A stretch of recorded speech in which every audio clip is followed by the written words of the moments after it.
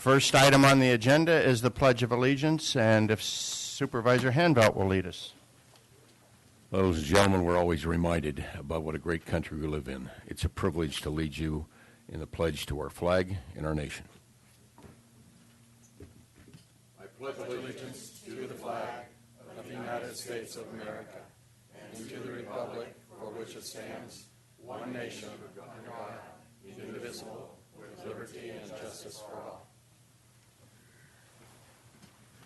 Okay, this is the time that the public can make oral communications. They can speak on any item not on the printed agenda, and no action may be taken by the board.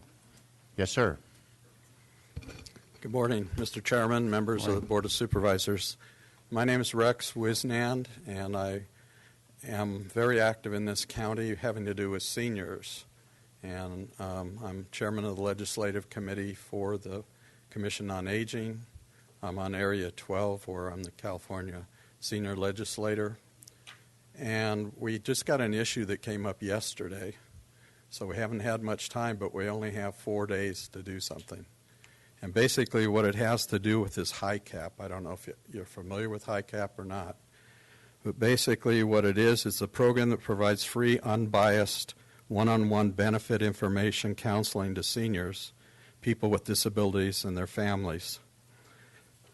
In our local area, which is Alpine County, Amador County, Calaveras, Mariposa, and Tuolumne, through Area 12 Agency on Aging, they've had this program for many years. It's probably the #1 program possibly in the county for seniors. And the reason for that is it has to do with Medicare, and it has to do with determining medicine and different issues on Medicare, which includes 20 prescription drug plans, 19 Medicare Advantage plans, and various Medigap supplemental insurance policies. In the last year, this group through Area 12 has saved $1.756 million for the seniors by going through and researching each one of their plans and determining what is best through all of these many, many programs. And it's just, if you haven't used it, it's for seniors, it's absolutely great. I've personally used it, saved a couple $1,000s through it. And it changes every single year, so it's something that is continuous. We had 2,362 clients counseled. We had 5,053 client contacts made. So it's a real viable program. We have a lot of volunteers involved in it, and they do a lot of the counseling. What's happening is the federal budget, it's been determined that they're going to do away with this program.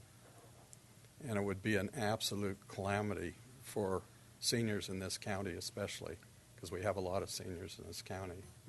And the reason is, if you don't have this program, who are you going to go to determine what programs you need? I'm going to start calling you and asking you all the information. If the federal government does away with this, it's just going to be a total disaster. So what we're going to do, we're just starting to line up the program because we just found out yesterday. But we're going through Tom McClintock and Diane Feinstein, and we're going to really hammer it very hard along with the committees that are doing this. And that's it. We just need all the support we can get from you, if it's at all possible, anything that you can help us with. We've got to do something. It's horrible what they're proposing. Supervisor Brennan. Yeah, Mr. Pedro, I believe at a meeting earlier this winter we sent a letter to Senator Feinstein, and based on that conversation that we had, would we be able to do a follow-up letter? I could go ahead and just go ahead and send a follow-up, copying that, attaching that letter, and get that done today. Thank you. Wonderful. Thank you so much. And Tom. Craig. And McClintock. Okay. Good morning, Mr. Chairman and Supervisors. Speaking of Speaking of the federal government. Federal government? My name's Matt Reed. I'm from Congressman Tom McClintock's office, and I'll be hosting office hours in Supervisor Rodefer's office this morning from 10 a.m. to 11:30 a.m. here on the 4th floor. Should anyone have any issues related to federal policy or federal agencies they'd like to seek assistance with, I'd be happy to meet with the gentleman who just spoke or anyone else in attendance or listening at home. That's my only announcement this morning. Thanks for the forum. Thank you. Any other public comment?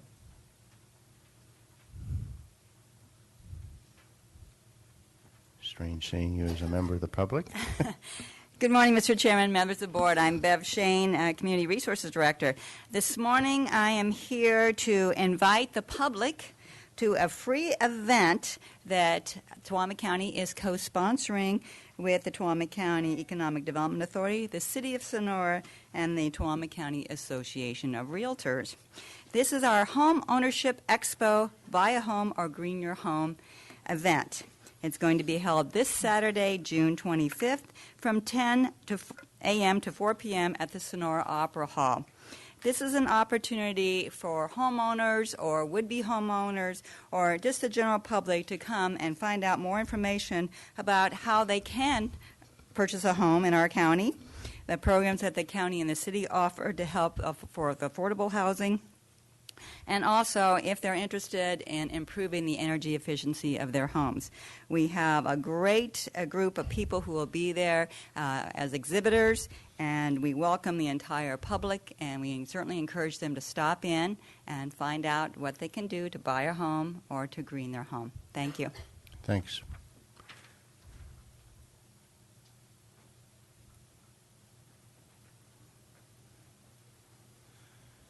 I would just like to give a shout out to Debbie Batista and Robbie Bergstrom and their department. I was here on election night, and they couldn't have been nicer. They worked very hard, and I just thought they did an excellent job, and they deserve some kudos for that.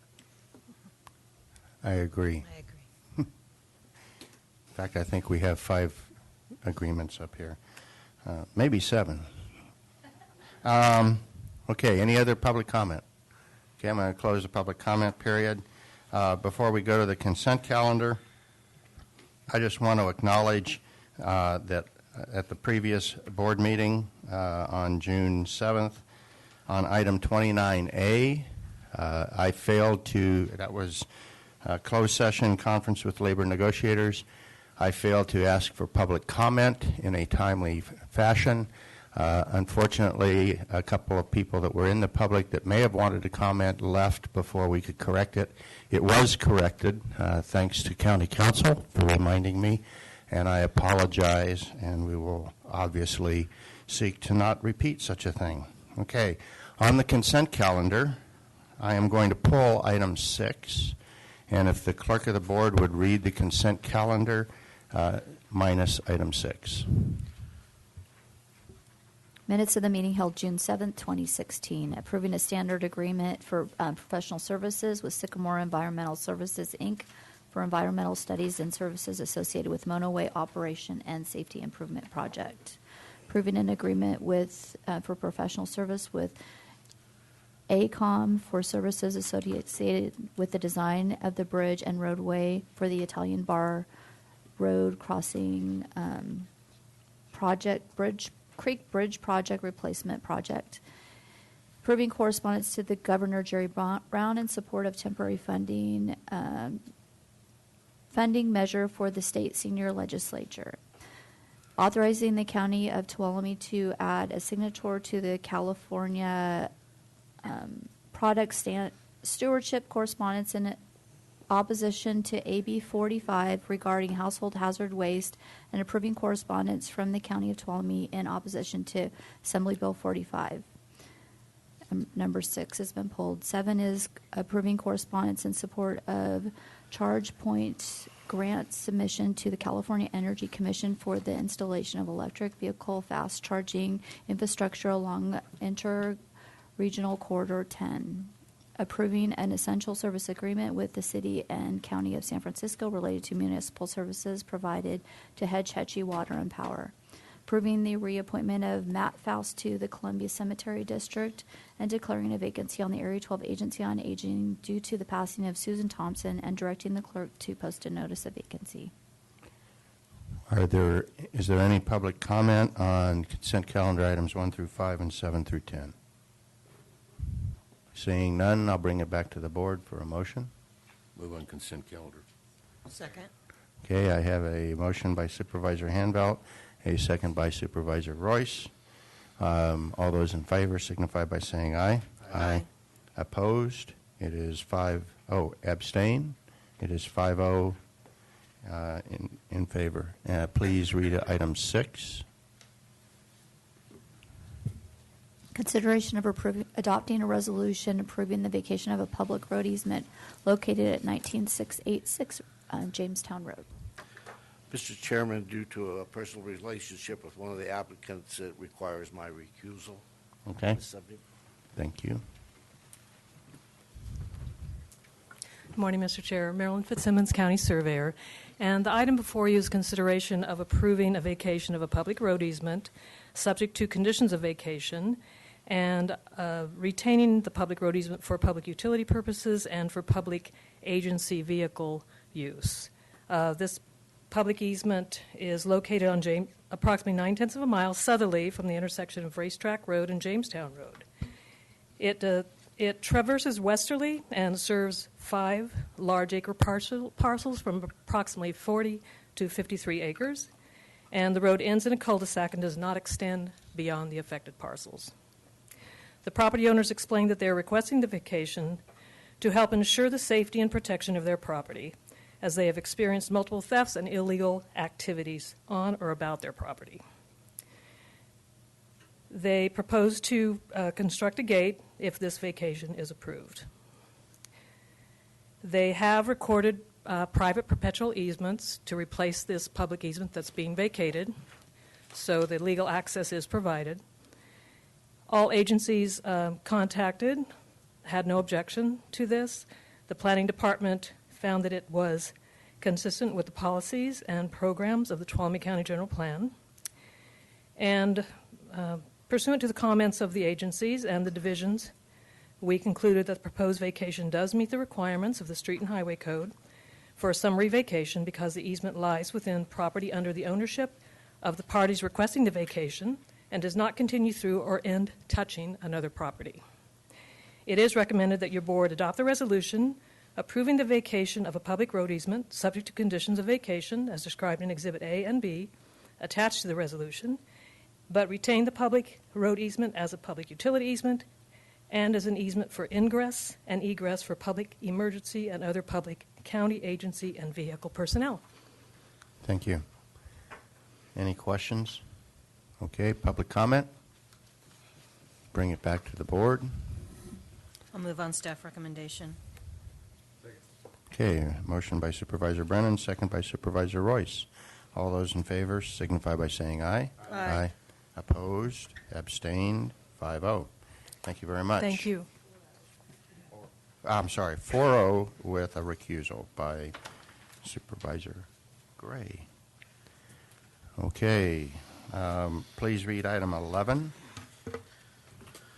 Consideration of awarding approving a certificate of recognition for Margaret Beadle Barber for her service to Tuolumne County. Okay, I am going to read the certificate of recognition. Margaret, well, first of all, certificate of recognition, Tuolumne County Board of Supervisors. Margaret, I didn't know that was your name. Beadle Barber is retiring after 17 years at the Amador-Tuolumne County Amador-Tuolumne Community Action Agency, where she has been a tireless advocate for affordable housing. Ms. Barber is responsible for building a family shelter and 2 transitional housing developments in the county. She championed the inclusionary housing ordinance and created the Central Sierra Continuum of Care to coordinate services for people experiencing homelessness. She is a dedicated advocate for rural affordable housing at the state and local level. Ms. Barber is commended for her consistent and valuable participation on the Housing Loan Review Committee and the Board of Supervisors Housing Policy Committee. Therefore, on behalf of the residents of Tuolumne County, the Board of Supervisors hereby recognizes Beetle Barber for her dedicated service to the county of Tuolumne. And I would open it up for comments, first from Supervisor Handbelt. Yeah, first of all, I have to say, one last chance. You don't have to leave. You don't have to quit. Retire, but we wish you well. Beetle Barber, she's amazing in what she does for housing in our county and for ATCA, which is outside our county as well in Amador County. She was part of our team that saved the VASH vouchers for veterans. She's a veterans advocate. She is amazing. Her energy and her passion is going to be missed. Thank you is not enough. We truly appreciate what you've done for this county, and I know you're not going to totally disappear. I hope you don't disappear from the scene. You've just been such a help to this. I worked with Beetle to get a homeless person off the street, and she does this with great passion, and it just doesn't happen without a lot of effort, and it's really one at a time. And so I just want to say thank you, greatly deserved, and I'd move in favor of the proclamation. Okay. Supervisor Brennan.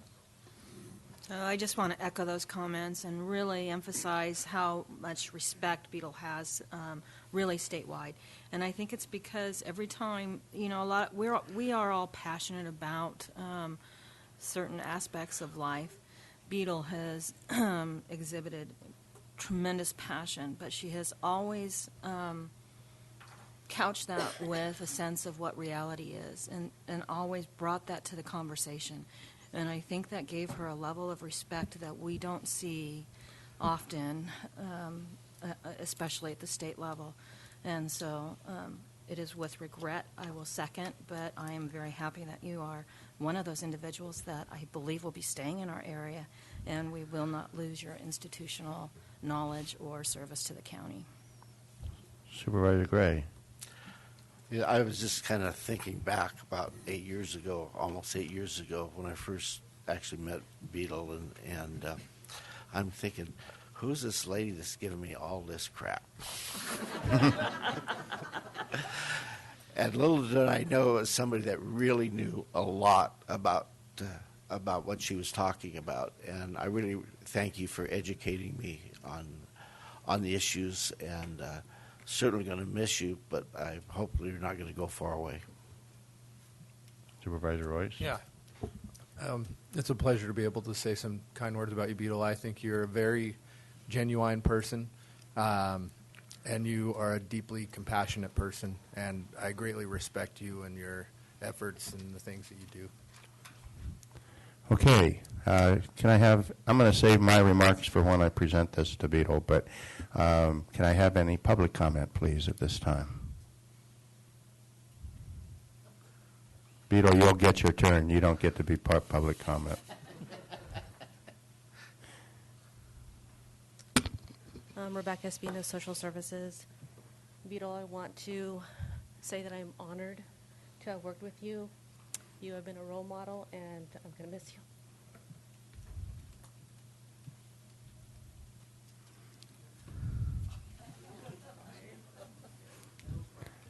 Did you bring a tissue?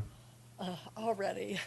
Shelley Hance, Executive Director of ATCA, and I was a part of hiring Beetle Barber, and it was probably the very best of decisions that our agency team made. Beetle is just tireless with her passion, and she is so well respected, as Supervisor Brennan mentioned, at the state level. And I hear her, and I know that when she advocates for homeless issues and for affordable housing issues in rural areas at the state level, they hear her. She has made huge changes that have rippled down to our area, and I will greatly miss her. Thank you.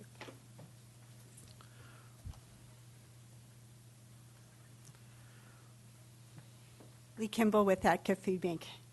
Don't go. One of the great things about working with Beetle has been she has the big picture and the person in mind. That is remarkable leadership, and I don't know how you replace that. Thank you, Beetle, for all you've done for us. Okay, no other public comment? Then Beetle, wait a minute. Oh, we need a vote. That's right. Okay, I've got a motion on the floor. Public comment is closed. Beetle and I will have our little discussion here shortly. All those in favor signify by saying aye. Aye. Aye. Opposed? Abstain? 5-0.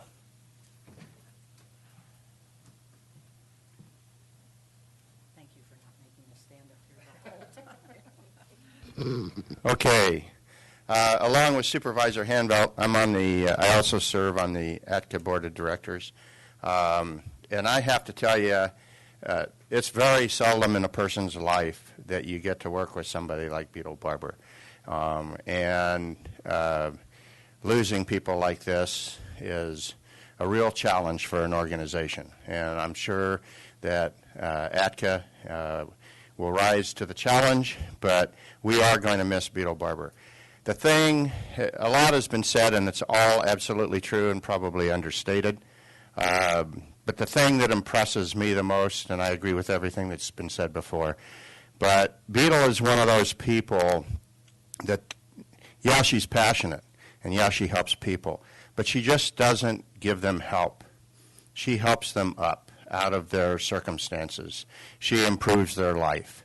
And a lot of times, that's not what's happening out there. And I congratulate Beetle for being probably one of the best leaders that I've seen in my life, and really, truly caring about improving people's lives. And I think that is what has characterized her service to ATCA. Beetle, we are going to miss you terribly, but hang around, and thanks for everything that you've done for ATCA, for the county of Tuolumne, also, since they're not here, for the county of Amador as well. So, again, thank you very much.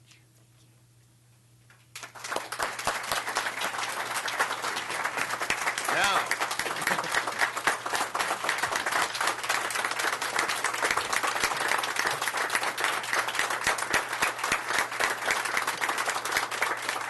thank you so much.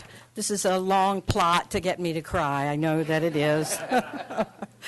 I've been so humbled by this whole process. I've never retired before, and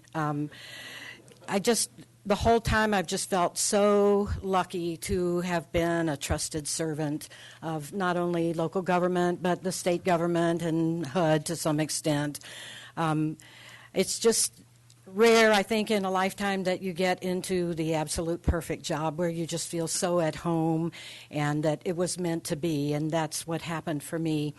I certainly appreciate that people want to recognize me. I am not going anywhere. I'm a resident of this county, and I intend to continue having impact in whatever way I possibly can, and I will never stop advocating for affordable housing in all circumstances. I would like to say there are a couple of people in my life who have been true mentors and role models for me, and I'd like to recognize Joe Barberini, who worked for decades with Central Sierra Planning Council and ran Section 8, and Joe was responsible for putting so many low-income families into housing. It's just amazing the work that she did. She was truly a trusted servant.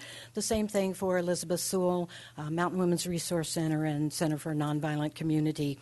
Definitely just my sister in the struggle. I did manage to actually drag her into the housing world, much against her will, but also a wonderful trusted servant. And, of course, the most important person in my work life, who is the executive director of ATCA, Shelley Hance, who I don't know how Shelley comes up with a way that she deals with her program directors, but she gives us the freedom and the opportunity to be creative, and she has done that for me, and I thank her from the bottom of my heart. Thank you all. I really appreciate this. Thank you.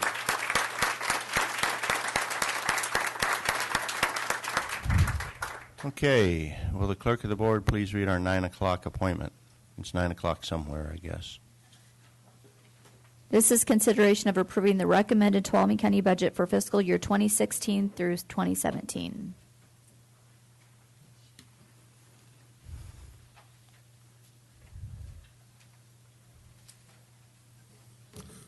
Mr. Pedro. Mr. Chairman, members of the board, it seems like this is about the 10th time we've talked budget this year.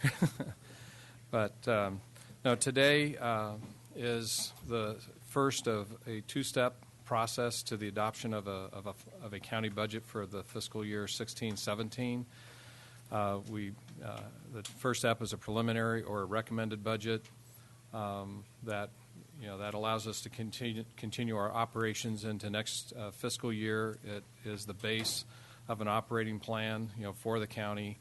And then once we have updated information on our ending fiscal fund balances, updated information on state budget actions, and so forth, then we come to you in a final budget hearing, and that's when we actually then adopt a final budget, and that's the process that we follow each year. But today we're talking about the recommended budget for fiscal 16-17. In the memo, I just do a little reprise of all the various steps and things that we've done leading up to this point. I'll just mention a couple of key points in that journey. The board retreat this year, where your board made it. There's two really important things a lot of important things, but two in particular.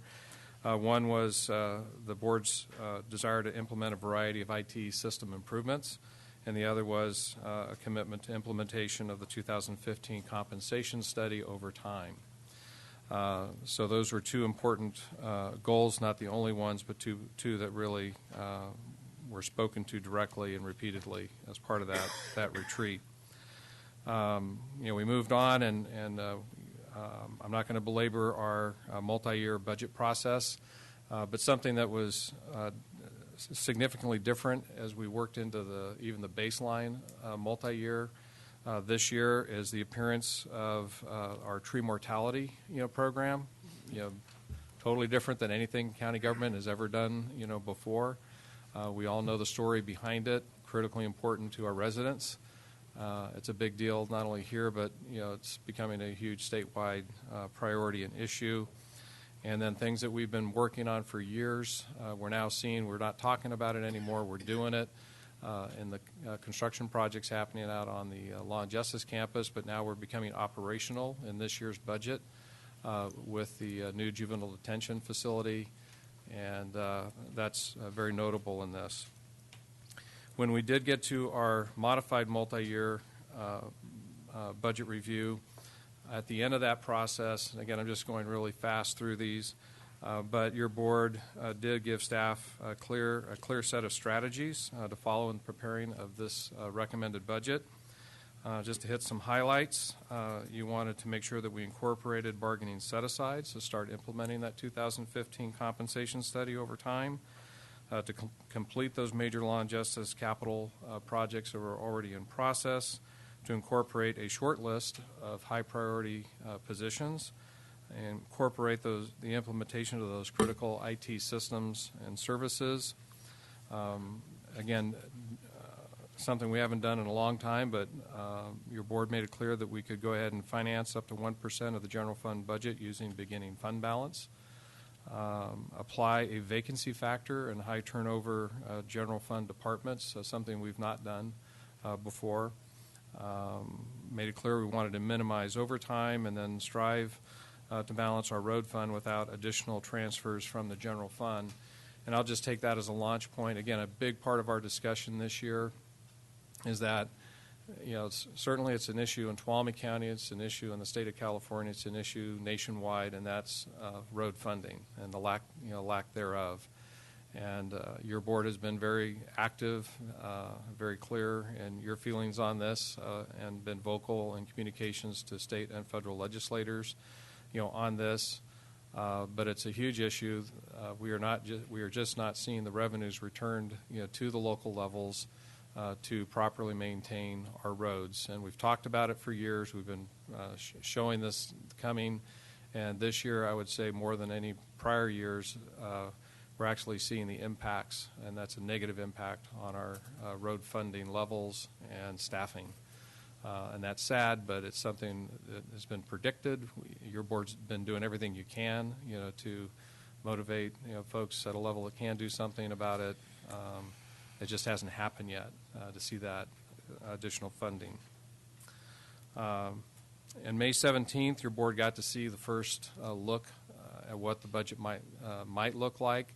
Again, it was just very rough. It was basically a compilation of all the requests from departments at a very high level, still showing a significant shortfall in your general fund budget. It showed what a road fund might look like, balanced on what revenues it does have, and maintaining the general fund transfers that your board has directed in the past.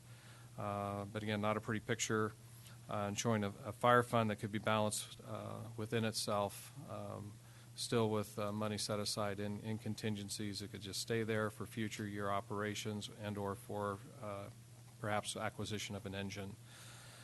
So board again gave staff direction to move forward, meeting with all the different departments and try to bring this budget into balance.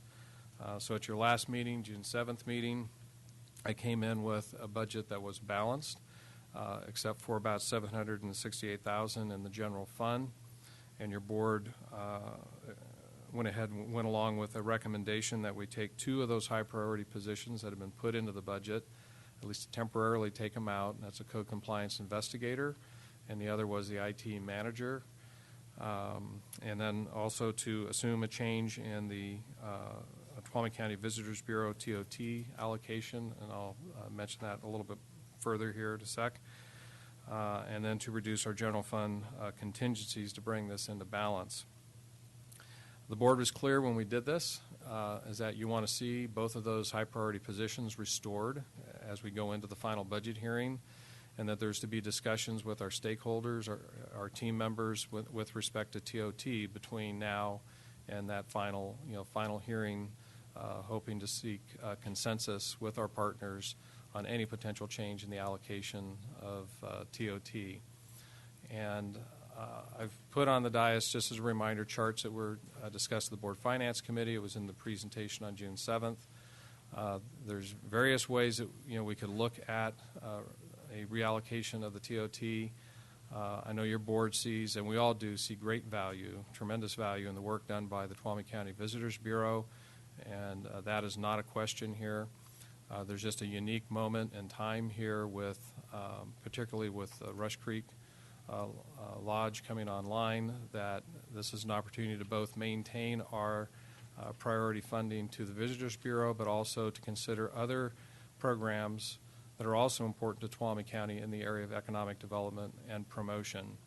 And there's various models, and it's not an exclusive list that could be discussed, with our stakeholders on this issue.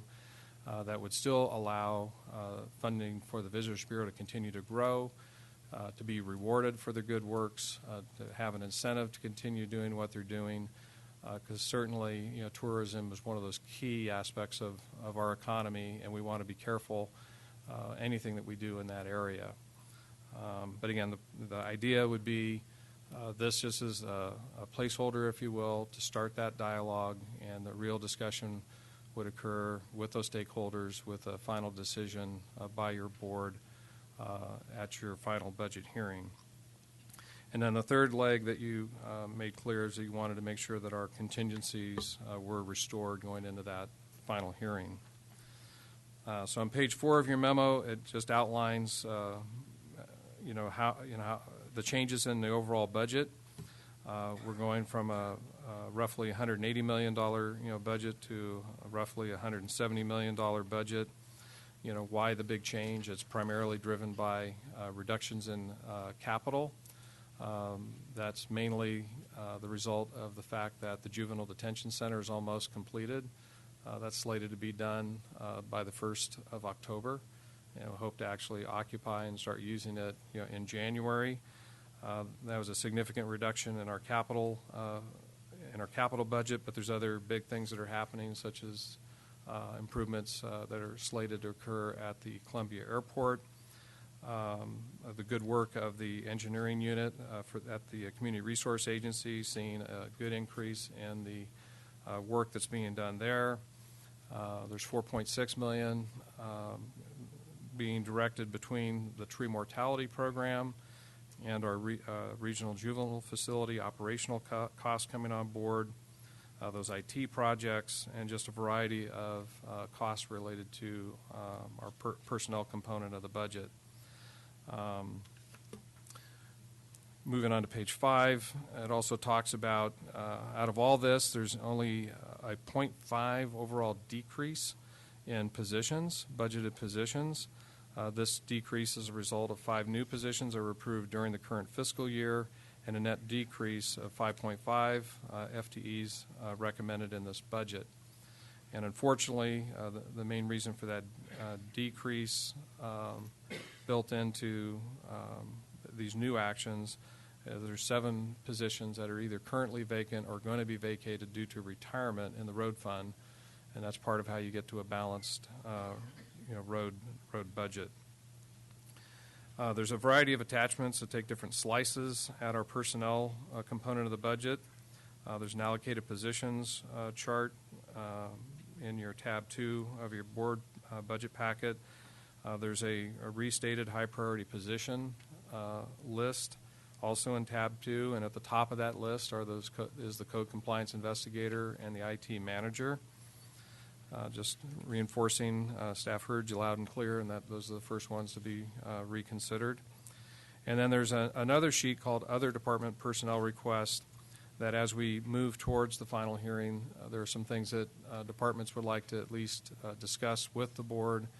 As an example, there's a variety of potential changes in the social services and behavioral health areas in particular, and those would be driven by changes that are happening at the state level. They'll know more. We will all know more, what the state has actually approved in their budget by the time we get to that hearing. Actually, we'll probably have a good idea, by mid-August what's happening there. But it's another significant change for those departments and the services they provide, and with it will come some personnel requests that will require the attention of the board. Your information technology project list, you've seen that several times. I'm just pointing out it is also included in this packet. Your capital projects for roads, airport, and your county capital fund, again, are all in there. Again, in county capital, you're seeing the wind down of the juvenile project. You're seeing the architectural, the design, primarily of the jail being finished. They're well into that now, but you'll see that coming to a completion next year, potentially seeing construction begin end of spring, early summer of next year, which is kind of exciting to think after all these years we're that close. And you'll also see the transit project and infrastructure extensions, roadway, and dry and wet utilities, being done. And that's really the big drivers in the county capital budget. It shows your general fund contingencies. I'm just rounding it about $1.3 million. That's about $400,000 short of where the board would like to be. So back to what was stated earlier, you've communicated you're going to want that built back. I do want to note in the use of one-time dollars in the general fund, there's about $2.7 million. Again, I'm rounding, and projected carryover fund balance. That's in there on page 6. It shows how that would be used, and we're pretty much right on with the board's policies using one-time revenues for one-time things, with the exception of using approximately 1%, covering approximately 1% of your general fund operating cost using one-time fund balance. But again, very notably in here, it's also showing for the first time ever a cancellation of a prior year reserve for the purpose of funding a specific significant emergency, and that's our tree mortality program. Again, the program we have going on right now, 75%, as you well know, is being covered by state government. The other 25% has to come from local government unless we're successful in getting a presidential declaration, which would reduce our commitment significantly. That's been discussed a lot. We'll see if any help comes. But if we don't get any help from the federal government, then we're looking over the next 2 or 3 years potentially depleting that reserve entirely to help make this program work. And then, as your board knows, we've submitted a grant, for up to $4 million program, which would have, again, a 75-25% share, which would also help us to do work on private properties. But that would require up to $1 million if we're successful. I know we've got the work, no doubt about that. But we're looking at potentially another $1 million local share. And as I sit here right now, I'm not quite sure where that would come from, but it'd be well worth the effort to try and find that money for that project if indeed we get the funding.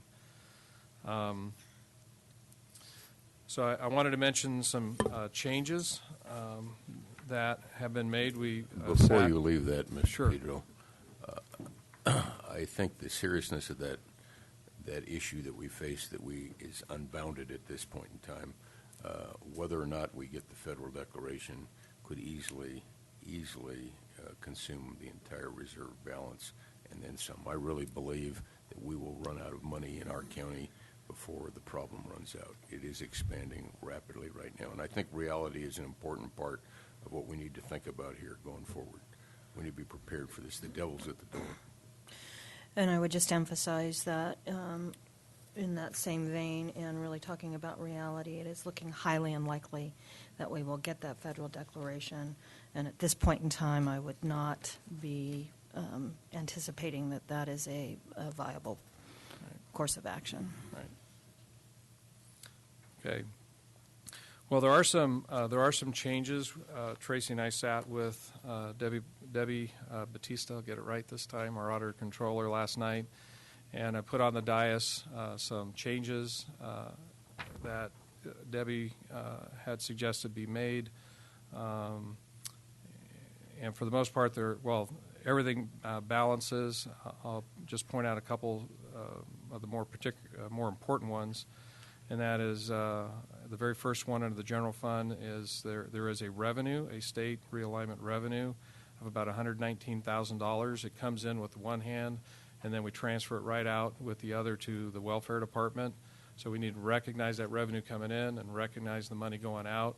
And in the welfare fund or the social services fund, they do show that transfer coming in on their side. So this would balance that out.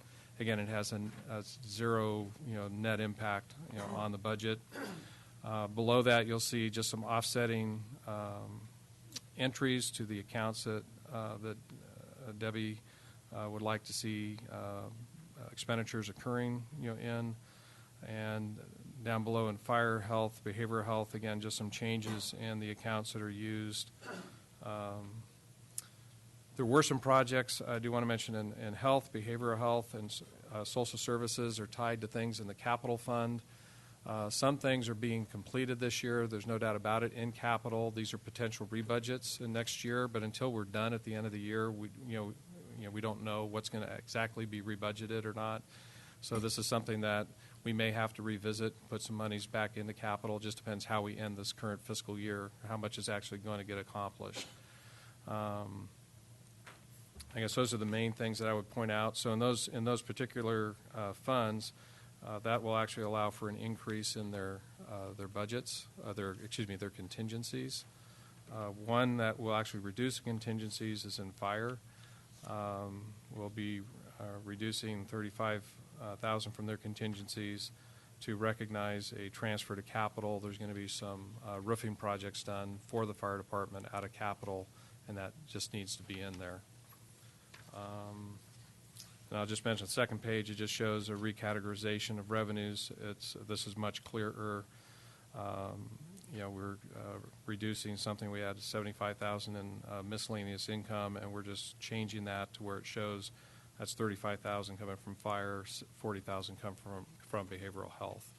So it just gives you an idea of the nature of those changes.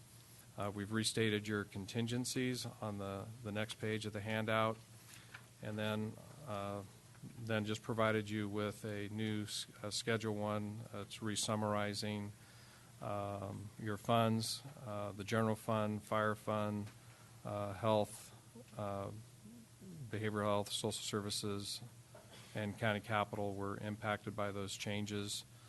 But I think we're talking about the difference all told is just over $100,000 difference, but it's all balanced out. So those changes are, so in adopting this, we'd want you to adopt it with those changes included. I did want to mention what's not in this budget, right now. I mentioned this on your June 7th meeting. We have a Yankee Hill Road paving project for about $97,000, finishing the Parrots Ferry Road paving project. This would be the second lift to finish the Parrots Ferry project, about $234,000. Those are, if they are indeed accomplished in 16-17, it'd be at the very end of the fiscal year. There's a slight chance it could slip into it'd be 17-18. What was the Yankee Hill number? I'm sorry. Round number's 97,000. And then we have the mobile data terminals for the sheriff's office at roughly $210,000. So we'll be looking for one-time dollars to fund each of these things and get those into the budget during the final budget hearing as well. We've already talked about the board priorities, that you want to make sure get addressed when we come into the final hearing. Just want to acknowledge that there may be requests, and I'm sure that there will be some requested amendments to the recommended budget. There are some grants that are currently not in this budget because we don't have the final numbers to do so. But there's some that would affect, I'm thinking of two in particular for the DA's office, and I was talking to the district attorney this morning, and she says as long as we can amend that budget so that she can go ahead and spend the money that she's received by way of grant, hire a couple of folks that are being funded, by that, she's fine. And so there will be some requests to amend the recommended budget to incorporate things like that. As much as we can, we try to wait on those things until you go to the final hearing so you don't keep reopening this thing. But if, like in the case of the DA, they actually have funds, there's a period of time in which they can expend those funds. You want to facilitate, getting those things in the budget and allow them to proceed, with their program. So last, Mr. Pedro. Sure. I have a question. Just a quick question about the budget changes. Cost center $1199.99. We're showing a revenue coming in of $119,420. That's state VLF, and that's being transferred out to welfare. Right.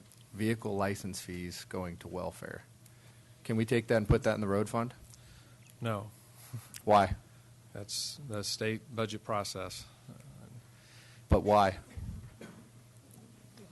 We can't legally use the money, for that purpose. What would happen if we just did it? Well, he who holds the gold rules, the state would have many ways to try and bring about enforcement. And I wouldn't even want to project what that would be. Okay. But we can't legally do it. So here's my issue. Every single board meeting, we write a letter to the state asking for more road funding money, and we hear all these things about revenue sources, and I don't want to spend too much time on this because this is another subject, but the fact that we pay money into our transportation system through revenue funding mechanisms like VLF, gas tax, all these things, and then we're transferring it out to welfare is the problem. We're not using the money for what it's intended for, and we're doing it right here. So if it was up to me, I'd say, screw them. Let's take this money, put it in our road fund, and push their buttons. And obviously it's going to make an issue. We're going to hear something about it. But I'd love to put it on the news and put it on Channel 3 and say, Tuolumne County says, screw you to the state. Let's take our VLF and put it into our road fund. And just highlight the inequity in the way that the state deals with their revenue streams. It pisses me off.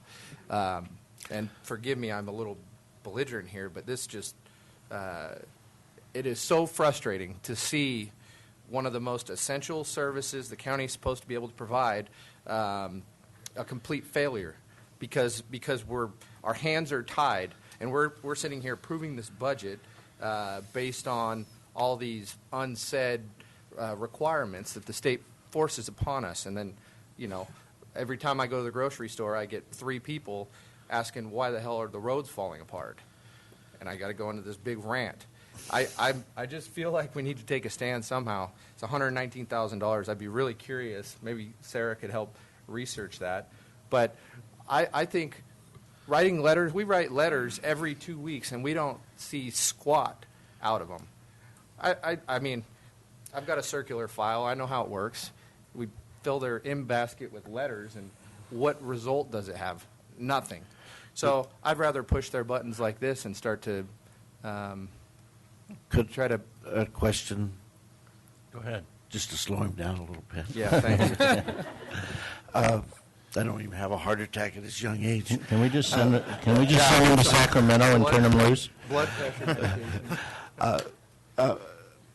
Debbie, could you come forward, maybe answer the questions as far as ramifications, the things that the state could or couldn't do if we decide not to use those funds as designated?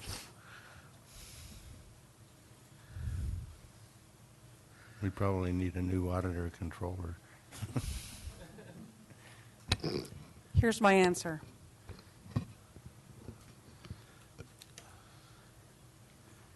God help me accept the things that I cannot change, to know the wisdom of the things that I can, and I just screwed it all up. Yeah. But anyway, what would happen would be that the state would punish us in extreme manners by taking other funding sources away from us. So whether or not they would take our sales tax away, when they came and did the audit, they would charge us. The penalties on state revenue when they come and audit you is 18%. I believe Shelley earns about 1%. So although it would make us feel good for about 5 seconds, the cost to the county would be horrendous. And, I'm going to tell you right now, your auditor controller would not do that. So how else can we make a stand without shooting ourselves in the foot? Well, probably some of the things that you guys do, going to Sacramento, making it well known what happens in small counties. I mean, some of those, we get $500,000 for the sheriff because we're a small county, because small counties went to Sacramento and told them what the issues were for small counties. I mean, I think Supervisor Rodefer says it all the time. There's really a big difference between urban and rural. Oh, yeah. And so making them known, I don't want to make you even more aggravated, but this is a small amount of the VLF that goes to HSA. There is a huge amount, over $1 million of VLF monies that go to HSA services because of the realignment switch in 2011 and 95, I think. So, Two. So before I waste any more of our time on this, thank you for your response. I already knew that answer, but I just want to push it. What I would like to do is direct our staff, maybe the CAOs and Auditor Controller's Office, to put together a presentation for us on all those revenues and where they go, so that we can see a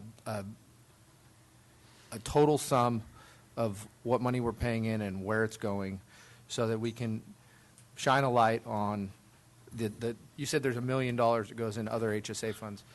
I want to see those. I want to see them outlined in full, and be able to try to draw more attention to that, because that's the root of that problem in my mind. Okay. And again, Is that something we can do? Absolutely, but not to egg you on.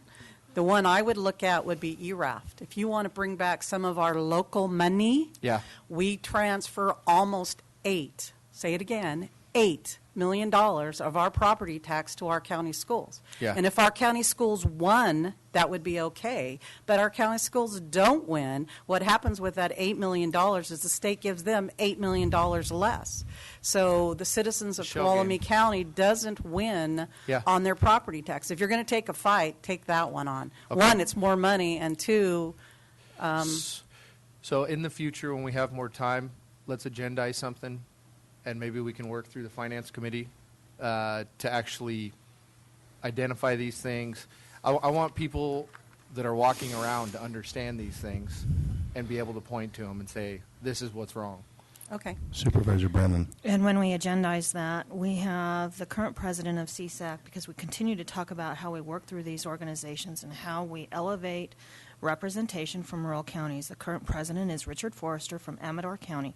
And when we have this presentation, we need to invite him and any of the other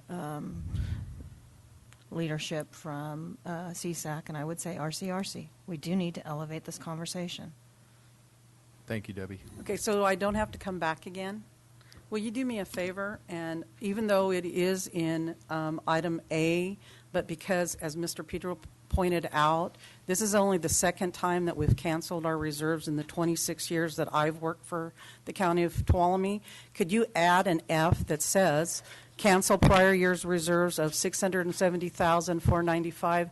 I believe that it needs to be really clear that we're canceling those reserves.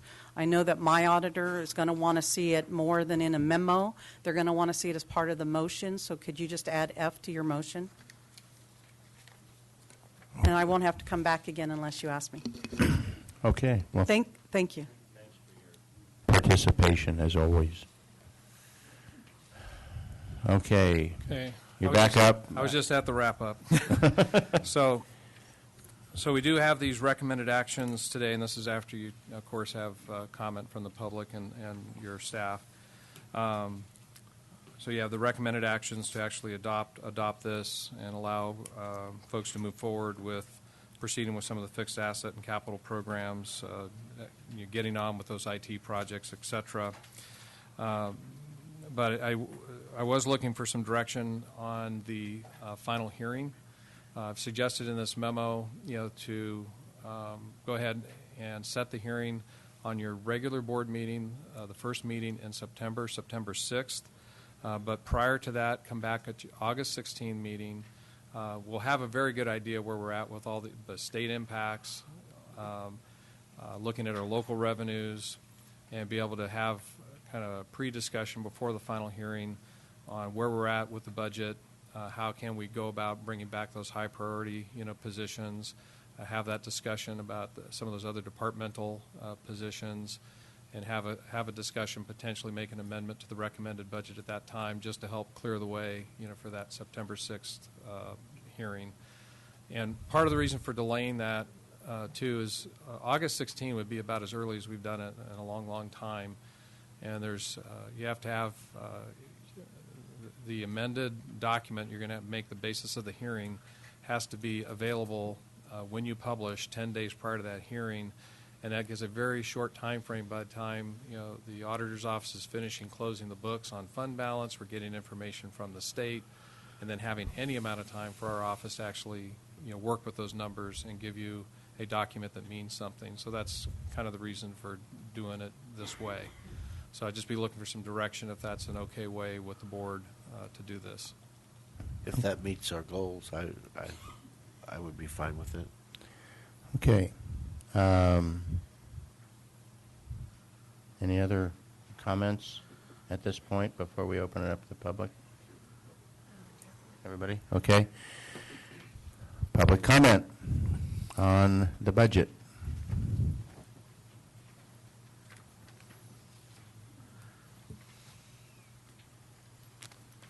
Good morning, everybody. I see this has a mind of its own, right? I'm Terry Marshall. I'm the Director of Marketing for Evergreen Lodge and Rush Creek Lodge. I've been in that position for about 2.5 years now and have been very internally focused on a lot of foundation work that needed to be done. And with Rush Creek opening, I'm really excited to get to be part of the community a lot more and working more with all of you and more of the businesses throughout the county. Because this is my first time to talk with all of you, I thought it would help a little if I explain a little bit about my background that's relevant to the conversation. Prior to joining the Evergreen Lodge and Rush Creek Lodge, I was the marketing manager for DNC in Yosemite for 4 years. And prior to that, I spent 6 years in sales is really my background, but 6 years prior I was selling travel and tourism related advertising programs, working with a lot of convention and visitors bureaus, state tourism boards throughout the West, you would know about the work I did with Sunset, selling the Visit California programs. So I've worked with a lot of co-ops, a lot of public-private partnerships, and it's one of the things that I really love to do is to be a part of bringing solutions together. Having said that, this is the first time I've heard the presentation about what's happening with the budget, and I just want to thank you for the work that you're doing. I don't envy your position at all, and definitely not here to challenge it, but looking for ways to support it. And with that, I wanted to share with you what I've shared with the Tuolumne County Visitors Bureau, which are the 3 primary areas of focus that are priorities for us and for our businesses moving forward, especially as we look past the summer season and what are we going to do to generate business off-peak, because come October, November, it's going to be crickets unless we really work hard to fill our businesses. The first area is something that I'm looking forward to exploring with all of you, which is what really is the purpose of TOT for our county. To me, the purpose of TOT is to invest in ways that benefit the entire county. And while it pales in comparison to the importance of things like IT infrastructure, what we're going to have to do with our tree mortality program and the juvenile facility, those are all incredibly important. I don't mean to take away from that. I'd like to make this also something for consideration, which is the welcome that we provide to our county to visitors when they hit the 108-120 junction. And what they're welcomed with is girls, girls, girls, and buildings that are no longer inhabited, which is not the message we want to send. We want people to feel welcome. We want them to have a place to stop that's functional, that really promotes the fact that we've got Yosemite, we've got the Gold Country, and we've got the High Country, which are 3 really amazing assets that are nowhere reflected when people arrive at Tuolumne County, and there's something to be proud of. So I'd like to find a creative way to make that happen while we're accomplishing the other really important goals as well. The second area that's really important to us is competition. And what are we doing to position ourselves to successfully compete in California's tourism economy? A lot of people have no reason to even think about it, but Visit California's budget has doubled to $100 million a year. And with that comes a host of new opportunities for co-op programs that we would have an opportunity to participate in, but it's pay to play. So we want to be prepared to do that. And when you look at how Tuolumne County Visitors Bureau is budgeted, it's one of the least competitive budgets in the entire state of California. We're one of the last counties to not have a T-bid, so we're severely underfunded when you look outside of the county. And why does that matter? One of the oldest sayings that has stuck with me for many years in tourism is that people go where they're invited. If we're not inviting them to come to our county, guess what? Wine country, beaches, Southern California attractions are working very hard to invite tourists to their areas. And if we're not part of that invitation process, we're going to lose visitors to the areas that have the money to extend more invitations. So I would hope that we would be looking at, for example, even just our closest neighbors, Mariposa County, for example. Because of my years as the marketing manager at DNC, I know that Mariposa County has over $1 million to spend, and combine that with what the concessionaire has to spend, which is also over $1 million, that's $2 million to what we have going in Tuolumne County. If you look at our neighbors to the east, they've got the trifecta of Mono County tourism, Mammoth Lakes tourism, and also, of course, the mountain, all putting their funds together. I don't know their dollar value, but it's not difficult to surmise. It's definitely outspending us in spades. The third area that I want us to also be thinking about is what are we doing to prepare for the future? So especially with regard to projections and what kind of money we have to work with, even with Rush Creek coming online, I'm hoping that everybody's aware that right now we're riding the crest of a wave of a variety of chance opportunities that have happened in the last year, which Lisa Mayo and the Visitors Bureau have done an amazing job of making sure that we're there to capture the business. But just to kind of the highlight reel, NPS Centennial is something that's been promoted heavily by the National Parks Foundation on a national basis, working with Gray Advertising. No relation here, I don't think. You don't know. You never know, yeah. So I'll just say they've done a great job.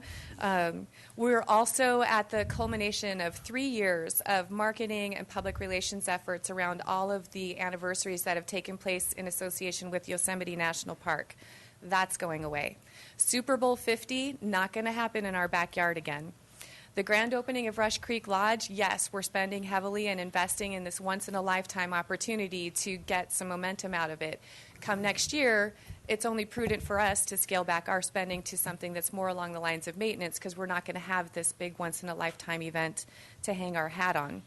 It's also been a banner year for San Francisco convention business, and next year, Moscone is undergoing major renovations, which are going to severely impact the amount of inbound convention and meetings visits to San Francisco, which is a huge gateway for us. So we're going to feel the sting of that.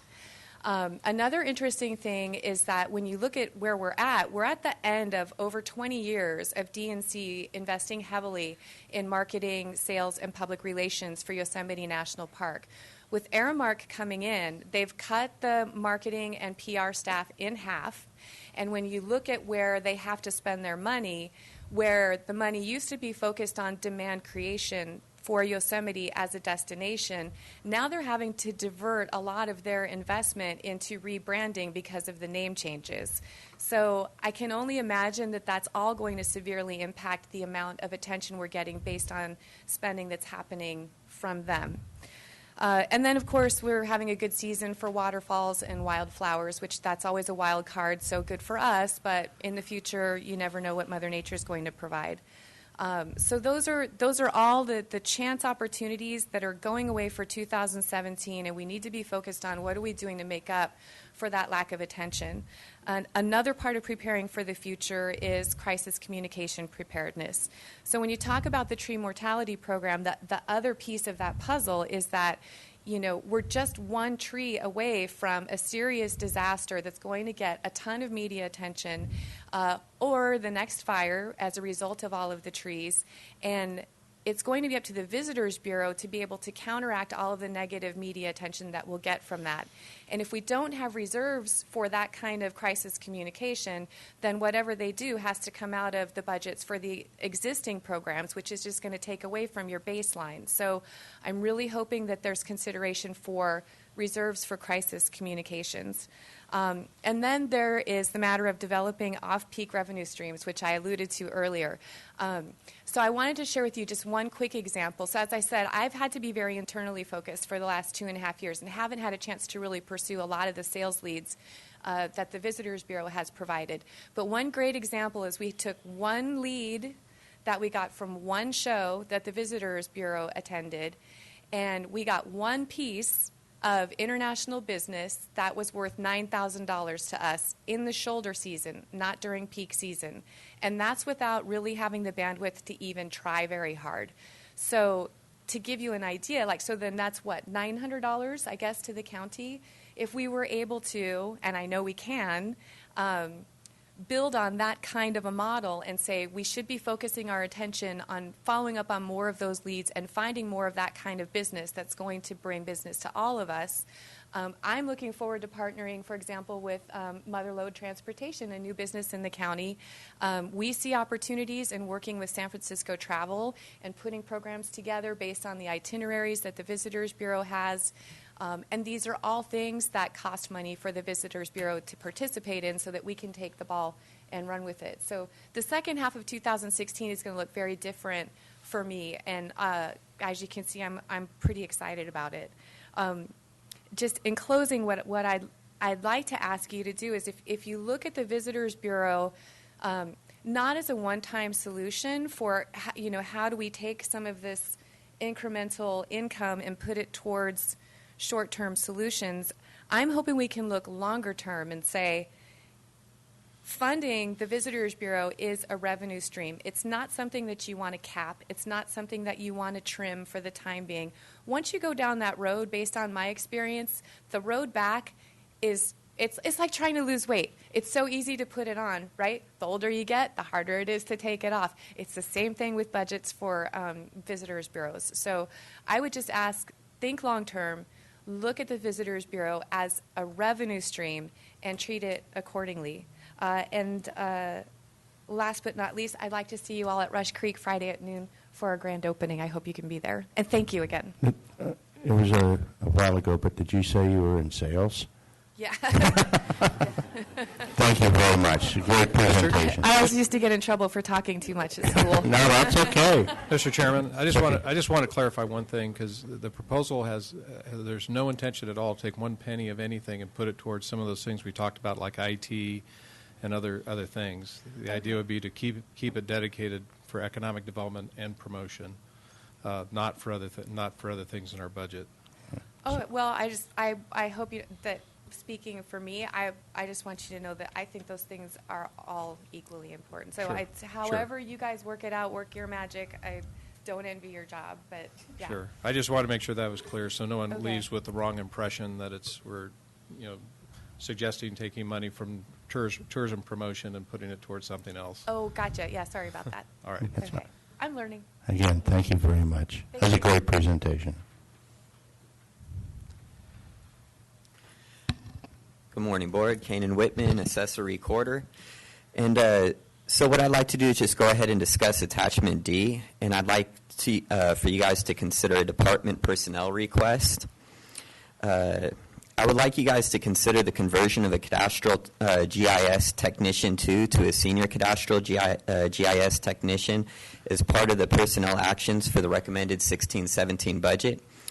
So Robbie Richards, who currently holds his position, performs all the functions of a senior cadastral tech and meets the education, qualifications, and work experience of a senior.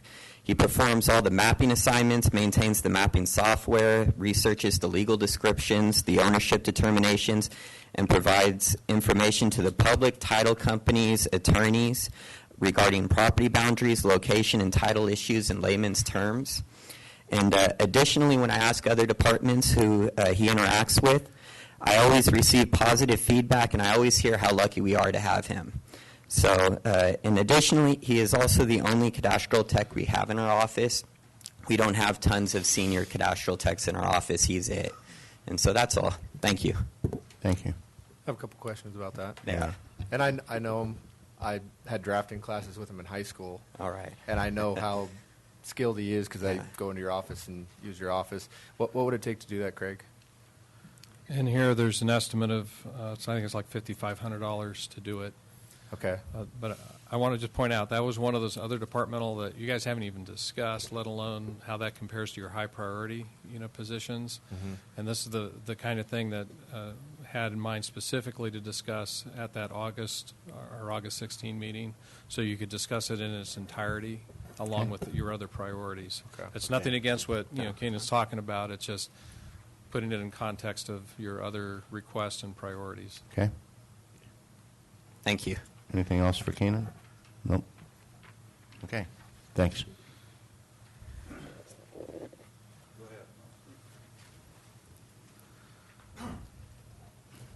Hello, Supervisors and Honorable Chairman, Mr. Roderfer. My name is Glenn Caldwell. I am the President of the Tuolumne County Business Council. I'm here today to support the Tuolumne County Visitors Bureau and recommend to your board that no adjustment be made to the cost-sharing mechanism that has been placed for the Visitors Bureau for a long time. My comments are very short, and they are directed as representing many business owners and business executives in this county, many of whom you would know. Okay. The bottom line is the Visitors Bureau is an income stream to the county, and the percentage basis, well established, does indicate that the income stream is expected to continue. Okay. However, the Visitors Bureau is well positioned and has great momentum right now to continue expanding and spending money in advertising and other items that would increase the revenue stream on behalf of the county, okay? A business owner looks at it like this. The Visitor Bureau is really a marketing arm for the county. In my business, when I see something working, I leave it alone.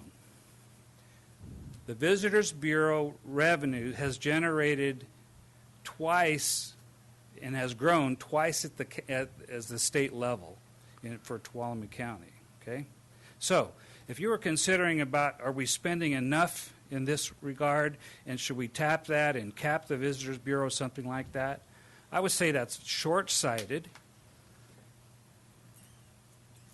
And at some point in the future, if you start seeing the revenues generated from the TOT tax start to flatten out or decline, then that would be the time for that a business owner would start to looking at that stream.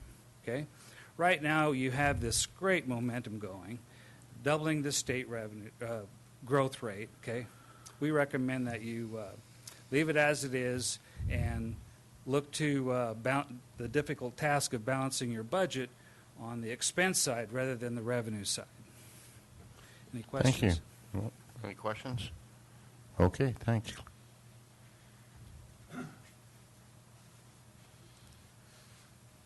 Morning, Chairman Rodefer and fellow supervisors. My name is Frank Helm. I live in Strawberry. Belated congratulations to you supervisors who have been successfully reelected.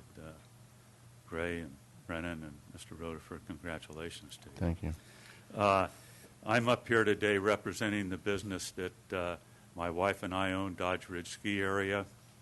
I'm also a founding member of the Tuolumne County Visitors Bureau and also a member of the Tuolumne County Business Council.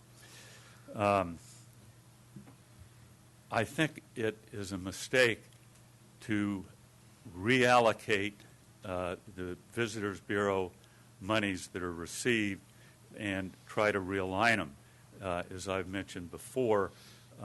And I hear, like Supervisor Royce saying, how you folks don't like the state reallocating and realigning monies that you think you receive or that you should receive and you don't get because they go to the state or wherever. And the Visitors Bureau doesn't like that idea either. They are doing, as Terry and Glenn have mentioned, an excellent job in promoting our county, and this is not the time to reduce or reallocate to other agencies. Now, I know that, as Craig mentioned, that they're not going to mess with an IT budget or some other things, but, you know, the Motherlode Fair and what are some of the other things that... Tuolumne County Economic Development Authority, Tuolumne County Arts Alliance. Yeah. Things like that. I mean, these are organizations that benefit, I think, also from the monies that the Tuolumne County Visitors Bureau gets. And so I think it would just be a huge mistake for you to, as I said, realign or reallocate to other agencies in the county. So thank you very much, and I hope you take all of our comments into consideration. Thank you, Frank. Any questions? Anybody have? Thank you very much. Appreciate your comments.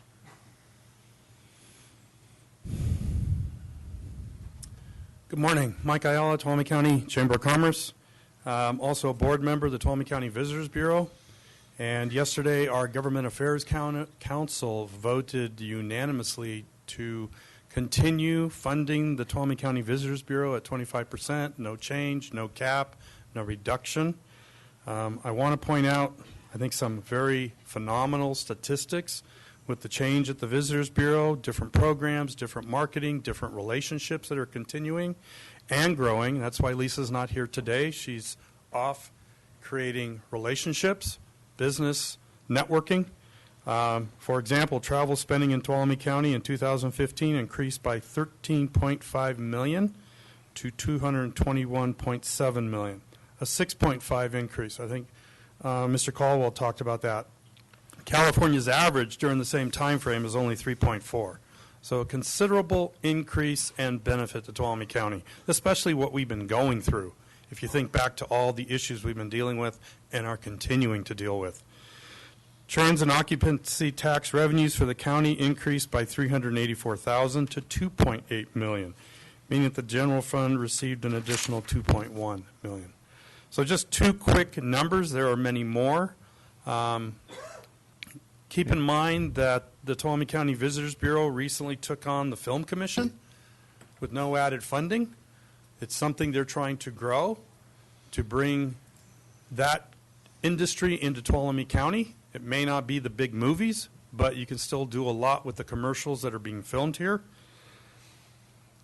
You know, as one of our Government Affairs Council individuals who also has a cabin business in Twinehart, why would you take something that's doing phenomenal, in other words, marketing for Tuolumne County, and cut them?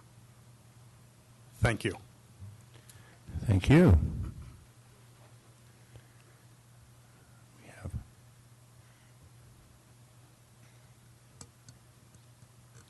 Well, I'm just a little person, so it doesn't count for much, but I would leave the TOT percent at 25%, because whatever you say, there is a lot of conversation being bandied around about cutting it to 23%. So last year, I remember I asked about your retreat, and I was told the facilitator cost almost $8,000. So I would like to know what the total cost was for those 31 people to schlep up to the Big Oak Ranch, even though I had a nice time.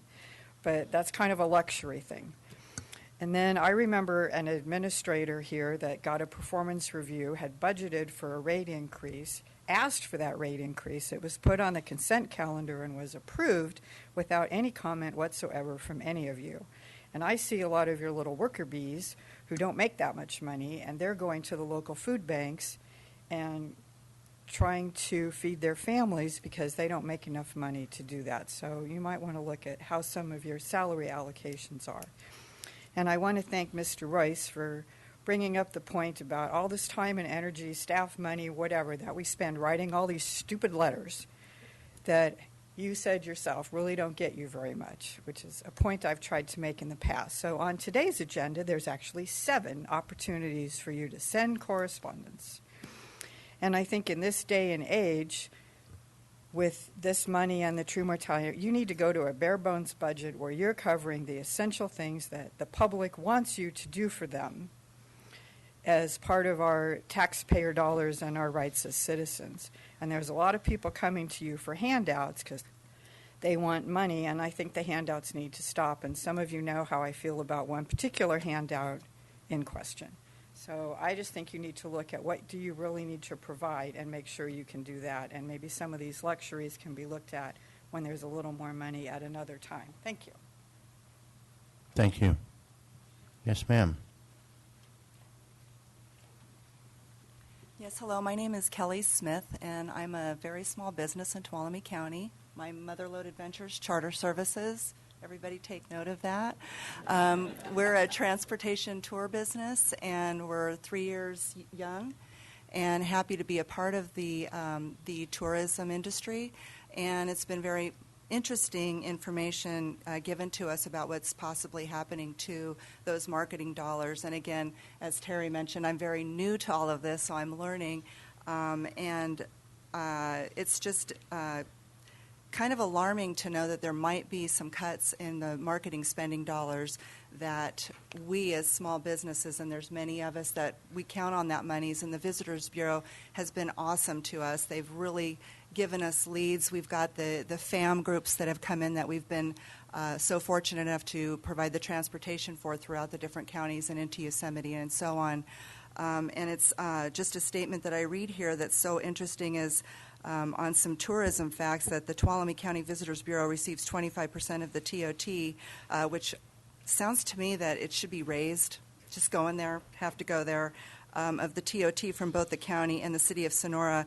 The handshake agreement has been in place for 30 years.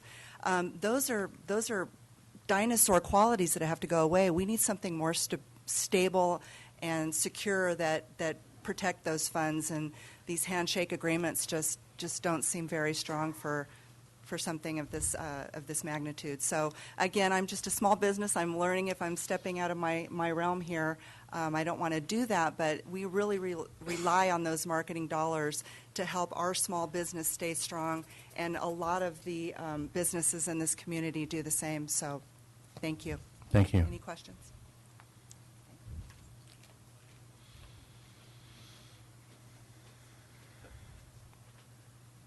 Good morning. Good morning. My name's Dave Scheller.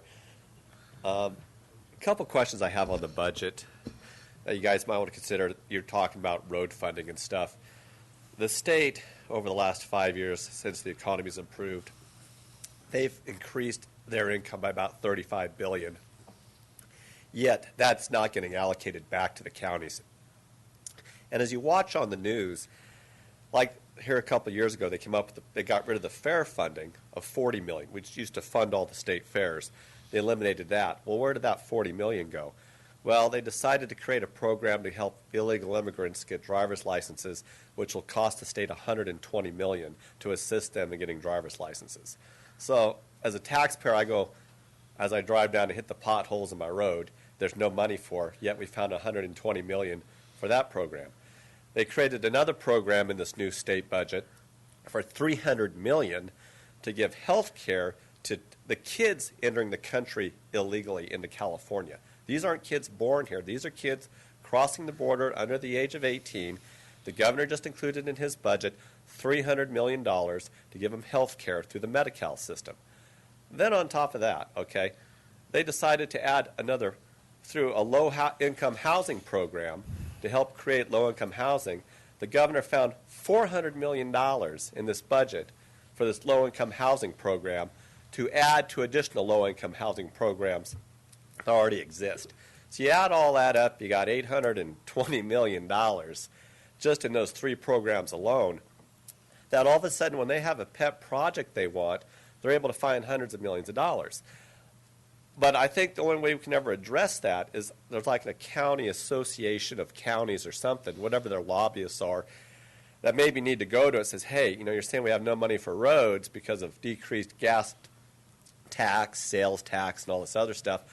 But where are you getting this money for these other projects? Because we'd like to apply for some of that for our road fund. So that might be an avenue there. The other thing on the county level to also to look at, too, is I noticed over the years the county leases a lot of buildings, and I'm not sure where a lot of the money comes, whether that's state money, which is directed towards leasing these buildings, or whether it comes out of the general fund. But I look at a lot of this real estate that's occupied. Look at child support services near the DMV building. Some of the most expensive commercial real estate in town. We got child support services at.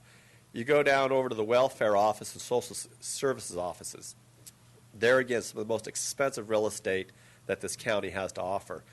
You look at the county maintenance for like the general maintenance of the buildings. You guys lease the Holman building there going out of town on the left. Paying top dollar for that dog. You go out to where public transportation is, where you have the public transportation buses. The lease on that, and I remember when that went through, again, top dollar for that building and location. So if you get a chance maybe to review some of these leases. Now, if the state of California is paying the full freight on these leases, what does it matter then? But then if it's coming out of the general fund, we have to look at, okay, where these services are provided. The welfare office, an example, they'll drive to Tuolumne City to get welfare. Child support services, you could probably lease a commercial building in Tuolumne City cheaper there again, because it's a service that's really someone's going to drive regardless of where it's at, whether it's in Twain Hart instead of the heart of downtown Sonora. So that might be something to look at as some of these leases as they come due and where that money comes from to pay them. The other thing I'd like you to look at is on the law enforcement side, on the sheriff's side. I did meet with one of the sheriffs, under sheriffs and lieutenants a couple years ago, 80% of this county is government owned between Yosemite National Park, Bureau of Land Management, and the Stanislaus National Forest. The Stanislaus National Forest has law enforcement officers. BLM has a law enforcement officer. Plus you have Yosemite National Park, which has their law enforcement. Plus you have Columbia State Park, which has their law enforcement through the state park system. What I'm finding is a lot of our deputies, when someone calls in for a 911 call or a call, instead of sending one of our deputies out that we're having to pay for to a state facility or a federal facility, they should be dispatching the federal or state law enforcement officers to those government-owned pieces of property, because right now, we've got a great sheriff department, and our sheriff department, I believe, by law is only required to maintain a jail and not actually provide patrols. So, and like when we have, like the missing people, like the couple that was missing, I'm glad they were found. But how much of the county budget actually came out of our budget to go find those people on federal lands? And do we get reimbursed for that? Because we're looking and we're talking, there's no money for roads. And that's where we kind of have to look at saying, well, U.S. Forest Service would love to help you come look for these people. We'll send you some volunteers. But there's nothing in our budget to supply equipment or manpower or overtime to go help look for these people, because we don't even got any money for our roads, or we decide to put the money in our roads this year. So you guys might look at a little creativity there, because that's going to get, obviously, the federal government's attention. It's going to get the state attention. Same with, Columbia Park, where instead of sending the sheriff to Columbia, have state parks police themselves. Any questions on anything? All right. Thank you. Thank you.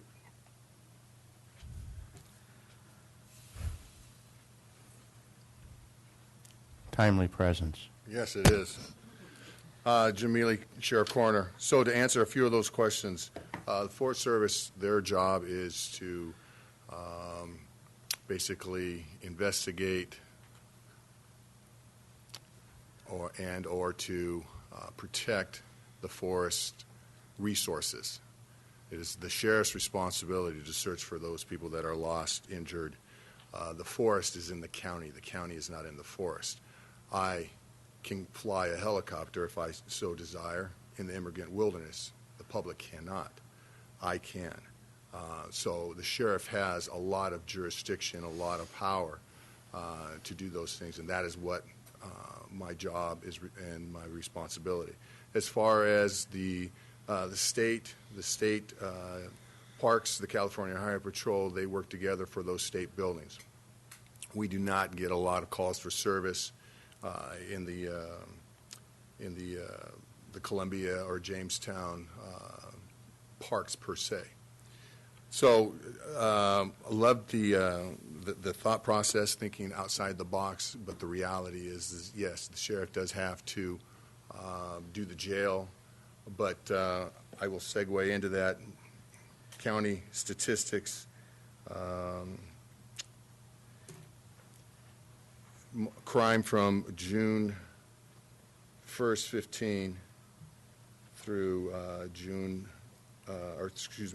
15 through May 31st of 16. We've seen an increase of 26%. Each one of you have had a town hall meeting. We've had one in Groveland. We had it up in Twain Harte. We had it over at Phoenix Lake. So each one of you have had constituents calling about the burglaries and all of those things. So with Proposition 47, with AB 109, and so on, crime has dramatically increased. I'm not here to ask for a change in the budget. I'm just here to let you know that in 2015 I asked for $397,000 in overtime. At mid-year, we were readjusted. We looked at it. We thought that it would be around $502,000 in overtime. We estimated out to $474,000. That's what we asked for this year's budget, but it was cut to $350,000, which is less than 2015. So my point is that the fair, the roundup, some of the things that have been talked about, The fair, I gave, the fair asked for 4 deputies. I gave them 8 deputies, pretty close to 10 deputies, and that came strictly out of my budget. I'm not doing that this year. So you're going to see a lesser presence of law enforcement in there. And we are the cheapest deal for the fair. Understand that that's a state property. California Highway Patrol, they want to charge California Highway Patrol wages. The city of Sonora wants to pay or charge the fair California Highway Patrol wages. We feel that it's important to have the fair. We charge them a fair rate and a rate that is what our deputies make, not what a state agency makes. But this year I've talked to the fair. They're going to get exactly what they are requesting, which is $3,000 worth of services. Last year I spent pretty close to over $10,000 in services for the fair. Same thing with the roundup. Gave 8 deputies to the city of Sonora for that. So it's one of those things where, you know, I don't think that it's realistic to stand before you and say that I'm going to be able to stay within my budget of overtime of $350,000. Just know that I will be back requesting more money. I support the budget that Mr. Pedro and his staff has put together, but please understand that my overtime has been cut way too much, especially with the crime and what your constituents are crying about, not only roads, but also the burglaries and all the other things that are taking place. So if there's any questions, I'd be more than happy to answer them. Okay, thank you. Nope, thank you. Any other member of the public? Okay, bring it back to the board. Supervisor Royce. Sure. I guess I'll start working my way backwards. I appreciate the sheriff's comments. I'm also just concerned about the impacts of what we're proposing. I had a container full of tools stolen a couple weeks ago. I know what it's like to have all your stuff taken. Sheriffs were over there asking questions, knocking on doors. The next morning, one of the guys that works at the sanitary district in Tuolumne had his truck warmed up outside his house. People stole his truck and took off. So we need our sheriffs to patrol this county. Sheriffs there to protect our citizens. If I'm out hiking in the woods and I get assaulted by an illegal marijuana grow operation, I want the sheriff to help me out. So just same comment. Creativity is good. Thinking outside the box is good, but that's something I want to make sure that we don't want to go down that path. Next thing, I guess the biggest thing we heard about was the Visitors Bureau, and I sympathize with the comments that were made by the members of the public that addressed that. When I first ran for county supervisor in 2010, it was also on that, I think it was that same election cycle when we were proposing to raise the TOT from 8% to 10%. And I advocated for raising that TOT, which typically isn't something that I would support, raising a tax, because of the fact that the people that would be paying that supported it. The people in the lodging industry, people in tourism industry wanted to raise it because they wanted to spend more money to promote the county. They wanted to grow tourism in Tuolumne County, and they wanted to contribute more by doing that. So they supported that. I remember getting questioned during some of the forums about the TOT and about the 25% handshake deal. And at that time, I committed that I agreed with that I supported that, and that I would continue to support that. So at this point, I'm going to continue to do that. I feel that it would be a mistake. I agree with the comments that are made that the Visitors Bureau is doing a great job. The numbers here, it's as clear as can be. We've had a continual growth in tourism in Tuolumne County, and I believe that's a direct correlation with the efforts of the Visitors Bureau and their ability to market the attractions that we have here. And we've done that despite things like the Rim Fire, despite things like multiple years of drought with with little snowfall. And I think we need to continue to invest. One of the beautiful things about the relationship we have, that it is a proportional relationship.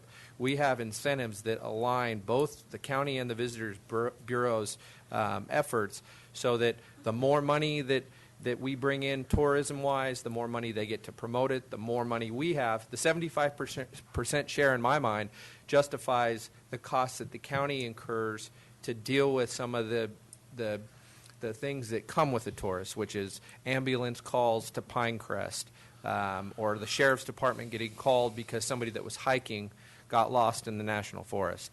That's the justification for us getting the 75%.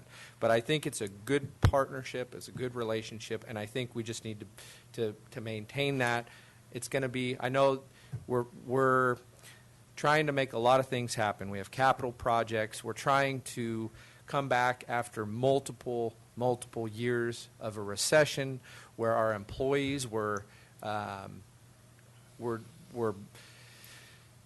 cut back, their wages were stagnant, and we've gone through that, and we're trying to correct that. We want to have competitive wages. We want to have a healthy labor force, and we want to have the ability to recruit people in those key positions. So I don't know how we make the difference up, but that's something I just want to direct that we go back on that part.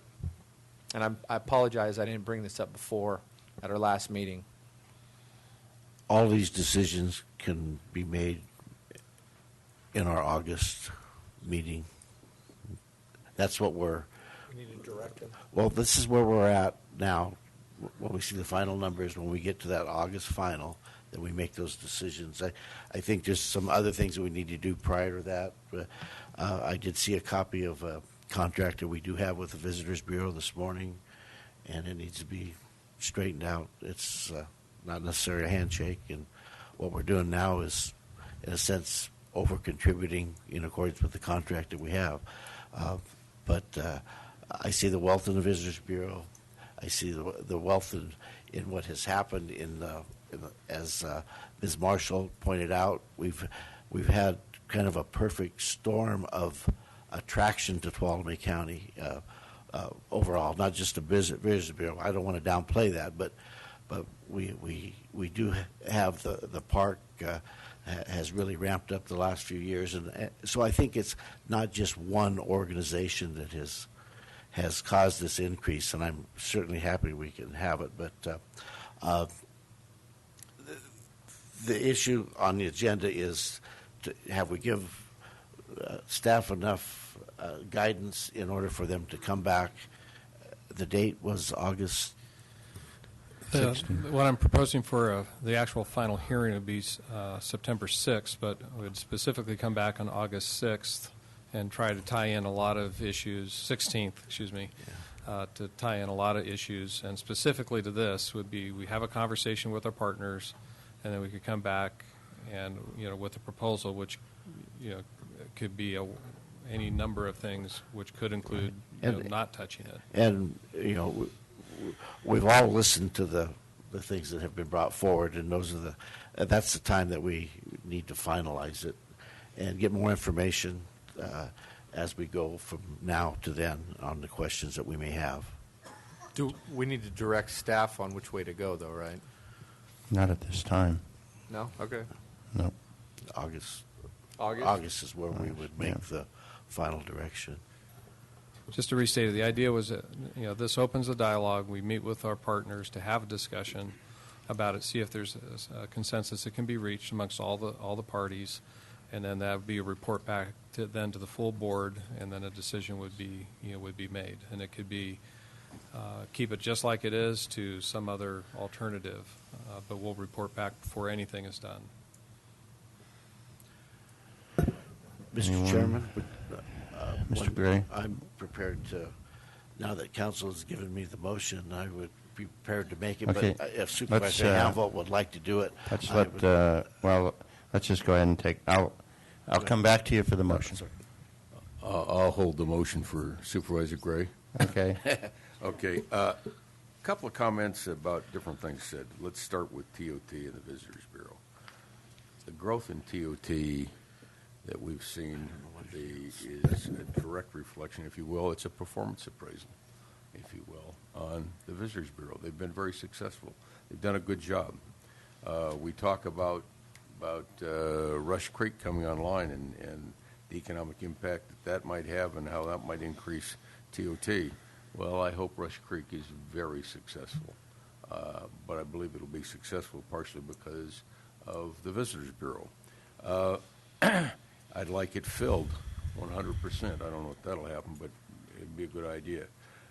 I get a little concerned because some of this money where we're talking about diverting money to, we're funding from other sources. We've been funding from one-time funds every year, Motherlode Parade, the fair, and the Arts Council, and we've been funding economic development. Economic development, I think, is a good investment. I'm not saying anything negative about economic development. I think it's terrific, the job we're doing there, and we need to maintain those things. But this is all investment in what's going on. And on top of that, someone mentioned in the course of the last few years, we couldn't afford the Film Commission, so the Visitors Bureau took it over, and they've been doing an admirable job. We have been having things happen here.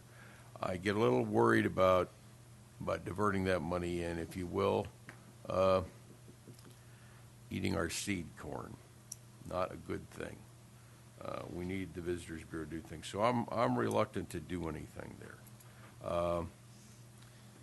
Anything different than what we're doing. Change the formula, if you will. I think it's a good investment until it proves it's not a good investment. Then we might look at it again. That doesn't mean we don't need to monitor it, and I think they're doing very well. There were a couple of comments made about wasting time with letters. I want to take that issue on. I do not believe we waste time with letters. We are supporting on roads, for instance. We're supporting CSAC and RCRC in their effort to get exactly what we want changed. And every time we write a letter, I send a copy of that letter to those people, and they thank me for it because they're using that to drive the equation. We need to play in the game, and that's just one of the ways we play in the game. Yeah, sometimes you feel like you're beating your head against the wall, but what we do is worthwhile. It makes a difference. Tuolumne County is known for their proactive efforts in dealing with these things, and we need to stay on the roads issue and get it changed. But stop writing letters, and they're going to think you don't care anymore. Not an issue. I think we need to proceed with a budget. The budget's a challenge. It's a challenge every year. This year it's a bigger challenge than maybe we remember. We're not in an economic decline exactly, but we're not in an economic boom either. And do I wish we were in an economic boom? Oh, yeah. But rural counties lead the economic decline, and we lag the economic prosperity. That's just the way it is. And so tourism is a big deal, and we need to do that. I think our whole infrastructure of business in this county needs to be supported every way we can and grown. And so anyway, I think we need to find other ways to do that and deal with it. But we need to keep doing the things we're doing. We need to pick up the pace, if anything, in the energy we put into it.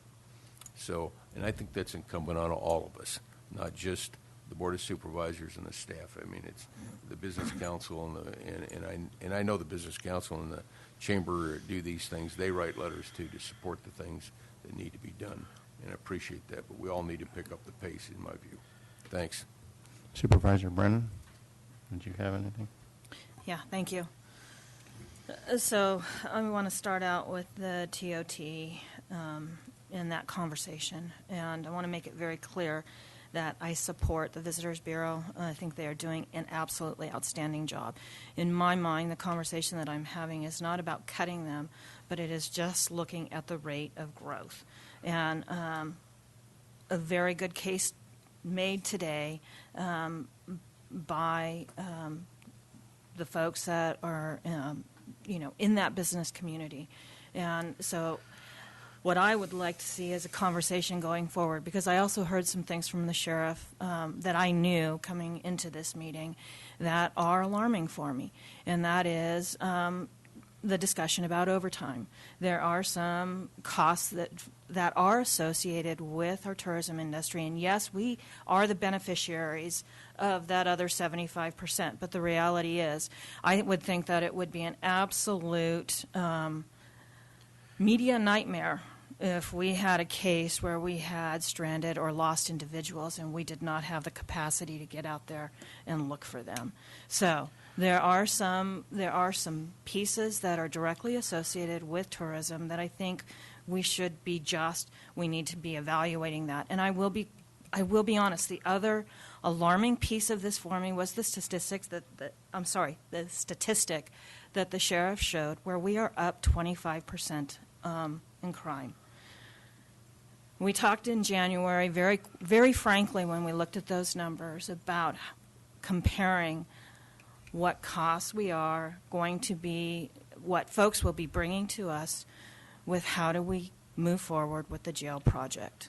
And I will be taking a very hard look at that, because I think that is one of the fundamental pieces that we have to get done. And while it is not necessarily a direct correlation with the TOT, we do have things that we fund that come to us that are really promoted on a tourism basis, and that is the Arts Alliance, that is the Motherlode Roundup, and that is the fair. And so I think those are all very worthwhile causes. I want to see them continue, but we need to be really taking a hard look at how we're doing this, because quite frankly, we don't have enough dollars in the pot. So I want to be very clear. I support our Visitors Bureau. I am not looking at cuts, but I want to look at what the rate of growth is moving forward. And then I want to follow up on something Supervisor Hanfield said, because I had made a note of it, and that was the comment about letters. It takes a tremendous amount of staff time. It takes a tremendous amount of our time. But I firmly believe that we got the state declaration for tree mortality because of the proactive letters writing that we did, followed up by the conversations that we were having at our state organizations. That effort was led by Tuolumne County, and it is only one example. I would point to our drought mortality task force and the things that were accomplished because of what this county did, and that is staff time, but it starts with letters, and they are, I completely agree with what Supervisor Hanfield said.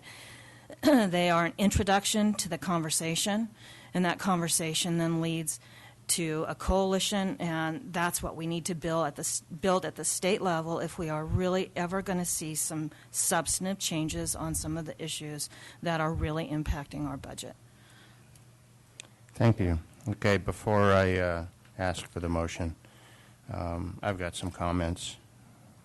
First of all and foremost, it is our number one priority, and we would be remiss if we didn't talk about public safety. I am extremely concerned with the crime growth in this county. I see it every day in my district, and I'm sure every supervisor that sits up here sees it in their district as well. And turning local law enforcement, and that's anywhere in Tuolumne County, over to a federal or a state agency that is not responsive, is not accountable to the voters of this county, is not my idea of a good way to do business. Partner with them, yes, but the sheriff is elected to protect the people, the citizens of this county. He's accountable to the electorate, and that's the way I want to keep it. As far as and I certainly don't want to be trying to tell the sheriff how to do his job, okay? We do tell him how much money he can have to do it, but as far as I'm concerned, it's his job to know how to do it the best way possible. Let's talk about the Visitors Bureau issue. A lot of people came in here. I'm open to the discussion. I will look with interest on the results of that discussion, But I will say that on its face, I think that we have to be careful to not disincentivize success, okay? I'm always a proponent of incentivizing what you want, and then I think that that's the way that you get the best results. So I'm concerned both with perception and with reality in terms of the disincentivization or the incentivization of the Visitors Bureau in those discussions, so I would like those considerations to be considered. I do want to address the roads funding issue and our partnerships with both CSAC, that's the California State Association of Counties, and RCRC, which is the, what's the new title now? Rural County Representatives of California. They changed it a year ago or so. Anyway, those two organizations, that is one of their top priorities for lobbying for both of them. We are participating actively in those discussions. And I do want to talk a little bit about not just the letter writing, but all of the external, if you will, involvement of the supervisors in this county. We are seen as leading in the state in any number of situations, tree mortality, the dry well program, I can go on and on. These are very important things. Over and above the normal grants and everything that we would be bringing in a normal year, between when I got first elected in 2012 and when we complete the jail project in 2019, we will have brought into this county, between the board and the staff, almost probably now it's getting close to $1/3 billion in additional funding. Okay, you don't do that by not reaching out and touching the people that can influence where that money goes. Though that is very, very important work. And I think that the county ought to be proud of their staff for being able to get out there with, yes, some leadership by the board. But I characterize it as we kick the door open and the staff runs through and gets the job done. But that's no mean feat, folks. That's a lot of money that's come into this county. It's not recurring money. A lot of it is one-time money. But it's important that we do that work for the citizens of this county. And I just wanted to say that CSAC and RCRC are very important partners in that, and they have been, and they are pushing very, very hard for road funding. And with that, I'll ask for a motion. Mr. Chairman, I move that we approve the 2016-17 recommended budget by A, adopting the 2016-17 recommended budget as presented, B, approving all associated staffing changes, C, authorizing staff to proceed with acquisition of fixed assets and capital projects prior to final budget hearing, D, approving the 2016-17 Informational Technology Steering Board project list and authorizing staff to proceed with projects prior to the final budget hearing, and E, providing direction on follow-up meeting and hearing dates for the 2016-17 budget. Do you want to put those dates in the motion? If those are acceptable, they can be in the motion, or I could take it by consensus, however you want to do it. Okay. Okay. And F? And F, cancel the prior year reserves of $6,070,495. Okay. Do I have a second? I'll second. Okay. I got a motion by Supervisor Gray, a second by Supervisor Hanvelt. Follow-ons? Yeah. Can you address one more time, Craig, how we're going to deal with the Visitors Bureau thing? Because I'm not supporting reducing that to 23%. Right. I don't know. Is that part of this? I don't understand how. Yeah. What my understanding of doing this is we will go ahead and meet, and the thought would be is Who's we? Well, I was going to go through that. So myself and Supervisor Hanvelt, who's the board's representative on the Visitors Bureau board, would meet with representatives from the Visitors Bureau as well as the City of Sonora. Similar composition. I think I've heard a desire to have the Lodging Association represented as well. And Yep. those- I would have the Lodging Association, and I would have the Chamber of Commerce.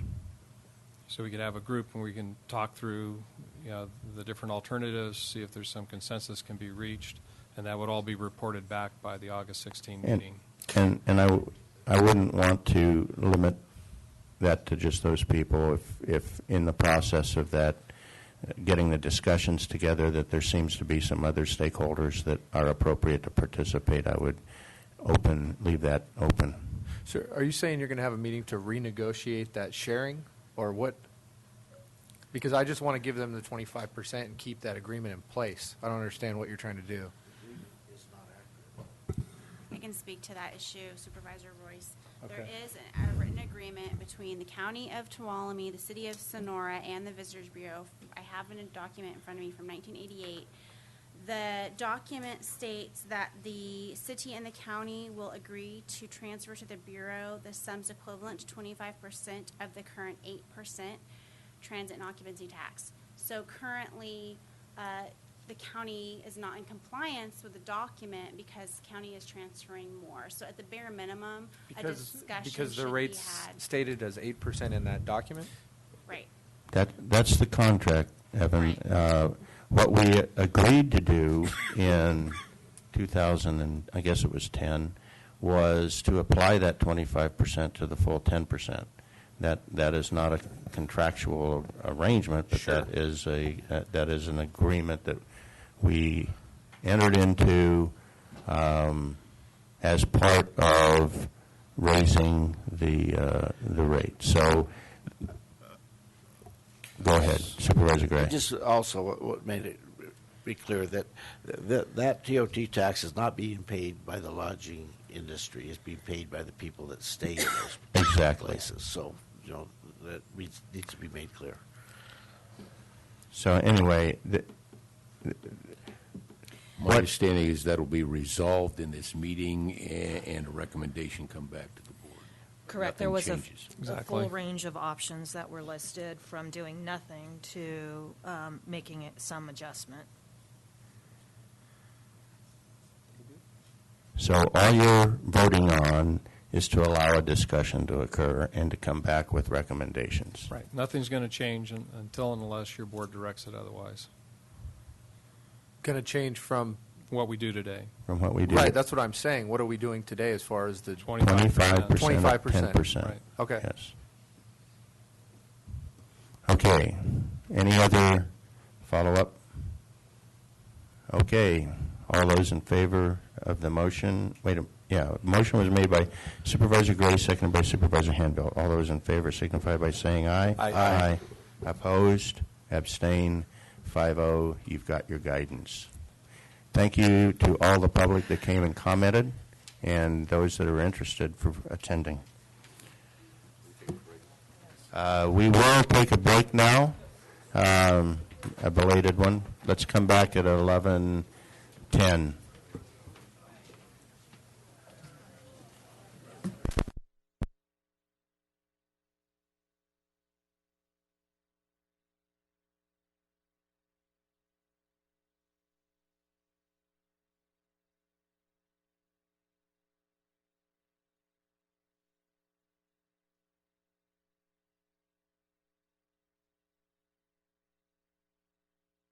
You are popular. There's no doubt about that.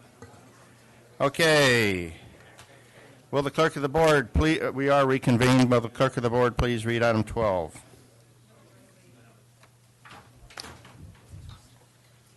Consideration of authorizing continued retention of specialized legal counsel Remy Moore Manley related to the general plan update. Ms. Carrillo. Thank you. As your board is aware, my office retained the law firm of Remy Moose and Manley to assist with issues related to the general plan update. And although this general plan update is a standard document based on comments received from the public and recent case law, Our outside counsel recommended the most prudent course of action is going to be to recirculate the EIR given the high likelihood of a legal challenge. As part of that process, supervisors Rhoda Firm Brennan are working closely with staff, the consultant in my office, and the law firm in evaluating the scope of the recirculated EIR. This will eventually come before your board later this fall for further public input and discussion. Because of the importance of the general plan, your board has expressed an interest in taking time to appropriately evaluate the issues and adopt a general plan that meets your board's goals. In order to do that, I recommend your board authorize me to continue to retain the firm to assist the county in all aspects of the general plan update. They will be taking an active role in navigating the path for your board to ensure the general plan meets your expectations. Thank you. Okay, thank you. Any questions of staff? Public comment?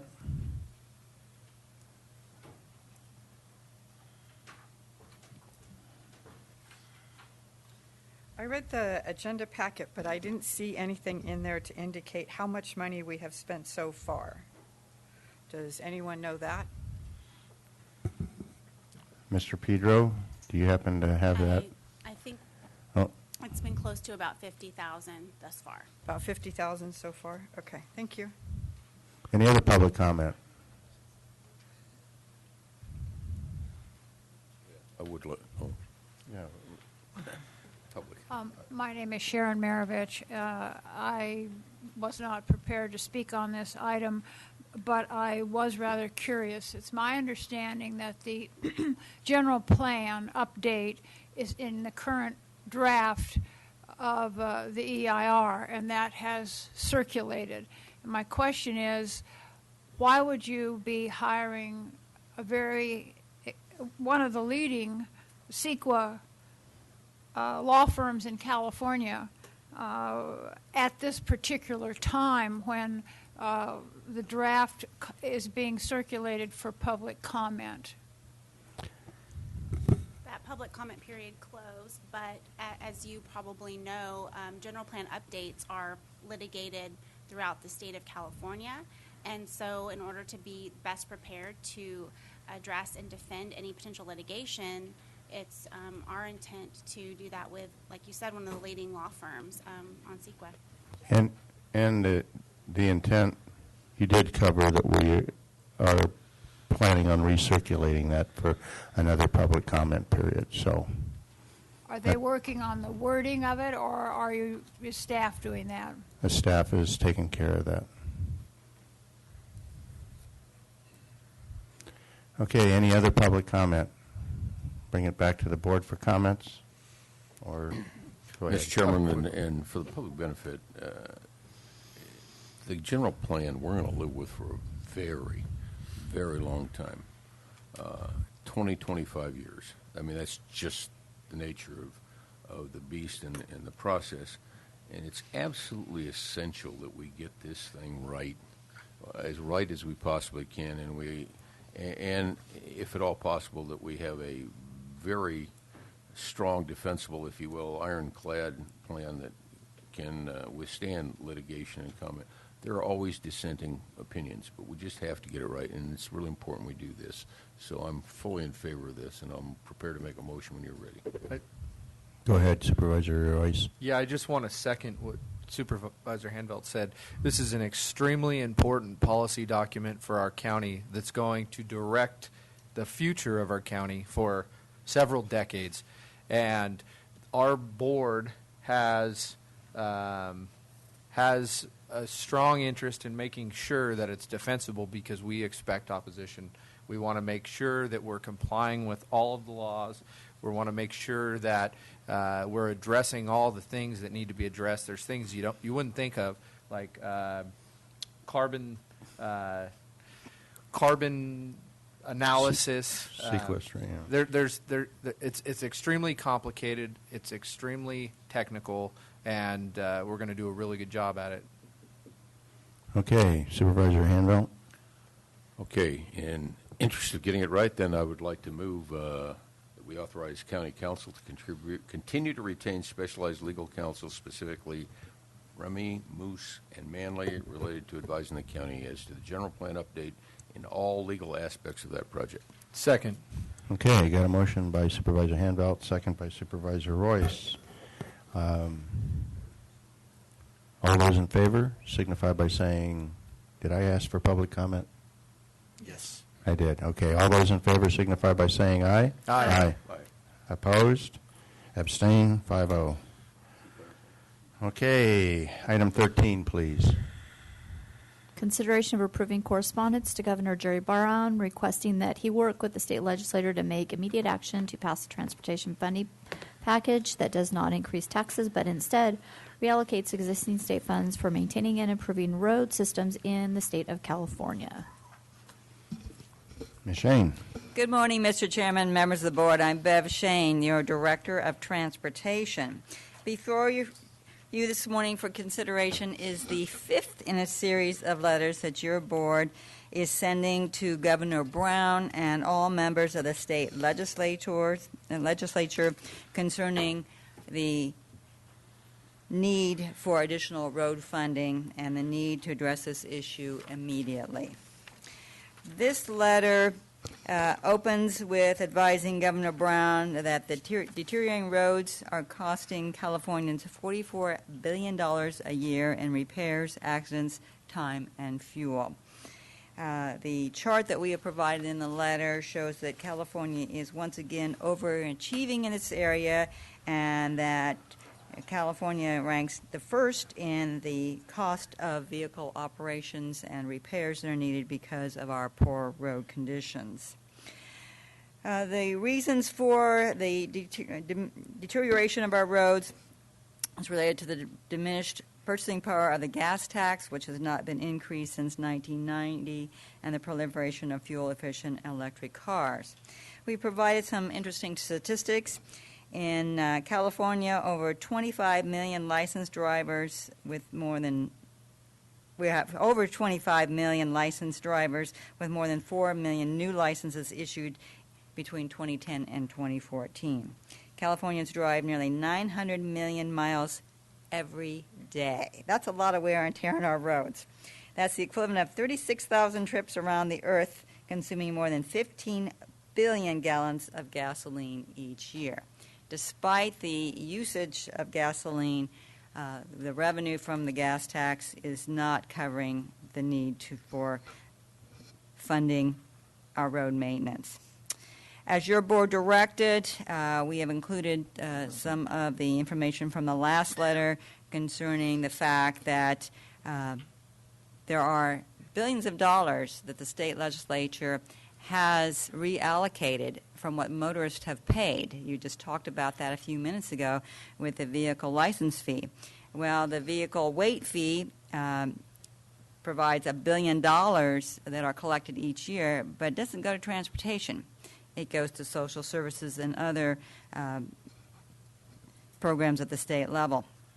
We also reiterated about the cap and trade funds, that $3 million in that fund are generated by Tuolumne County each year, and yet the only revenue that we received is the $55,000 that the Tuolumne County Transportation Council has received for their bus program.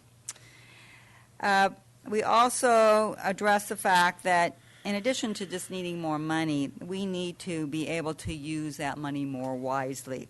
We bring up the fact that changes are needed to streamline the California Environmental Quality Act and other regulations so that we can move forward with our projects faster and more efficiently. And we cite the fact that the professional sports venues in Sacramento and San Francisco were both exempted by the governor from CEQA, and yet we don't get the same consideration for some very minor road improvement projects. And once again, we end with asking the governor to work with the state legislature to address the need for additional road funding for maintenance efforts as quickly as possible. Now, since we drafted this letter, the state budget has been adopted. It did not address this issue. And so another question I have for you today is direction how you wish to proceed. There are still efforts by CSAC to continue to push for this issue to be addressed. The optimism is diminishing, however. And so our question from you would be, first of all, we would like to go ahead and send this letter, but then do you want us to continue to draft similar letters, or perhaps wait until what CSAC has advised that maybe there'll be another special session pushed in the fall?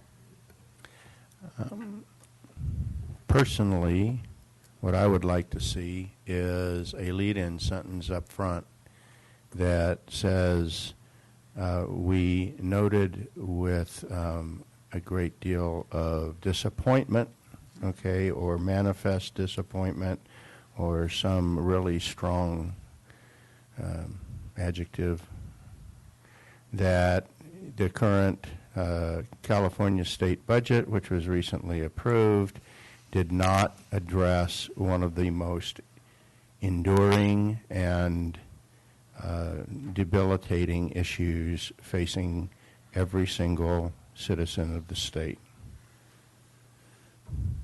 And that is our road maintenance. And then you can go in with your deteriorating and all of that stuff. We can do that. Okay? Any other comments for the staff? Go ahead. Yeah, it's a good letter.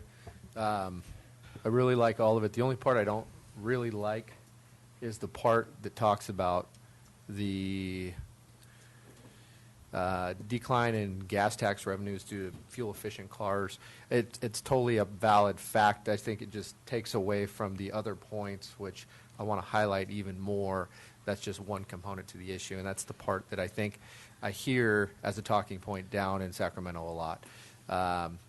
But it's still a really, really good letter, and there's a lot of really valid points in the letter.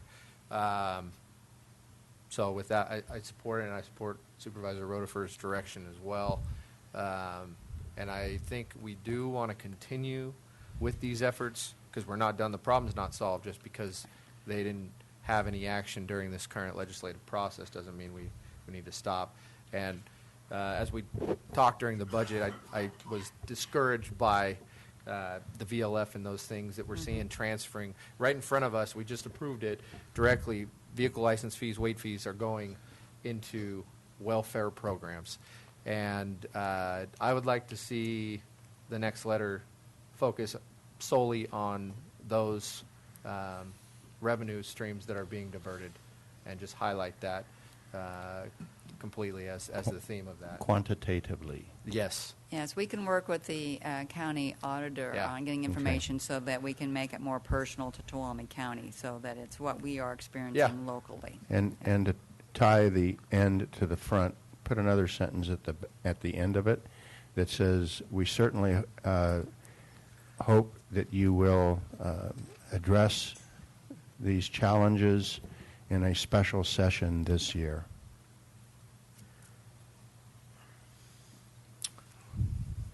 And if you can make that prettier, you can feel free to do that. Okay. Okay. What?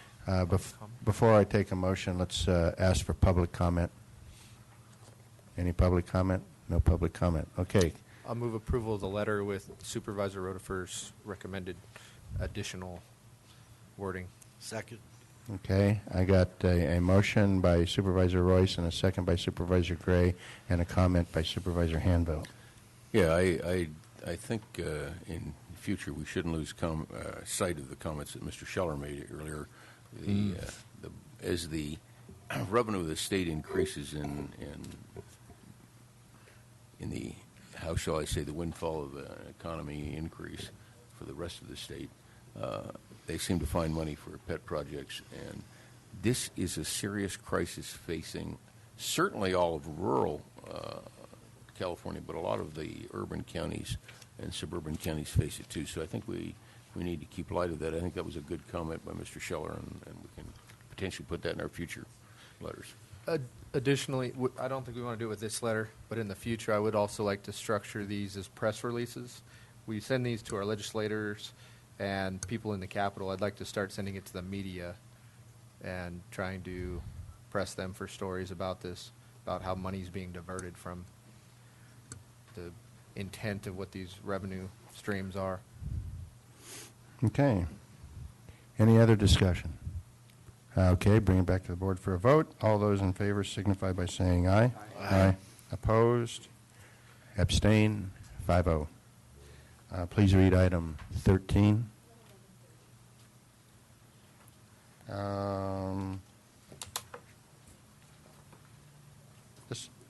I'm sorry, we just did 13, right? Okay, we'll adjourn for lunch.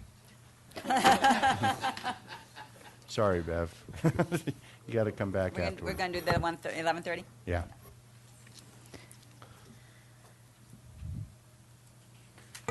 Okay, read the 11:30 appointment, please. Presentation by City Not for Administrator Tim Miller on the status of the Greenlee Road Mona Way intersection project.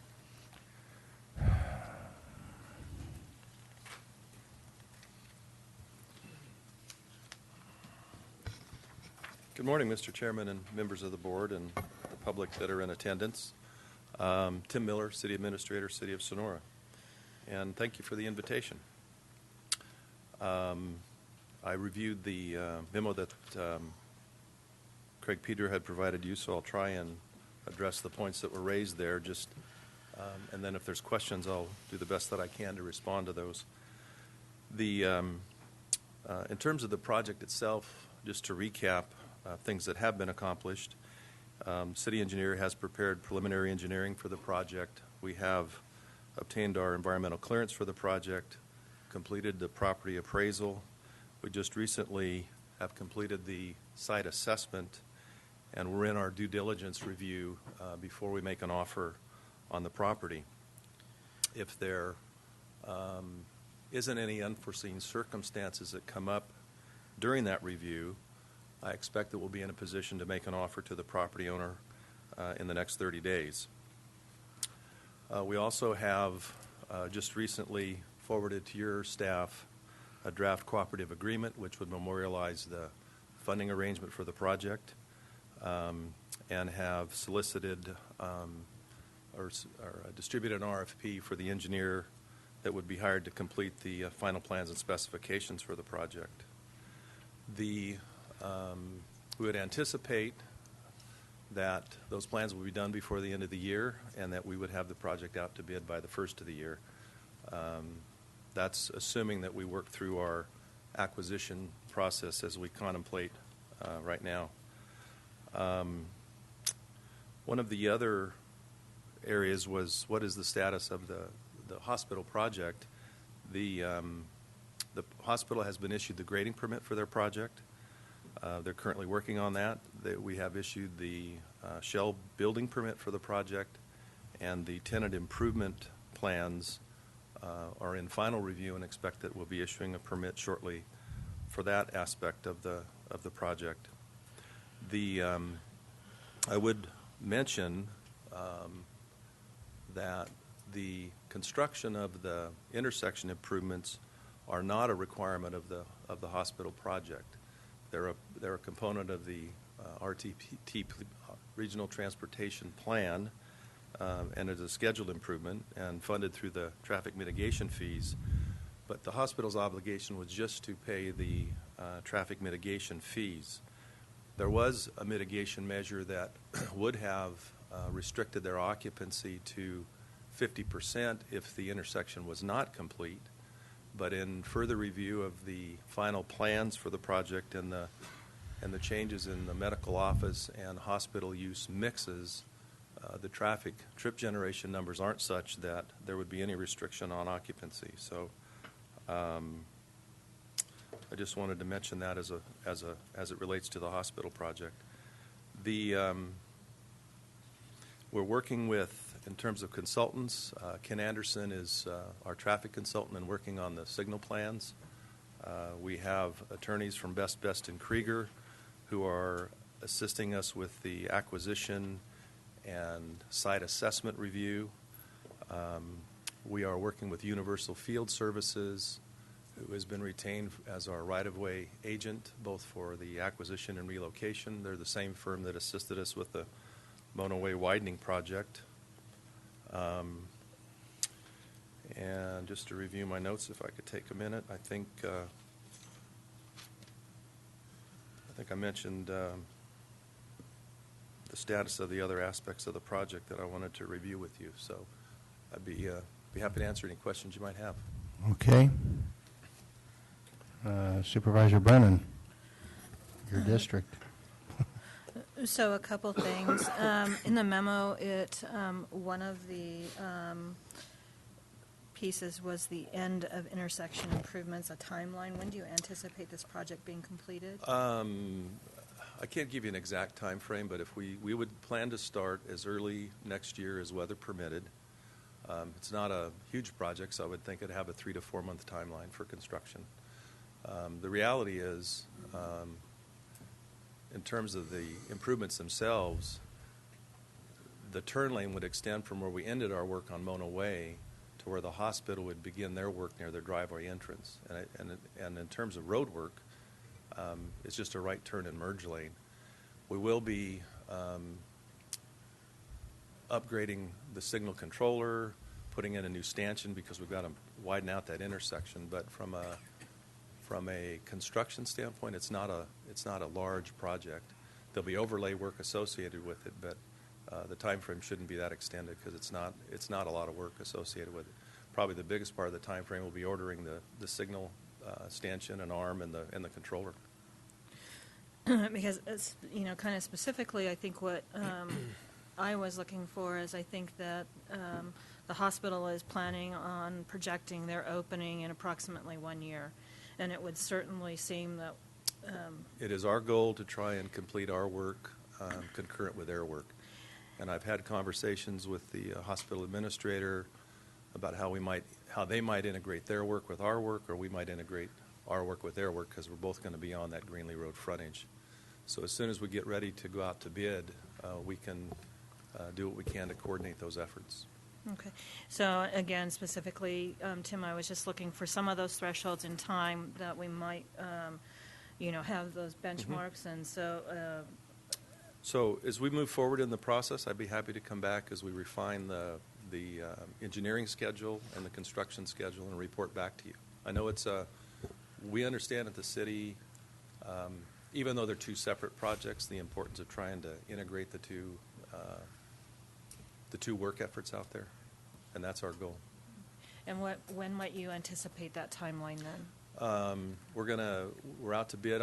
We should have an engineer on board by the first part of August, and once we're able to meet with them and work through their work schedule and their construction estimate, we can come back probably the end of August and give you an update. So second meeting in August? Supervisor Royce. Yeah. First thing, thank you for being here, Tim. I appreciate it, and I appreciate the county having you here, making this an issue that we can be a part of. So first thing, it's a really important project. I'm glad to hear that it's going to be moving forward, and especially as it ties to the hospital project. It's a great asset that's going to be coming to Tuolumne County. It's going to help a lot of people, and that's a critical intersection as it is, as the whole circulation of the county. It ties into how that works. So the thing I want to offer up, I want to ask the question, how can the county, both our board and potentially our staff, be of assistance? Okay. I know we talked, we're going to have some financial contributions. You alluded to that. But also maybe staff-wise, is there any way that we can assist you guys, make it easier to move the project along and just support you guys? As we did with the Mona Way widening project, the cooperative agreement for this project also establishes a project review team, which is the CRA staff, the roads division, Darren Grossi, myself, and the engineer. And we'll begin, as that is implemented and the plans are worked on, we'll begin meetings with them. So we'll take advantage of your offer of the staff time through that process. And if we need some help, we'll look for it there. Awesome. I know that's huge. You guys don't have a big office full of engineers, so no, we don't. If it's a critical intersection, not just to the city, but the whole county. Yeah, absolutely. And so, yeah. I drive through it. Yeah. Every morning. Yeah. Right on. Well, thanks again for being here. You're welcome. Supervisor Hanvelt. Most of my questions, I think, were answered this time. I do look forward to once you can better define. Yeah, and I appreciate the understanding that we're in the middle of a confidential process right now, so there's some things I can't share with you yet, but we will as soon as we can. Well, you're our representative. I understand that. We are paying part of the bill. Yes, you're paying. So- Actually, the 1/3, 2/3 split. Our latest estimate actually is about $3.4 million. So it was wise that you put that cap in there for your share because we may be absorbing a little more. So, thank you. But I'll look forward to having you come back. Yeah, be happy to. This is a long time in coming, and it's essential to the development of our community Absolutely. beyond Sonora, and certainly our part of the hospital. So I thank you for being here, and I look You're forward to welcome. coming back soon. Public comment? Seeing none. Tim, I'll just add my comments. Oh, you don't have to come back to the podium unless you want to answer my comments. I'd just like to reiterate what's been said by several of my contemporaries up here, that this is obviously a critical intersection. Also, I think that the hospital project is a very critical project to this county, and I just want you to know that I'm looking forward to a timely completion of the project. I am as well. Thank you. Thank you. And no action is required. So will you now read item 14 on the agenda? Consideration of approving options for the operation and repairs of the Pinecrest Transfer Station. Okay. Ms. Shane, you're back. Yes, I'm back. Good morning, Mr. Chairman, members of the board. I'm Bev Shane, Community Resources Director. Tuolumne County has been operating a transfer station in Pinecrest since 1975. It's located on Pinecrest Dump Road, and it's the site of a previous burn dump that operated there in the 50s and 60s. The transfer station is currently operated under a contract between the county and Waste Management. It accepts solid waste and recyclables 3 days per week from November 1st through May 15th and 5 days per week during the summer months. In 2014, 205 tons of materials were collected at the Pinecrest Transfer Station. This station is operated under a special use permit from the United States Forest Service. It's actually located on Forest Service property. The current permit will expire on December 31st, 2020. This permit is typically issued for a 10-year period and has been extended without issue over the last few years. So we don't anticipate extending it again in the future, working with Forest Service if your board decides that you want to continue to operate the facility. All solid waste facilities in California are regulated by CalRecycle. That is handled through a local enforcement agency called the LEA. In Tuolumne County, that's our Environmental Health Division. They inspect these facilities on a regular basis. And for the past few years, the LEA has been advising our Solid Waste Division of some deficiencies at the Pinecrest Transfer Station. Most notably, it has been deterioration of the pavement. In 2013, this issue was proposed to be addressed through some work at the transfer station at an estimated cost of about $45,000. However, you may recall at that time we had a little debris flow at the Jamestown landfill. So the board at that time diverted the funds that we were going to use for the Pinecrest pavement project to the Jamestown landfill repair project. Since that time, the Pinecrest transfer station has continued to deteriorate. Staff has found that the storm drain system has been plugged and the contact water inlet and sump are not functioning properly. Our engineering division has been looking at these problems and given us estimates on what it would take to improve them. We are now looking at a cost of over $120,000. Because of that, the Solid Waste Division looked at other options for operating this transfer station that we could present to your Solid Waste Committee, which we did in May, and to bring to your full board as we are doing today. The transfer station I mentioned last year took in about 200 tons of waste. The waste is brought in by primarily self-haulers and the Pinecrest Permittees Association and Waste Management. Cal Sierra Disposal, which is the collection arm of Waste Management, has curbside collection in the Pinecrest Strawberry area. And they often will take their materials to the Pinecrest Transfer Station for later hauling down to East Sonora Transfer Station.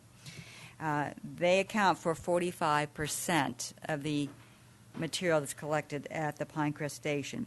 That means the amount that's being brought by the Permittees Association and from the self-haulers is about 100 tons per year. I'll just mention that the Lair of the Bear and the Summit Ranger District used to also utilize the Pinecrest Transfer Station. They no longer do that. They have purchased compactors, so they collect their waste, and then it is hauled down to the East Sonora Transfer Station. So what we have seen in the last 9 years is a steadily declining amount of materials that are being collected at Pinecrest Transfer Station. In 2005, 511 tons were collected, and as I mentioned last year, 205 tons. So we have seen a 60% decrease in the usage of that facility. So the cost to operate the facility in 2015 was over $52,000.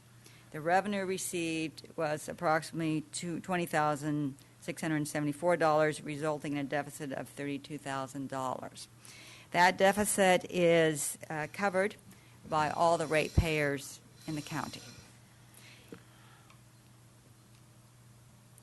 There has been discussion about reducing the cost of operation by becoming more efficient at the transfer station, primarily by reducing the number of hours that it's open and the number of days a week.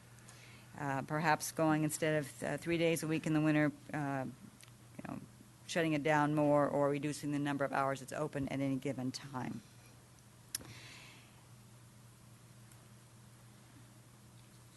Waste Management operates a transfer station. This winter they notified us that they no longer had a gatekeeper to operate the facility, and so they closed it. They were advised by the county staff that they needed to reopen. They then advised us that the gatehouse that's utilized for the gatekeeper and serves as the office up there had some safety concerns. We have asked Ed Hogue, our county's manager of facilities, to go up there. He has verified that there are numerous problems with that facility and that the estimated cost to repairs is $10,000. We have been working with Mr. Hogue to make those repairs. That is part of the county's responsibility. However, I do want to mention contractually, Waste Management does have responsibilities too for maintaining the facility. That was addressed back in 2013 when it was decided that the county would fund the pavement repairs because Waste Management, although they could go in and make some of these repairs, they would then be asking you as the board to increase their rates. So at that time, the Solid Waste Committee and the board both agreed that you would prefer for the county to front those repair costs rather than look at increasing the rates.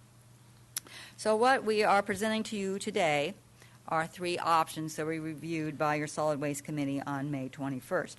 The first option is a long-term operation of the Pinecrest Transfer Station. The long-term we're talking about is about 20 years or so.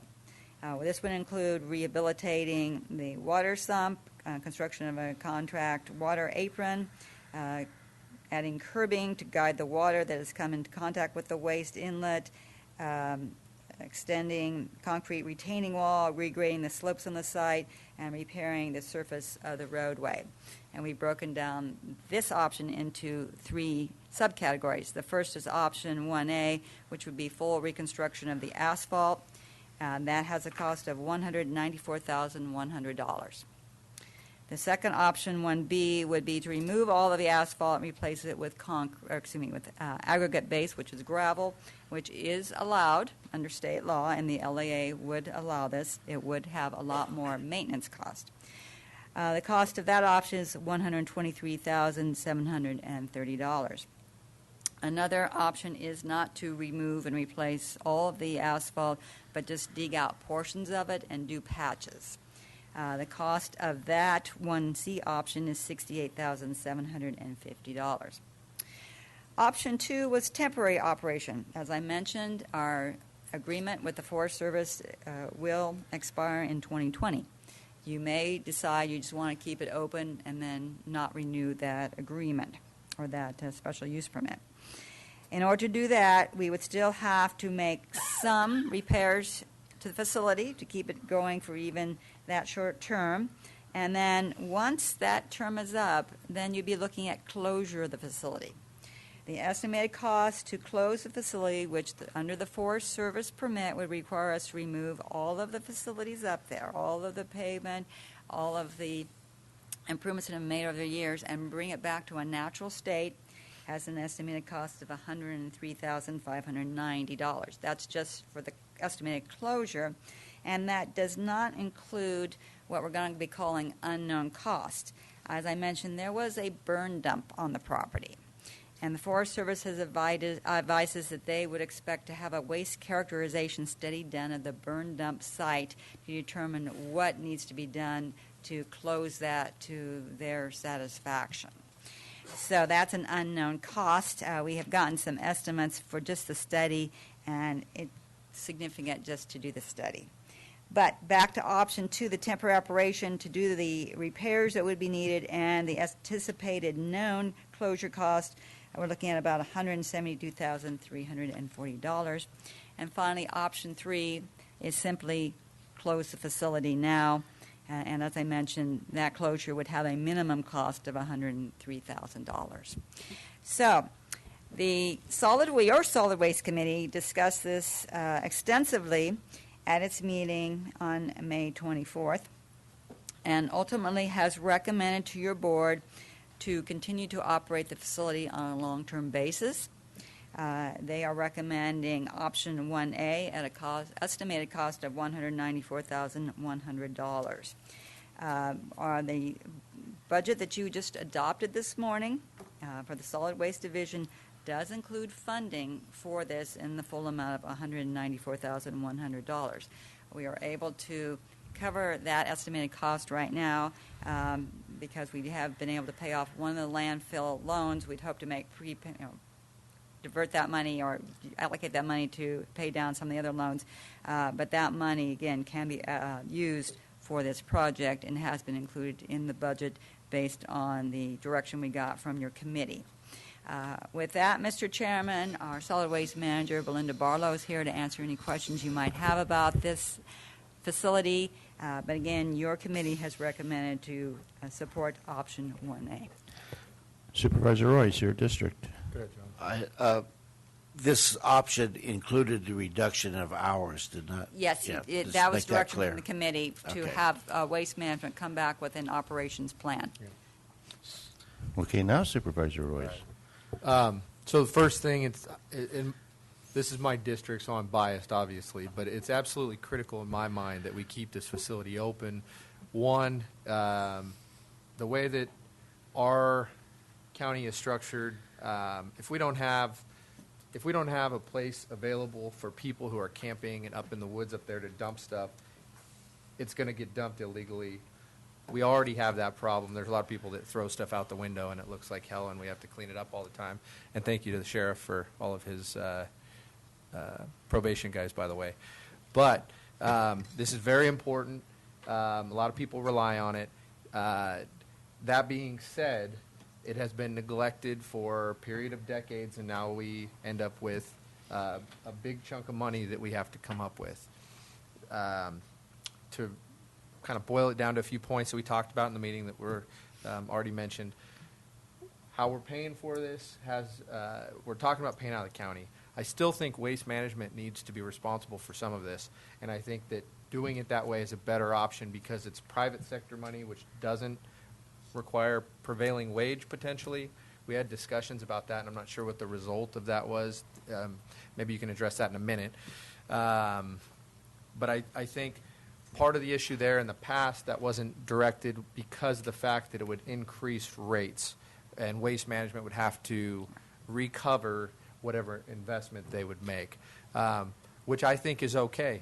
It's important if there's a service that's being provided, it's fair for people to pay a reasonable rate for what the costs are. But the next point that I'd like to bring up based on that is the fact that Waste Management needs to be as efficient as possible in how they do their business to keep those rates competitive and fair. So the hours of operation was something that we talked about in the committee hearing as a compromise. John mentioned that. Dropping it down to, what do we say, 3 days a week? Was that what we came up with? Yes. Which will reduce the staff time. It cuts that down quite a bit. And anyways, in general, I appreciate the effort here, looking for creativity and how to make it happen, but it's very important that it stays open. Okay.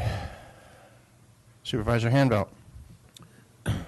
This is at Pinecrest, and where the U.S. Forest Service has a lot of facilities, and from reading the memo, my impression is the Forest Service likes the idea of maintaining a station there and having it operate. Is that correct?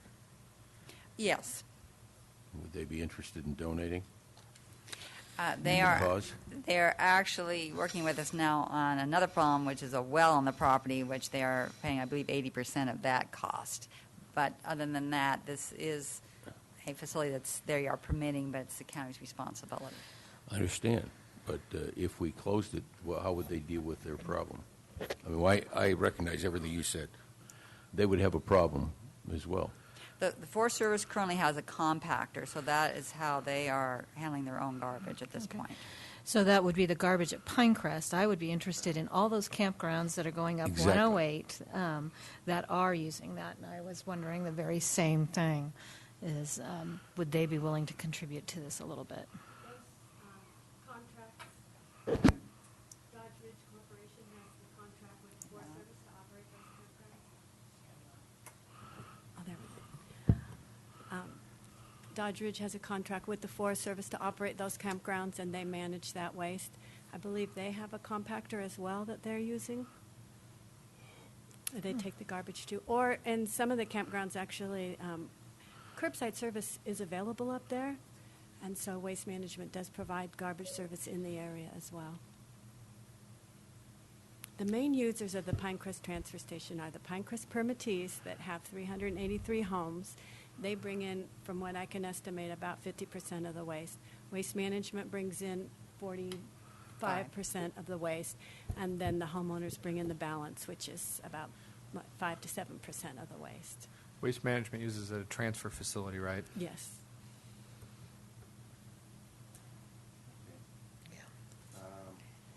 Public comment?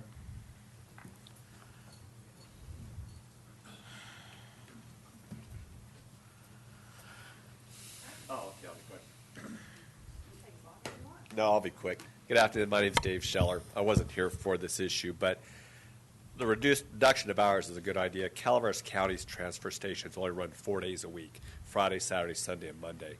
So for a facility that size to be reduced to 3 days, you won't see a big public impact on the usage. 2, we've already gone through closing the Jamestown landfill before, so obviously if we had closed that transfer station, there's just a blank check of costs that would be faced with having to close that facility. 3, you're right, the illegal dumping is, they'd be dumping trash all over the place. You got to have it.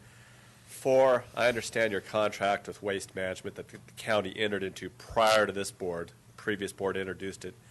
It's a sweet contract for Waste Management to have that contract with the county. I think they'd be really cooperative on this situation to work out something in the best of public interest, just from a PR perspective, because if they weren't as cooperative to, let's say, you always hear Waste Management, oh, they're donating to help the economy and do recyclables and save the environment. Well, here's a perfect example. It's sitting on U.S. Forest Service property out in the middle of nowhere. They could turn it into a PR thing for them if they maybe kicked it a little bit more. the other thing is they said they're using it for a transfer station. Cal Sierras now. So in other words, they're dumping out their garbage trucks into this transfer station. Did I understand that correctly?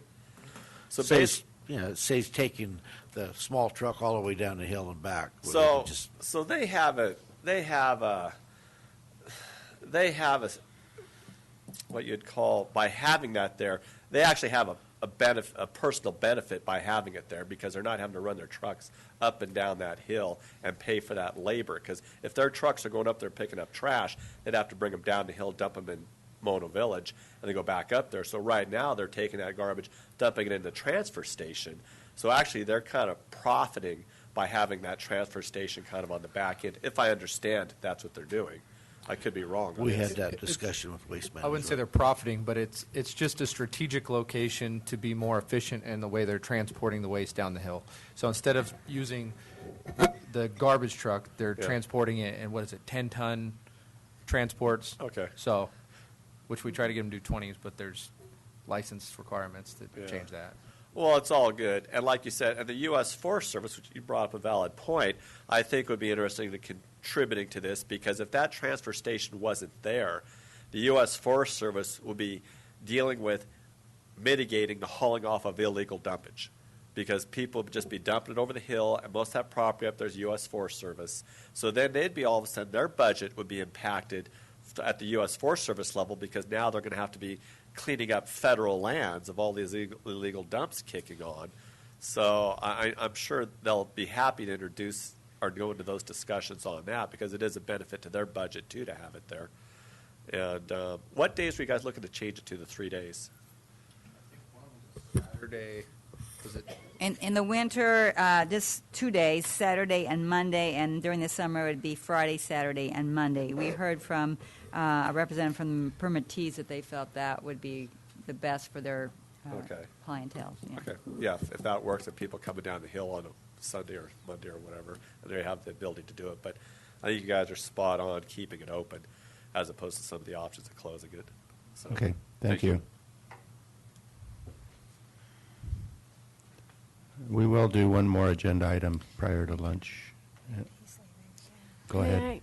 Excuse me, may I address Supervisor Royce's question about Waste Management performing the work? After we get public comment. Okay, sorry. I can wait. Okay, go ahead. Go ahead. She may want to comment on your comment. Council said that a prevailing wage would apply if Waste Management performed the repair work at the Pinecrest Transfer Station. However, if your board wishes to seek further confirmation, a determination can be made from the Department of Industrial Relations. Thank you. I'd be interested in that, just because I would look at it the same as their drivers don't get prevailing wage, people that are operating it. If you look at it as a capital project, I think you might be right, but if we try to look at it more as just general maintenance, and I don't think we want them to be responsible for 100% of it, but share parts of it, and I think it could be kind of separated out. You guys are going to do this part, we're going to do this, that's part of your general maintenance, which you're going to take care of. This is part of our contribution. So, yeah, just keep an open mind, and let's look for a creative way to try to work something out. He's back. Okay. Okay, public comment. Thank you. I was at that meeting, and I think our county's dirty, and we Excuse have me? trash all over the place, and I think we should do a little bit more public outreach on keeping our community clean. And I would like a Mother Lode Views radio program to talk about our waste issues in this county. But what I wanted to do is give kudos to Mr. Royce, because he was very vocal at that meeting, and he had a lot of really good ideas and thinking outside the box, and I thought that was really great. All youth. Okay, any other public comment? Bring it back to the board. Do I get a motion? Sure. I would like to move to continue with the direction that was endorsed by the Solid Waste Committee for moving option 1A ahead as our Do I have a second? whatever. Second. Okay, motion by Supervisor Royce, second by Supervisor Gray. Those in favor signify by saying aye. Aye. Opposed? Abstain? 5-0. Please read item 21.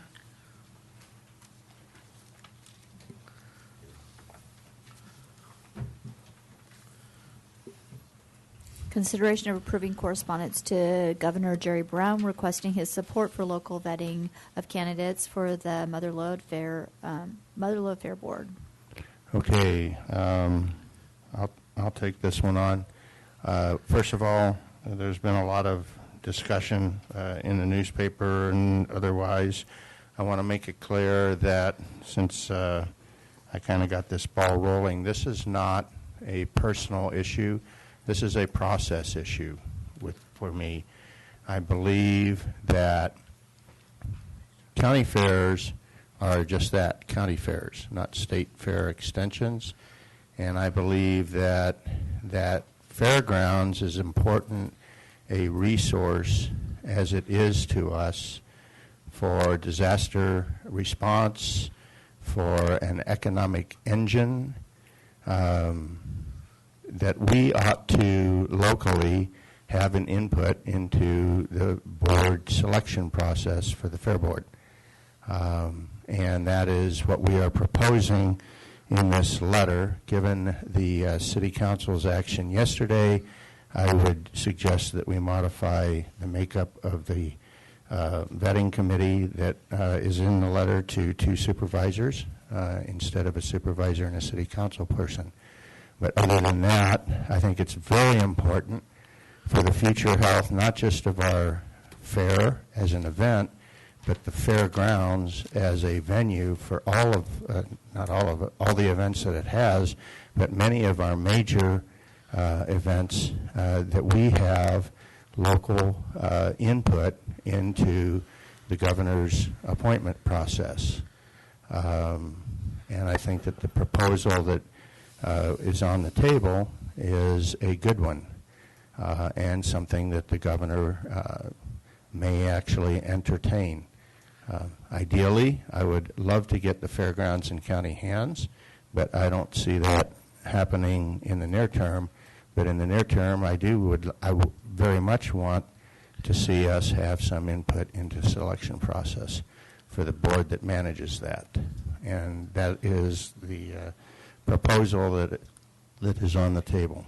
So I will open it up to my colleagues. Mr. Chairman? Yes.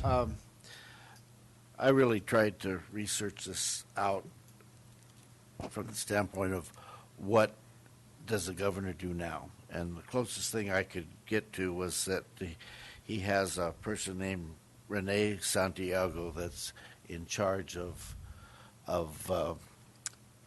soliciting applicants to the Fair Board. So I don't know what the process is right now. Yeah. So my big note here is we're asking him to do something different, and I don't know what he's doing now, and there's where I'm having a problem. I think that's a valid point, and as best that I can figure out, there isn't any formal process other than a recommendation. But who does the recommendation come from? It comes from his Office of Appointments, and there is no formal process. That's why I have a recommended process for the governor to consider. There is no formal process right now. It is ad hoc based on whoever is running his Department of Appointments.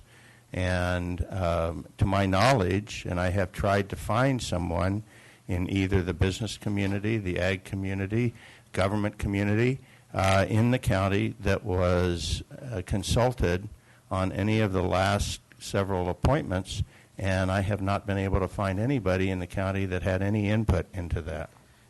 Have we tried to reach this Renee Santiago?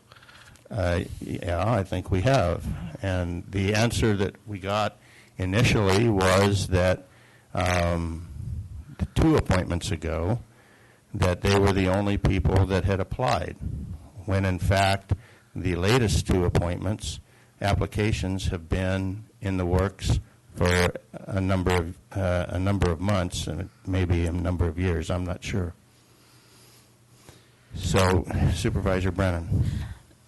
So I would just note that we actually started with some of the questions that you have, Supervisor Gray, in trying to sort this out a little bit. And it seems like historically, a number of years ago, that different political committees within the county would put applications forward depending on who the governor was at the time in office. And then there would be outreach to the county. Dr. Wes Whitman shared with me his experience when he was first appointed in Mr. Segerstrom reaching out to him, and there was an effort, an emphasis from the governor's office to look at community members that had strong business ties to help with getting business support, local business support for the county fairs, and actually I will say the 29th Agricultural District, because that technically is what we are. And over the course of the last few years, that process has changed, and there has not been an effort in the last, I will say, 2 years to engage with any of the local community to find individuals working through those political organizations that have particular specialties, if you will, or interests, i.e. the business community or whatever emphasis the governor is looking at. And I firmly believe that local participation is critical when we're looking at these appointments. I understand it is the governor's prerogative, but having some local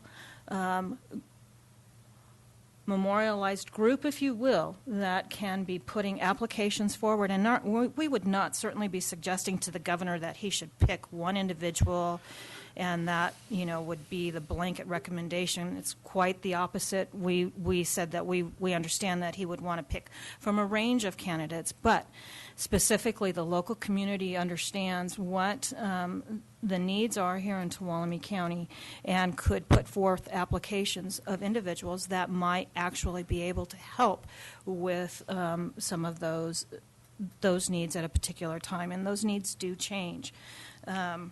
I will say that, in the course of these conversations, and this is a topic of conversation at RCRC in particular, and I have heard it occasionally at CSAC, we are not the only rural county that is experiencing these difficulties. And I would emphasize that when we looked at potential options, it was something of this nature or investigating some kind of ownership of the fairgrounds, and I really believed that this was the less intrusive of the two options. Now, I heard some conversation that came out of City Council last night that suggested that maybe we should be doing just that. I'm not suggesting that I know what the answer is, and potentially we should be, though, investigating this at RCRC with other counties and see if there is a pathway. Maybe that does make sense. Again, at this point in time, I don't know, because there are a number of questions that would have to be answered if we were going to go down that road. But for right now, I think that it is important. I feel a sense from the business community that they have tremendous concerns over where we're going, and our county fair is highly dependent on sponsorships and the business community having faith in that board and the direction that it's going. Thank you. Supervisor Handbelt. Yeah, I understand exactly what Supervisor Brennan just said. And by the way, RCRC has tried in the past, and they are once again trying to run this up the flagpole, if you will, led largely by Supervisor Ken of Mariposa County. They are having similar problems at their fair, and that the fairs are an essential part of these rural counties. Whether they're owned by the state or not doesn't really make any difference. I mean, the state, I don't know if it really cares. Modoc County lost their fair. I mean, it's gone. And retrieving that might be a monumental task if it's at all possible. But it's an essential part of our economy and our community. I mean, picture what happens at the fair if it didn't happen, if we didn't have that facility. The state doesn't manage anything over there. A lot of deferred maintenance, all that kind of thing. We know about all that. But because it's an essential part of our community, we need to have some input into this thing, and there needs to be some oversight, which is, as far as I'm concerned, isn't really happening at this point. And so I think it's really important that the process get changed somehow so these fairs, not just our fair, but others become viable again. And so it's essential. Whether we have the perfect solution or not doesn't make any difference. We need a dialogue to get to a solution that makes the content local and that the importance is local management. And by the way, we can't just have political appointments, in my view. We have to have qualified people. I mean, we've got to have people know how to manage a business. That's a business over there. And it's a business that needs to stay viable for the county. So we need people not with just good intentions, but people who have real experience that applies to that kind of an event. So, or business, because it's an annual. The fair, it's more than the fair. It's all the other things that go on there. It's an annual process all year long. Things should go on. So I think we just need to get in the game and have a dialogue and get something happening. And I think our support in a letter like this would help Supervisor Cannon and the RCRC team to make something happen. Okay. Just open up. Just go ahead. Add, it doesn't seem like we had all these issues going on when we were getting money from the state to run the fair. It seemed like things were going. I've been here a while. I don't recall any issues of this level that we had. There's been a few stumbles and cracks over the years. So, is it a money issue, or is it a personnel issue, or is it a director issue? I think it's going to be really hard for us to tell Jerry who to put on that board. I don't think we're asking to do that. I think we're asking to give him a slate of candidates to pick from that we're confident will manage that operation effectively. And he chooses not to take that slate. And he's the governor. I'm not. That's where I'm getting at. But again, back to Supervisor Hanvelt's comment, we need to open the dialogue. If this isn't the right way, then let the governor come back and respond. I think the dialogue is good because I don't believe the money is ever going to come back to these state fairs. And because it's not, that's more of an argument for more local input. If we're footing the bill, if the business community, Carl, I'm the not ag arguing community against is footing the bill. I'm not arguing against input. I'm just trying to figure out what's going to be the best process to get what we want. Okay. Public comment. Good afternoon. My name is David Scheller, local businessman. This topic I've spent a lot of my time with, and I'm willing to meet with you guys in private, Mr. Pedro and everything. This topic is more in depth than replacing the board. If you replaced all the board today with 7 people that you liked, it still would not solve the problem. That's only like a small spoke in the wheel of the problem. When the governor originally started talking about cutting the fair budget slowly, eventually to zero, I went to the fair board and I says, we need to come up with a business plan. I says, your current business plan is they hand you a pile of money, you guys sit amongst yourselves and discuss how to spend it. It's one thing to spend money and it's one thing to earn money. Everyone in this room knows that somebody that's inherited money and they've blown through it because they didn't know how to manage it and didn't know how to earn it. The fair board ran fine, like Mr. Gray said. When they were given money, they all got together, spent it, kept it within reason. It was good. So when I went to them, I says, we need to change this thought process and look at the assets of what you have in this facility. One, I agree with Mr. Rotifer, it's an evacuation center for the community. That's the utmost. I think has to be here regardless in case of a national emergency. 2, it has an economic engine to it, which of all the events and stuff that happen there brings people to town. We have to preserve it. So we say, okay, so if the governor takes us to zero, how are we going to address this with our overhead? When a state facility runs something, they have unionized employees, they have retirement, they have health care benefits, they have a huge amount of costs. And after those people retire, they're still saddled with those costs. And that's why I'm willing to meet with Mr. Pedro and any of you guys.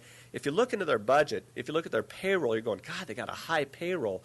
part of that high payroll is to fund a lot of these retirees and stuff. And I told him years ago, I says, you need to get away from hiring full-time people, go to part-time people to where you're not paying all the benefits, which it took them 7 years now to get to that point to where they got a part-time fair manager, part-time office staff, to where they have a lot of liability there that they're stuck with. I mean, even though they don't have a mortgage and taxes and stuff.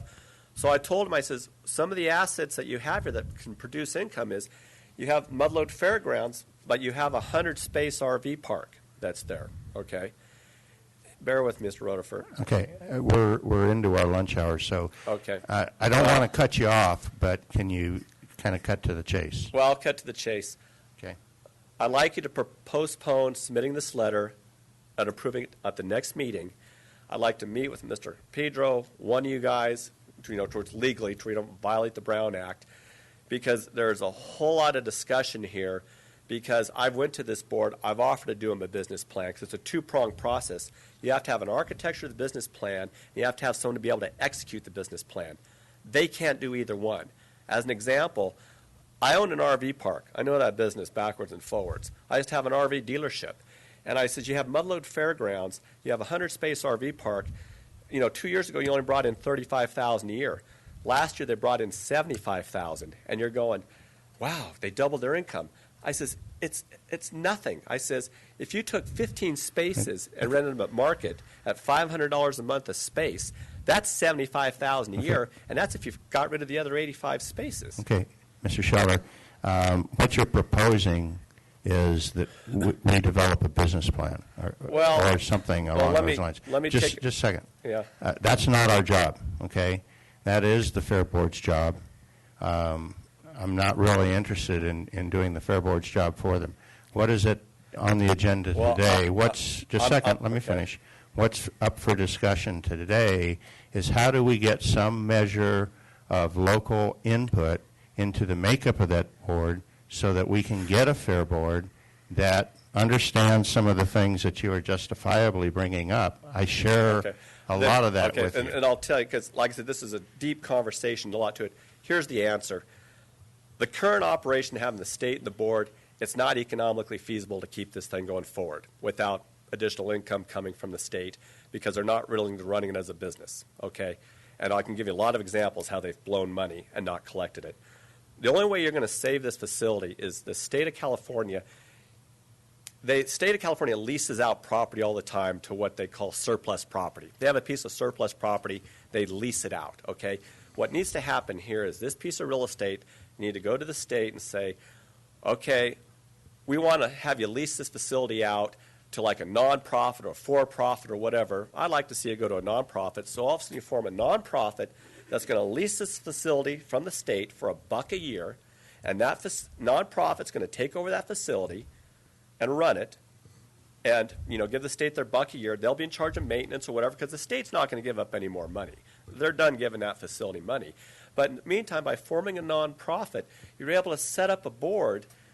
You're able to set up a committee to set up the nonprofit, which is going to be accountable then to operate it, and we can actually get some business people and stuff on that board. I looked at applying to get on the Fair Board here. When I saw the havoc down there, I'm going, if I'm going to donate all my time for free and go to a conflict with a bunch of people that have no background in business and really how to run the thing, and they don't want to listen to the problems, you can't do it. Plus, by leasing that facility out, you get rid of that liability, because that's why I said I have to meet with Mr. Pedro and show him all this liability they have on these retirement benefits, health care benefits, and all this stuff they're saddled with.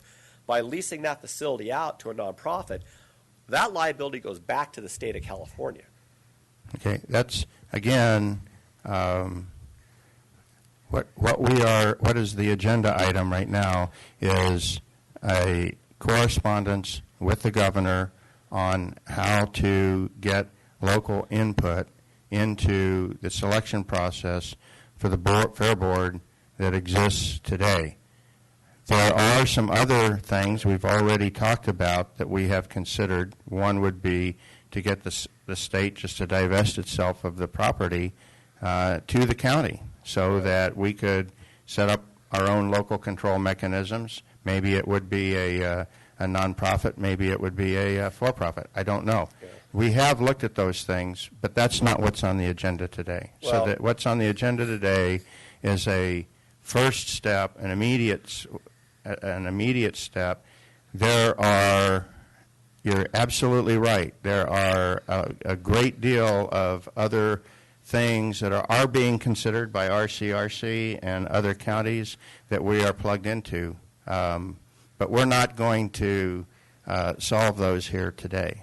Okay? Well, and the reason I'm, here, like I said, is basically the fair is broke at this point. They've blown through their reserves, and that's why when I started this conversation 8, 9, 10 years ago, they've blown through their reserves. Okay. And so to change the fair I really board- need to keep you on the agenda. Okay. The Okay. agenda item, far as submitting this letter, I understand the input as far as who goes on that board. I agree the county should have input as far as who goes on that board. But the problem is, even if the governor right now gave you everybody you wanted on that board and threw everybody out. We still have funding issues. Oh, huge. I understand. But I've got the answers on how that thing can be self-sufficient as far as the business plan and the management plan.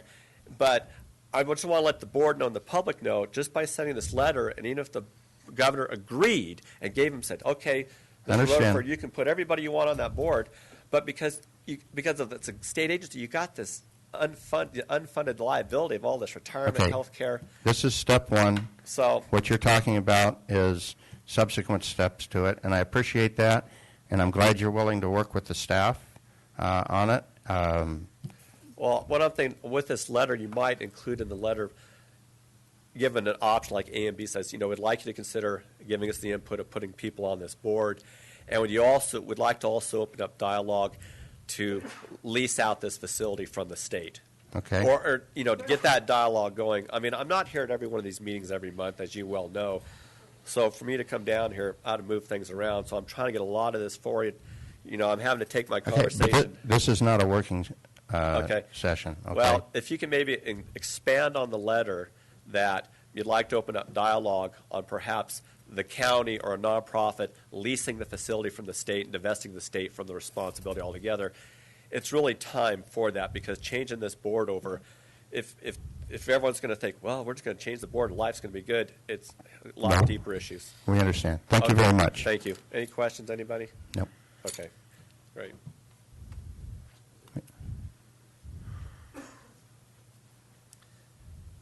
Hello, Board and Mr. Chairman. My name is Glenn Caldwell. I am the president of the Tuolumne County Business Council. We come before you today to support the letter that would go to the governor. We think is a good first step to ultimately having a nice fairgrounds. The fairgrounds has been in decline a long time, and the people who run it need to have some accountability to our local elected officials. Having the accountability in Sacramento is not getting it done. The concept of the fair and the governor appointing people to the fair boards is an old concept that has seen its time, and it's time to move on. If the state's not going to fund the facility, then there's a lot of things that can be done, but we support this great very first step to have some input on those who would serve on that board. Thank you.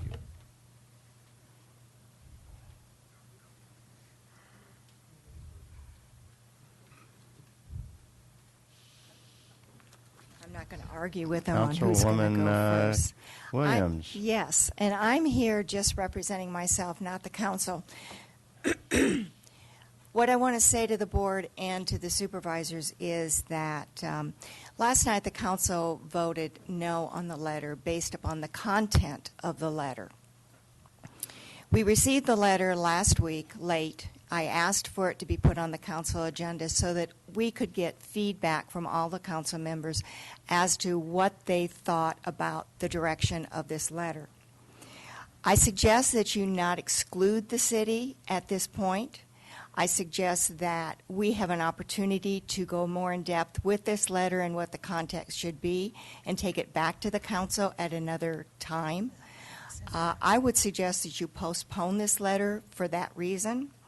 We all know that this fairgrounds is extremely important to the county, but it's right here in the city of Sonora. So we all know that it's very important to the city. So the conduct and the direction of the fairgrounds is of great importance. So I just say, postpone the letter just at this point. Let's discuss it further so it can go back to the council for more conversation. Okay, thank you. Just a second. Okay. I'll keep it short. Okay. You know I do. Tuolumne County Chamber of Commerce, Mike Ayala, the Chambers supports the letter in concept. We agree that there needs to be some out-of-the-box thinking. We also agree that dialogue needs to take place. I agree. In the time that I've been with the Chamber, I think I've gotten one phone call and then never heard anything more about that call relating to the Fair Board.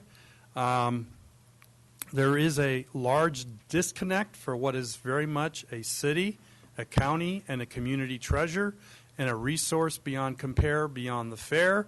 It is an emergency center and a staging center for other resources. So you have the Chamber of Commerce's support for this letter. Thank you. With all due respect to who I am assuming will be the new mayor of the city of Sonora, and her request, with the concurrence of the board, I am going to table this item, and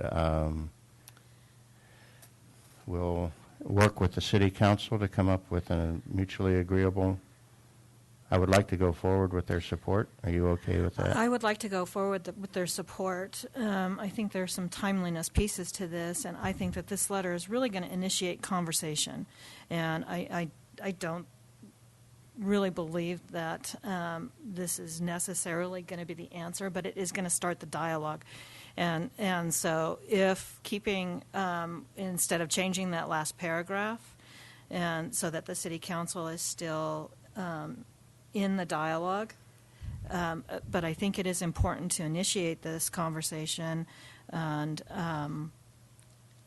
I actually would like to see the city be a partner in this, but I think it is important to get this dialogue started. Can we get an agreement to work with us on something so that we can get it on our next agenda?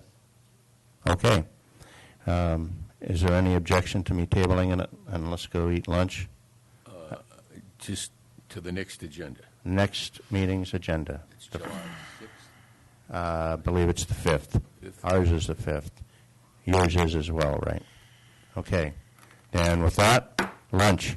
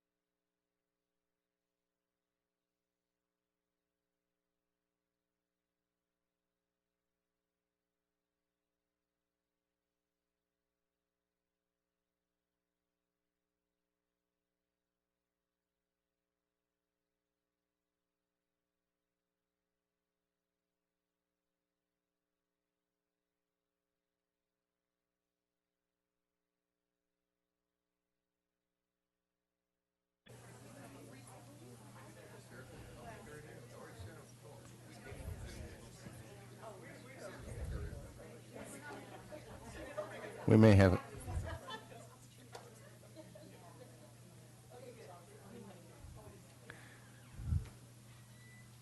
Okay, going to reconvene the Board of Supervisors meeting, and first thing on our agenda is the 1:30 appointment. Clerk of the Board, will you please elucidate us? This is a presentation by the Public Health Department on Tuolumne County tobacco use. All right. I take it this is not a good news story. It might be. Is there a remote to advance the slides? I don't know. Okay. Let's see what happens.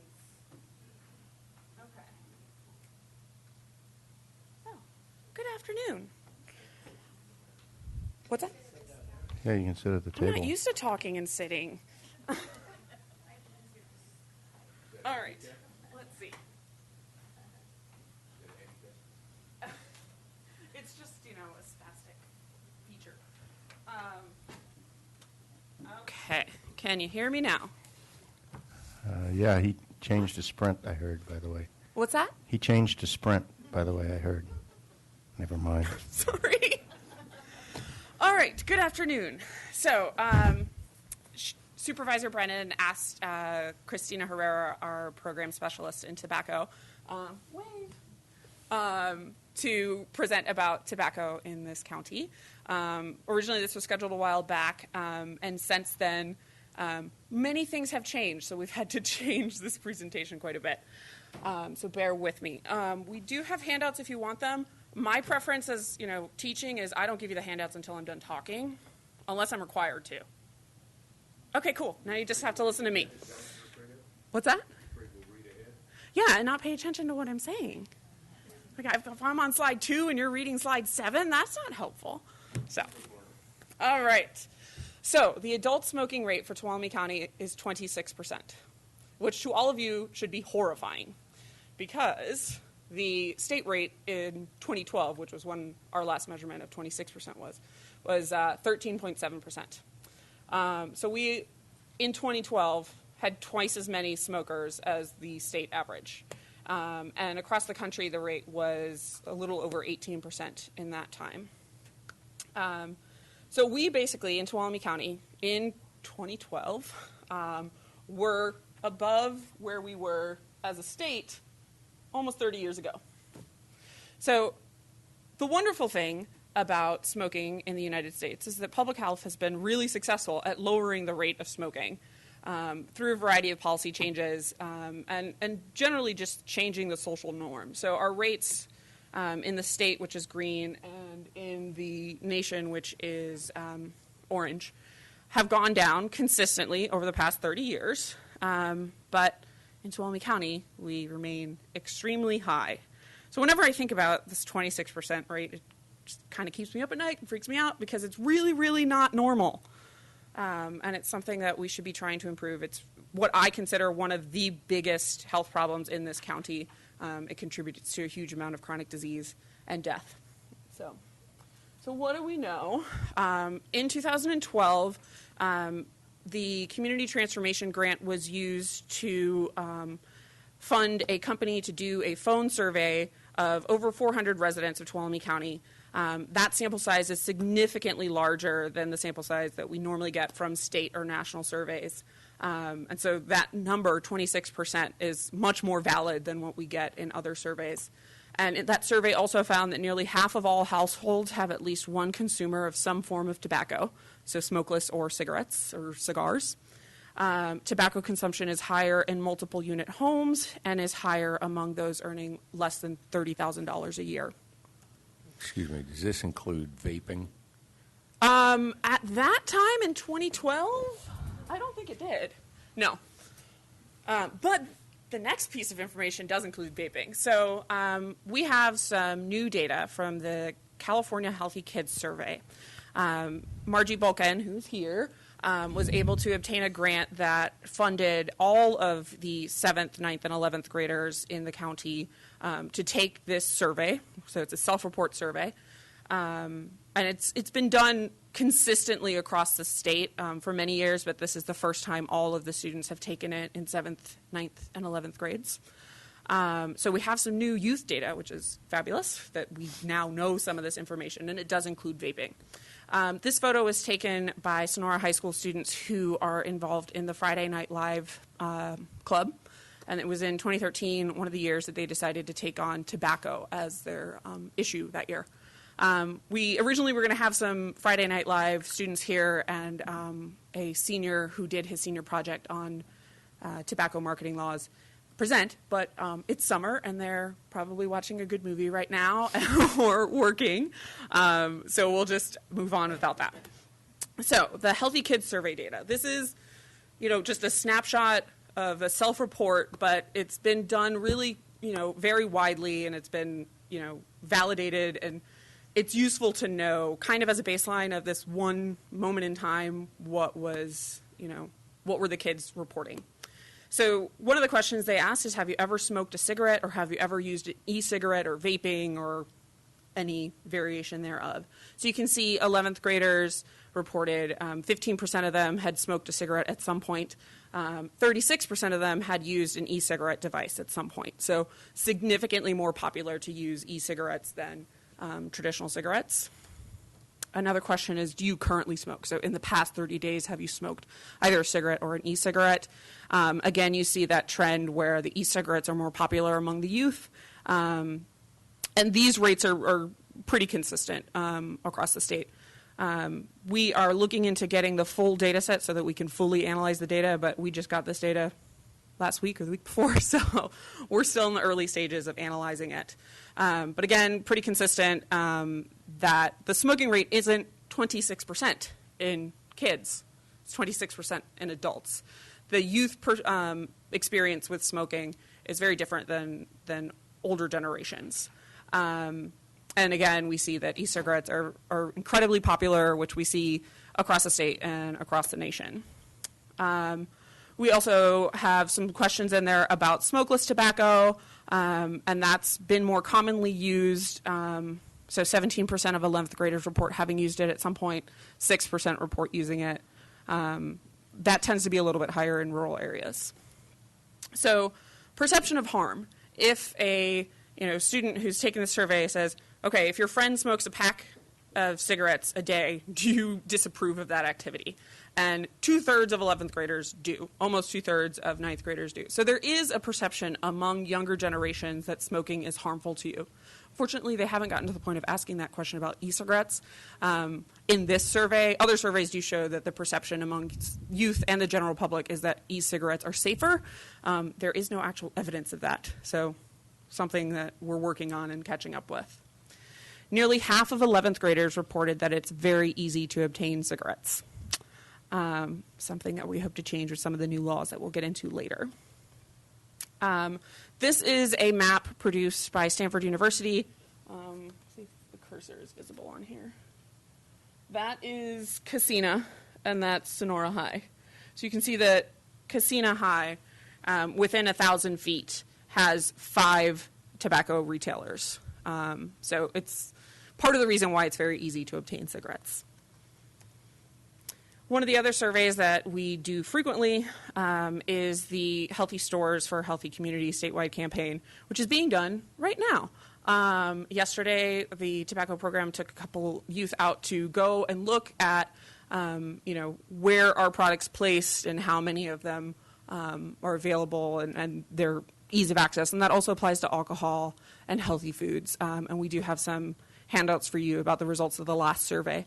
And the survey for this current collection will be available in the spring. So one of the other toughest pieces of information to deal with is the fact that in this county, we have an incredibly high economic burden of chronic disease. And we know that smoking is related to those chronic diseases such as cardiovascular disease, including stroke and cancer. We have the highest rate in the state in terms of economic burden. So on here, the kind of pinkish reddish color are the 3 chronic diseases that are related to smoking. That makes up over half. And $216 million was spent treating chronic diseases in this county in 2010. And so per capita, that worked out to be abnormally high. 62.7% of our total healthcare expenditure was on these chronic diseases, and that was the highest rate in the state. By comparison, Mono County had 39.6%. That was a study done by the California Department of Public Health and UC Merced, which is available on the California Department of Public Health's webpage. So one of the other things that we've noticed, our tobacco program receives complaints from community members and monitors violations of secondhand smoke laws. And they have received several complaints from local business owners this year about the secondhand smoke. So I always want more data because I'm an epidemiologist, but one of the toughest things to deal with in this county, and we've noticed this in working in the community health assessment, is that there's really very little valid county data. So what happens is a statewide survey will be conducted, and they will either lump us together with 6 or 7 other counties in the region that they assume to be similar, and then we get a average smoking rate for that region, or they'll report the county data, but the margin of error will be huge and will overlap the mean and is pretty much useless. So we have very little powerful county data. We have the Healthy Kids Survey, we have the store surveys that I just told you about, and we have the 2012 consumption survey that was done one time. Our plan is this year to conduct another phone survey of another large sample to determine adult smoking rates and also alcohol and marijuana just as a baseline, because we don't have really good data on that either. So that's the plan. It won't make it into the community health needs assessment because the deadline for that will be a little too early, but we'll add it in later, and we'll be happy to present that when we have it. And hopefully we'll see a decrease from 26%. So since we originally planned this, there have been several new laws that have gone into effect, which is exciting for us. We expect that it will really improve smoking rates and therefore disease and death rates over time. The package included 4 laws that went into effect June 9th, so they're already in effect. And the last one, which is licensing fee, will go into effect in the new year. So the biggest, most obvious effect is that the age you need to be to buy or consume tobacco is now 21, unless you're in the armed services. And that is expected to improve the ease of tobacco access in those school-aged children. And also, wonderfully, the use of electronic cigarettes are prohibited where state and local law prohibits smoking. So we're now treating e-cigarettes as tobacco. That's been a huge loophole. There have not been any major studies that have really proven that those are safe. And in fact, we have a lot of evidence that they're not as safe as people like to think they are. They're really concerning for younger people starting because their brains are not fully developed, and we don't want them to start on an addictive substance before their brain is developed because it makes it worse. So this is really exciting for us that we're finally going to be able to close some loopholes. Some of the other loopholes that are being closed around the indoor smoking regulations, you know, there used to be a loophole if you were an owner-operated business, you could have indoor smoking. That is no longer the case. So our tobacco control program staff contacts affected businesses and law enforcement agencies about the new laws and any violations that we become aware of. So that is helpful. We don't have to, as a local jurisdiction, improve those things anymore, but there are still some gaps that I think would improve things for this community. So that is a picture of a bench outside a downtown county-owned building that used to have a sign that said no smoking, because that was the rule. You're not allowed to smoke outside a county-owned building. But it frequently gets vandalized. The city and the county have inconsistent indoor smoking policies, which can cause some confusion. And the county ordinance currently offers some protection in some outdoor areas. So outdoor dining, outdoor sports arenas, and some areas in multiple unit housing. But that can be improved either by expanding some of those areas, so not just the common areas of multiple unit housing, but all of the areas of the multiple unit housing. You can expand how many buildings have some outdoor smoking protection. The other thing is that the county currently has an ordinance related to outdoor smoking in a dining area. They don't have that for e-cigarettes or vaping. So changing that is an opportunity for improving people's exposures. One of the other ways to deal with this is zoning regulations. So I showed you a map of the high schools, some of the high schools. We have this for all of the high schools, and how close they are to tobacco retailers.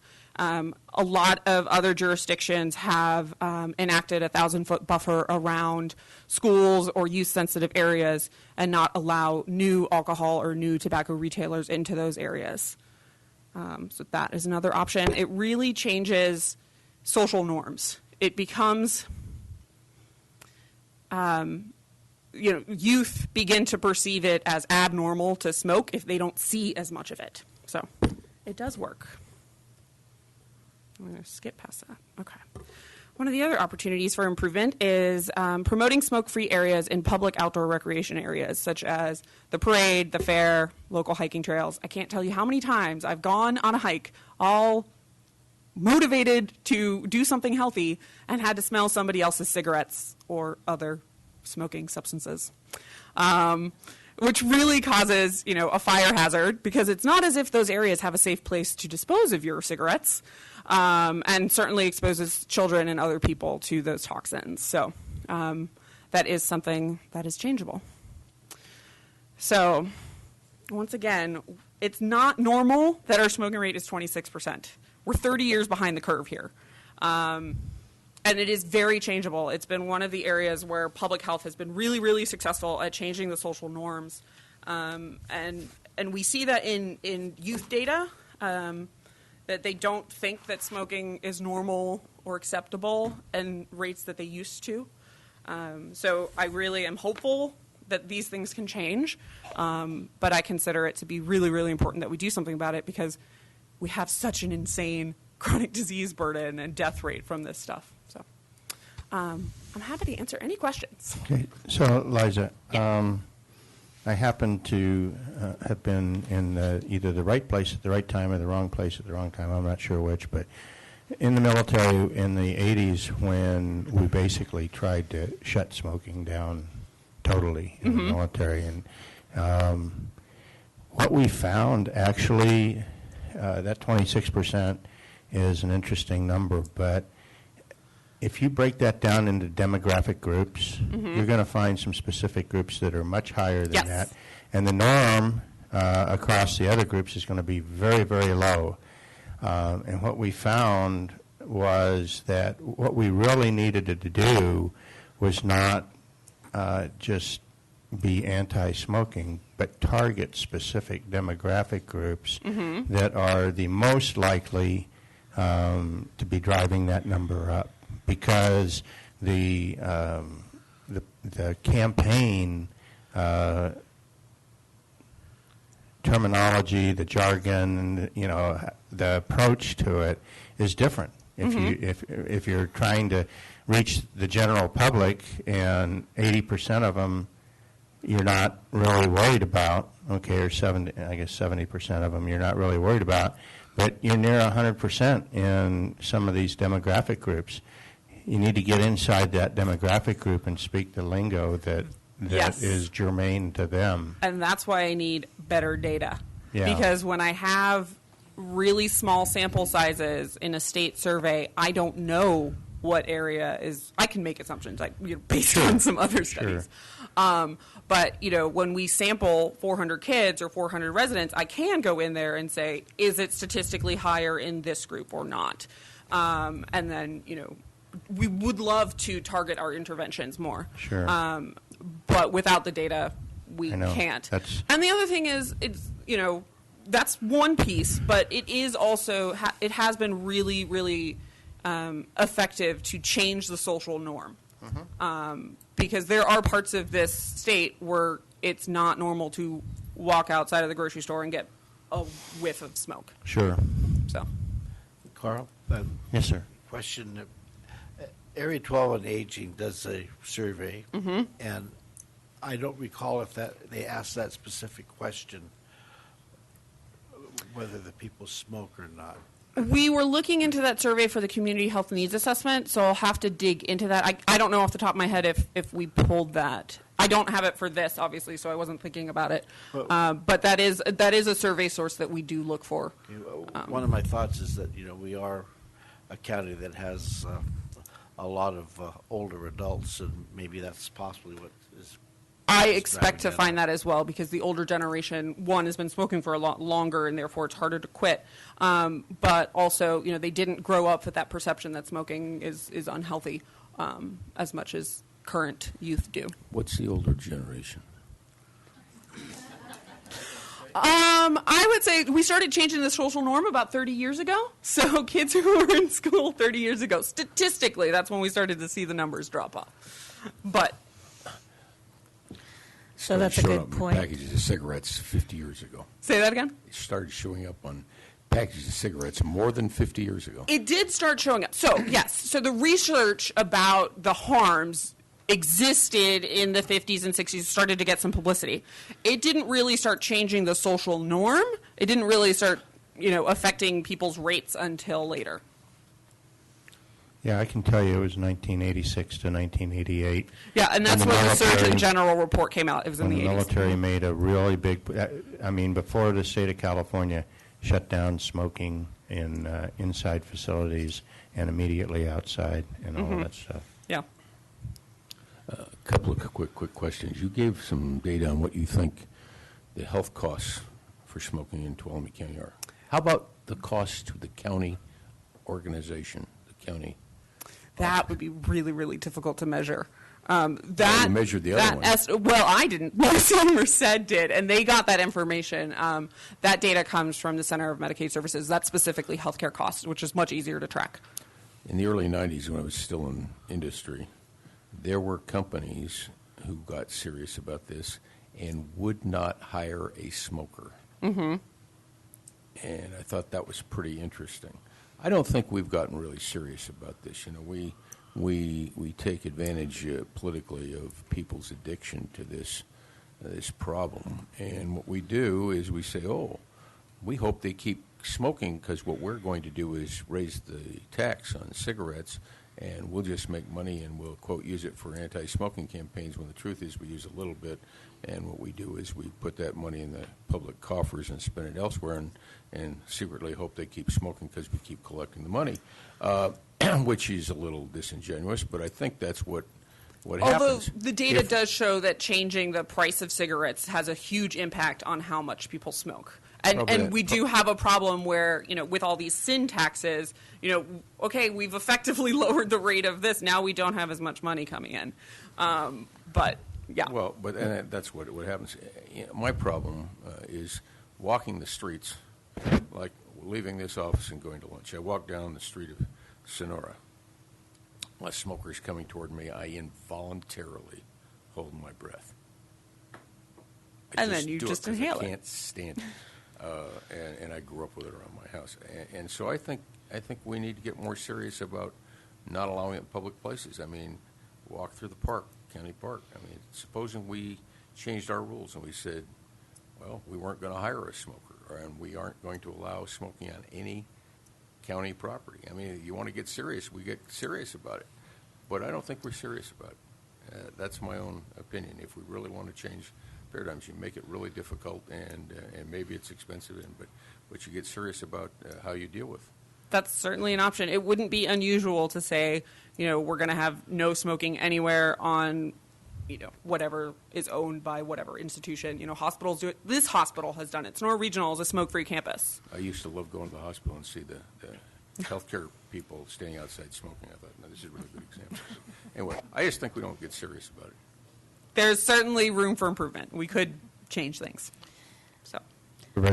So I just want to thank you for bringing this and everyone who helped you with this. I'm going to assume it sounded like there was some very low-hanging fruit, I'll use that term for lack of a better word, with some of the new state legislation that's come into play, and that we will be pursuing that in the very near term with regards to like e-cigarettes and making sure that in our current no-smoking areas that we're including that.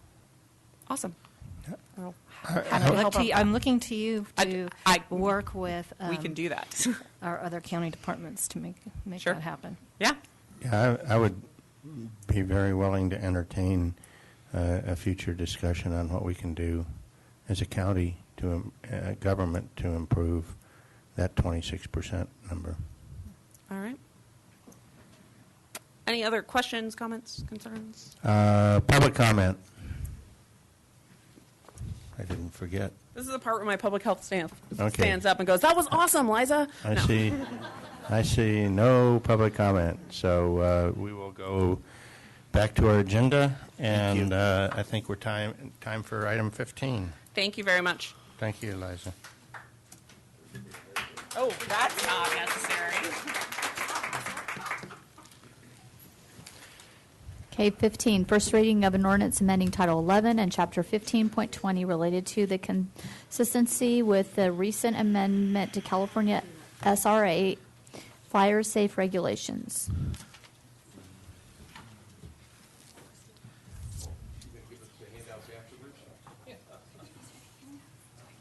Yeah, it's your homework. I'm giving you my handouts before the presentation. That's dangerous.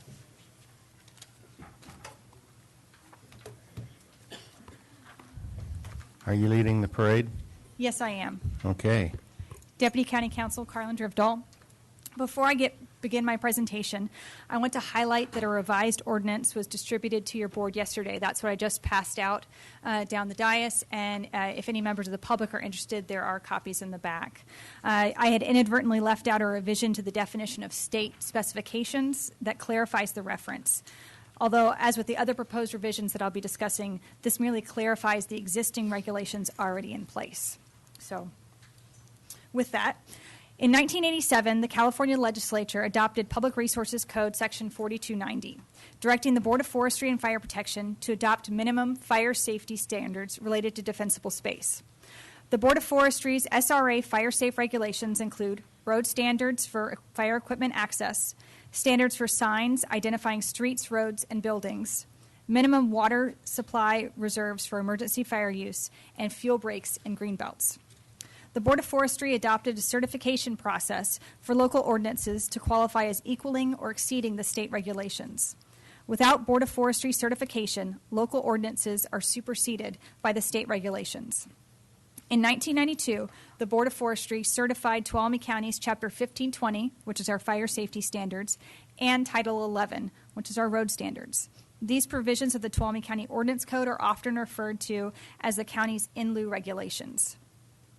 Last year, the Board of Forestry updated the SRA fire safe regulations and required all jurisdictions to submit their in lieu regulations for recertification. The county's in lieu regulations were submitted to the Board of Forestry for certification on March 21st. To date, only Humboldt and Shasta counties have received certification under the updated state regulations. Last Tuesday, Deputy CRA Director Duke York, Fire Inspector Stephen Gregory, and I met with the Board of Forestry Resource Protection Committee. This is the subcommittee which provides recommendations to the full Board of Forestry on certification of local in lieu regulations. This is the first comprehensive review the Board of Forestry has done of the county's in lieu regulations since 1992. Although Board of Forestry staff initially identified numerous provisions of the SRA fire safe regulations that appeared to have no corresponding provisions in the county's in lieu regulations, through our discussions prior to the committee meeting and during that meeting, we were able to explain the implementation of the county's in lieu regulations and internally referenced documents to demonstrate consistency with the state regulations. There were, however, a few sections of the county's in lieu regulations that do require revision. Although the proposed ordinance revises the county's in lieu regulations, most of the provisions merely state current practice in express terms. The proposed revisions do not add additional restrictions or conditions, but clarify the existing regulations that are already in place. I would like to highlight the proposed new appeal provisions. The SRA fire safe regulations have a detailed exception and request and appeal procedure. The Board of Forestry suggested the county consider augmenting Chapter 1112's current exception provision and adding an appeal procedure. The proposed ordinance clarifies the specific information an applicant would need to submit with an exception request and allows an applicant dissatisfied with the determination of the county engineer to appeal to your board. After taking public comment, if your board is satisfied with the proposed ordinance, we would request that you consider waiving the first reading of the ordinance and set the second reading for your July 5th meeting. In terms of timing, should your board adopt the ordinance on July 5th, we should be able to get the county's package resubmitted to the Board of Forestry for its consideration at its July 19th meeting. Given your board's strong interest in obtaining recertification as soon as possible, we wanted to make sure that the opportunity to make that July Board of Forestry meeting was available.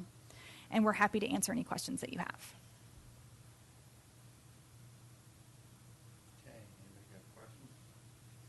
Questions? Public comment, and then I'll come back.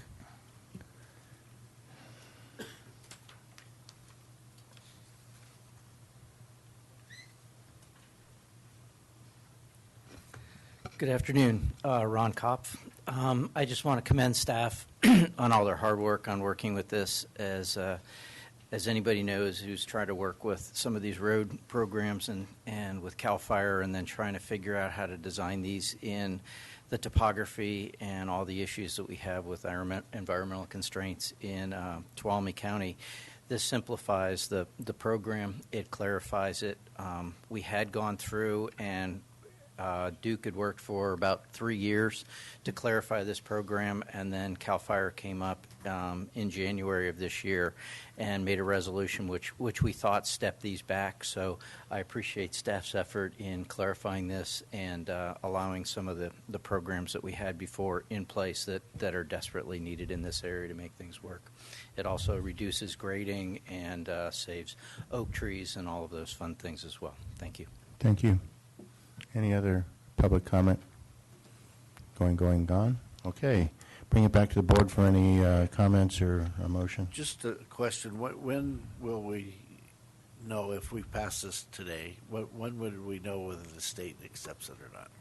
Well, this will just be the first reading, so we'll come back on your July 5th. Okay. Then we will be working on putting together our package again to resubmit to the Board of Forestry. We're in contact with their staff, though, to make sure that they're aware of what changes we're proposing, so that when we go before them again on July 19th, we have a better sense of where we'll be. So hopefully, cross my fingers, everything goes well, we should have an answer like on the 20th of July.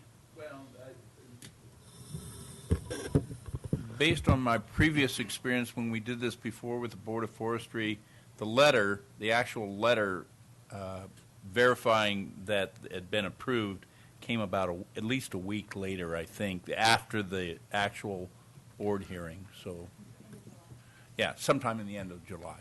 Okay. Thank you. Anybody else? Got a motion? I'll move on staff recommendation, and also I just want to also commend the staff and thank you for your efforts in this. Hopefully it works out. This will make a big difference on a lot of projects. Second. Okay, I got a motion by Supervisor Royce and a second by Supervisor Gray. Did you have a comment? One last comment. I'd just like to thank Carlin, Duke York, Steve Gregory for their hard work on this in a short time frame. And also on behalf of Chief White, the local unit chief, we'll have no issue issuing a letter of support with this now that we've either met or exceeded the 4290. So I think that'll be a big help and a big Okay. piece of the puzzle. Thank you. Okay. Nothing else? Call for the question. All those in favor signify by saying aye. Aye. Opposed? Abstained? All right. Passes 5-0. Thank you. Periwinkle. Okay, item 16. Consideration of adopting the Community Corrections Partnership Plan for fiscal year 16-17 and the associated budgetary items. Don, you've been out there in the audience for a long time. Yes. You ready to go? I'm ready. Okay. Don Meyer, Interim Chief Probation Officer, Chairman Rodefer, and members of the board.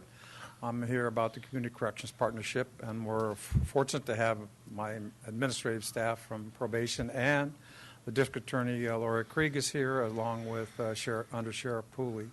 So if you have questions regarding it, there are obviously other folks that can help me with those questions. So the budget this year is a little bit more than last year. The only changes, they've been minimal. The big changes are it's $2.250 million. And there's additional money to the Sheriff's Department for the inmate work program because of need to replace aging equipment, and additional equipment and supplies are needed to expand the utilization of that program. Additionally, we have the need for a vehicle to purchase because we've had actually 4 vehicles out of service this fiscal year from just overuse, and they're not repairable. In behavioral health, there were some program modifications, and there was just an additional $3,500 for that figure. So the net effect is it shrinks the trust fund by about $300,000 if you look at the attachment for the budget. So that in the last 2 years, the trust fund has gone down about $600,000. So in a couple, 4 or 5 years, unless that increases, and we're concerned about the true-up that may occur. You've probably heard about the audit of the money for all the different programs. There's going to be a true-up. I don't know that they're going to take money, but you're obviously going to have to figure out how much you're going to get next year or how little you're going to get next year. Some will benefit, some will not. So, and the other thing that's currently pending is negotiations. So that'll affect our budget, obviously. So on that note, I mean, there was total agreement, 100% on all the people that voted there. And we're bringing it forward for your review and approval. Questions? Yeah. Supervisor Gray? Is it unusual to get 100% agreement in these Yes. type of plans? Well, I think the last couple of years it's been every... I'm just talking, I know we do a good job here, Yeah. but statewide as a group, is it unusual to get? Yeah, there's often spirited conversations in the CCP and attorneys involved, and I've been in a couple where it drug on for hours and hours, and then we went through the same thing with the Board of Supervisors. So, yes, it's very nice up here. This is a great place to be a manager, to have the CAO and the board. Everybody works well together, and the criminal justice agencies do for sure. Thank you. Supervisor Handbelt. How much remains in the AB 109 trust fund? How much? Yeah. Well, it's Well, 1.9 million that we're your getting. Summary says that we're drawing down $300,000 from the AB 109 trust. Yeah, there will be about, well, after that, and including the true-ups and some what the results of the negotiation, it'll be $700,000 max. It may be less than that. It could be more. Okay. Well, I think this is a good program. I think you guys are doing a great job. I'm impressed. I just get worried about years down the road. That's all. Yeah, me too. They transfer responsibility. They fund it for a while, and then the funding evaporates. That's one of the vagaries of county budgeting that the rest of the world doesn't understand. Yeah, and it's, I mean, there's always concern about they give it and they take it away, but they're in big trouble if it goes back to trying to, if they've shifted it with no money or gets less, then we'll be in the same position with the institutions that the state is. And then you're talking about you'll disable and bankrupt the counties. So I think the government, I think right now the governor understands that. Future governors may not, but it's really important that it stay local. Yeah. Okay. I just wanted, just a point of information, in the budget that you guys approved this morning, it was based on last year's allocations. So if you do approve this as presented, then we'll make these modifications in your final.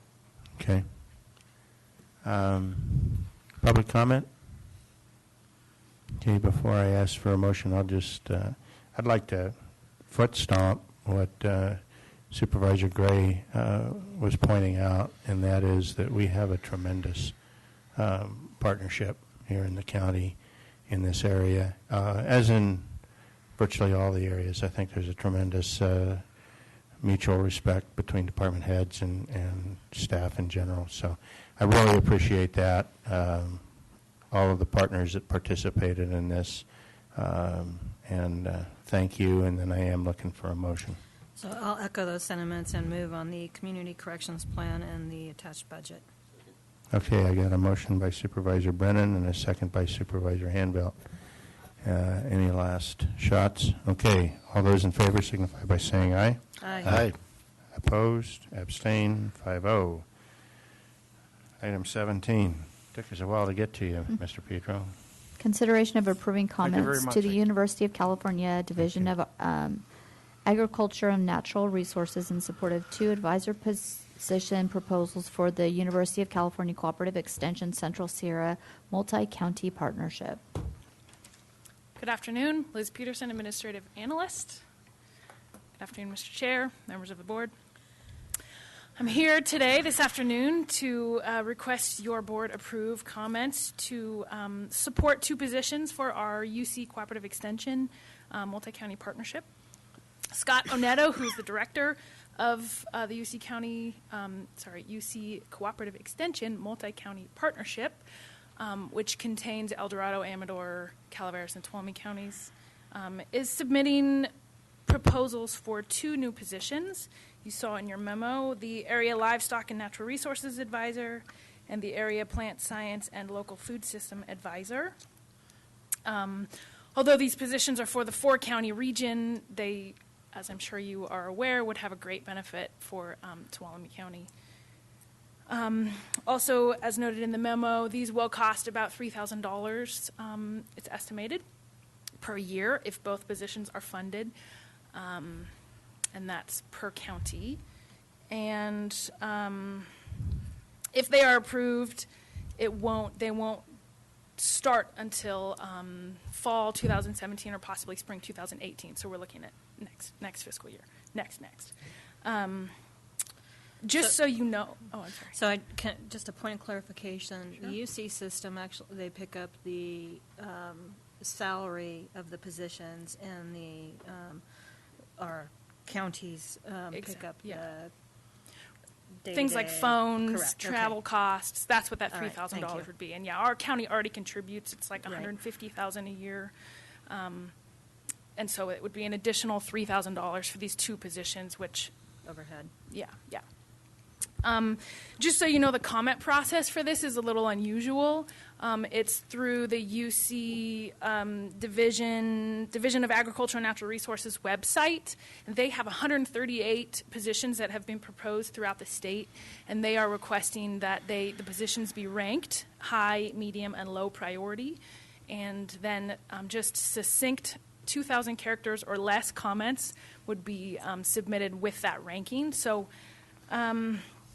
I am here today requesting that you rank both positions as high and approve the comments to be submitted for the positions. Okay. Public comment? Board comment? Questions? Anything? No comment. I know that the Farm Bureau will be responding to this, and I believe the Cattlemen's Association will be responding. And I think both of these positions would be beneficial for Tuolumne County. I'm going to suggest that the Livestock and Natural Resource Advisor is an area that is really lacking in our current JPA. And right now, those resources come from Stanislaus County, and the dynamic up in our foothill counties is substantially different than the valley counties. And so I would just suggest, since we have 2,000 characters, that we really emphasize the need. Again, plant science and the local food system advisor is important, probably a little bit more important for those counties that are more engaged in grapes and some of the other tree crops. So I guess you don't want... I am advocating for both. I got you. Okay. Any other comments? Supervisor Hancock? My experience since being a supervisor is the UC Davis support we've had from Scott and his team, and even though it was downsized a few years ago, is invaluable to the county in every aspect, so I fully support this. I think we could clearly use both of these. Okay. Anybody else? My predecessor would say this is a no-brainer. I think we need to support them both. I do agree with Supervisor Brennan that on a scale of 1 to 10, the livestock is probably a 10, and the other one's a 9.95 or something like that. Okay, Right. so I'm looking for a motion.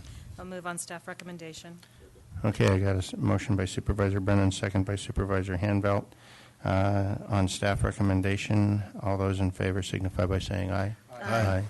Opposed and abstained, 5-0. Are you sticking around for the next one? No. No, okay. Item 18. Consideration of approving correspondence with the Bureau of Land Management concerning revised plans for rural planning 2.0. Okay, Daniel. Yeah, good afternoon. Daniel Richardson, Deputy County Administrator. Before you is another opportunity to comment on the Bureau of Land Management Planning 2.0, which is an effort to amend their planning process. This is the overriding process that would then allow regional plans to be developed.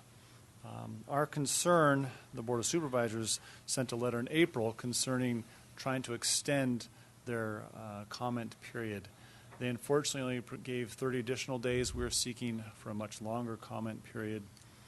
Since that time, the comment period has now passed. It was May 25th was the deadline. However, our Natural Resources Committee still felt it important to send an additional letter expressing our disappointment about the short time period to comment, and also to express some of our concerns with the Planning 2.0 rule. Let me just tell you some of these things that we've placed in the letter that are of a concern to us. They're hoping to receive greater input from local government, but we think that the process that they developed will actually result in less and not as direct input from local government, because they're going to do it at a much higher regional level, the planning effort, rather than at the regional offices, the local BLM offices. It's also disconcerting that we did not receive, we feel, adequate notice on this process change, and this is reflected, I think, in the document they've prepared. So we have a letter. In addition to the letter you have there, we plan on sending copies to Congressman McClintock, Senator Feinstein, Boxer, RCRC, and CSAC.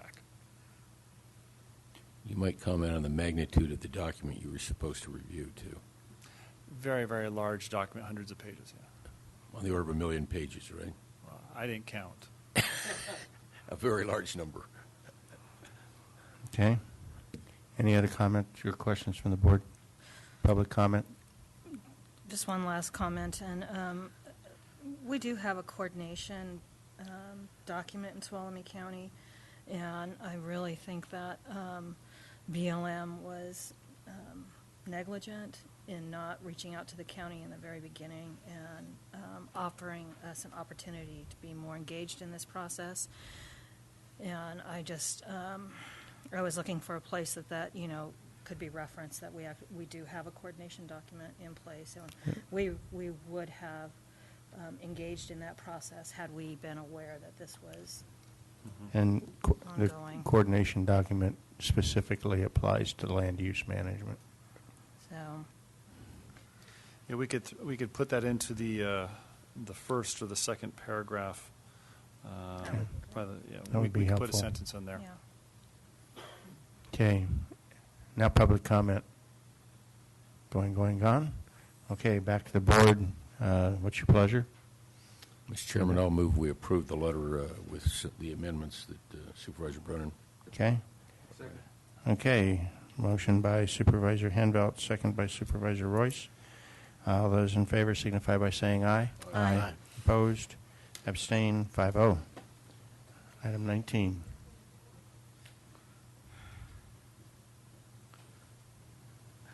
Continued consideration of approving a recruitment plan for the new Community Resources Agency Director.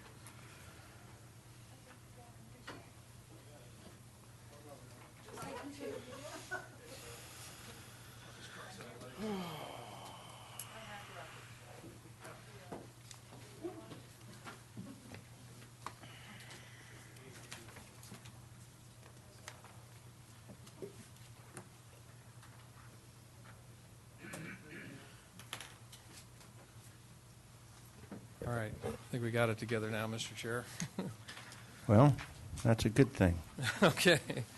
All right. Well, at your last meeting, we started to entertain what it would take to actually recruit Ms. Shane's replacement. And again, it's a little awkward to be talking about that sitting next to her. But like I mentioned then, and we'll mention it in the future, provided great service to this county. She's still here, so I'm not going to go any further with that. But in keeping with the services, just a great service to this community. She also gave us a lot of notice, which is important because this is a critically important position. There was 3 areas that I wanted the board to consider, and we started into those at the last meeting. First was talking about whether to maintain, modify, or unbundle the CRA. The second was really at a board request to just have a bit of a chat about the process for appointing supervising, evaluating, and disciplining board-appointed department heads.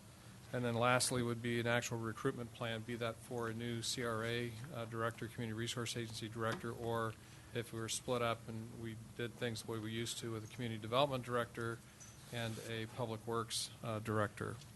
So that's just by way of review. The most significant thing that your board wanted to discuss at this meeting was back to the organization. And anyway, so before you, there's three options. One is the current organization, and I'm going to let Bev go through these because she knows it better than any of us. A reorganized version of the Community Resource Agency. Again, someone who knows the pitfalls of how we're set up today, and then input from the board as well. And then there's the third option of breaking it into the two agencies. So maybe with that, I'm going to turn this over to Bev and have her explain these different organizations.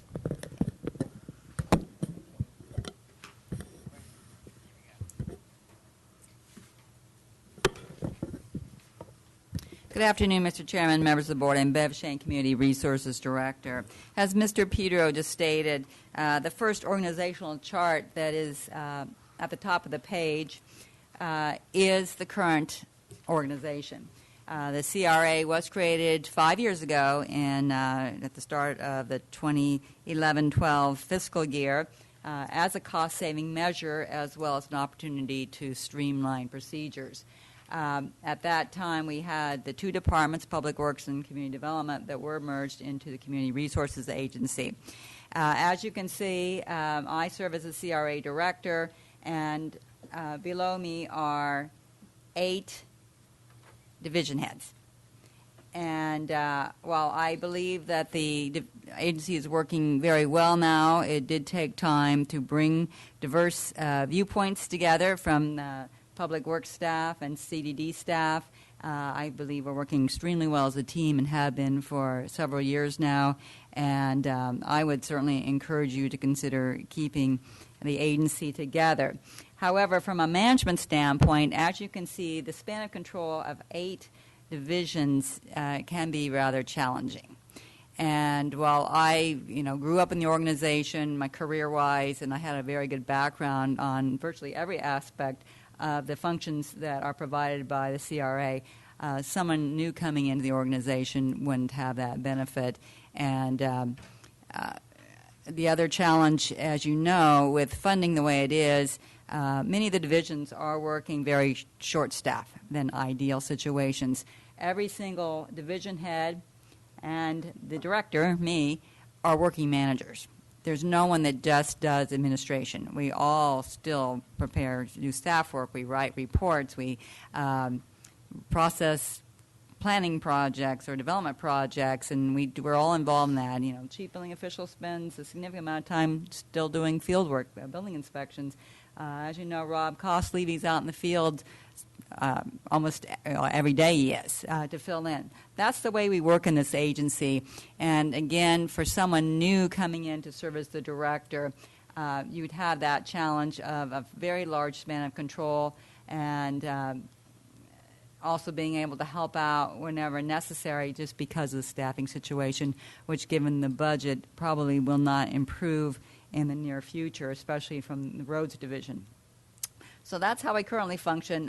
Again, we have the 8 division heads, and then some of them, like the Deputy CRA Director in charge of Community Services, has 3 functions under him. This is Mike Laird, and as you, I'm sure, know, Mike will be retiring in July. So again, this makes the other big challenge of this position and how it would function without someone with 30 years of experience. Under Mike is the Planning Division, Solid Waste, and Housing. Duke, serving as the other Deputy CRA Director, supervises both the Roads Division and Engineering Divisions. Roads Division is by far our largest division with 29 employees right now. As you know, that's going to be going down in the next fiscal year. And then finally, our agency fiscal officer, who is Dana Vacareza, currently supervises both the business division and fleet services. And so in addition to these 8 division heads, we actually have 12 functions that CRA provides. So that's the challenge with the current organizational structure. That's one of the reasons when Mr. Peter and I started talking about my retirement, he asked me if I had any suggestions for improvements or changes. One thing that I suggested to him was reducing the span of control for the CRA director.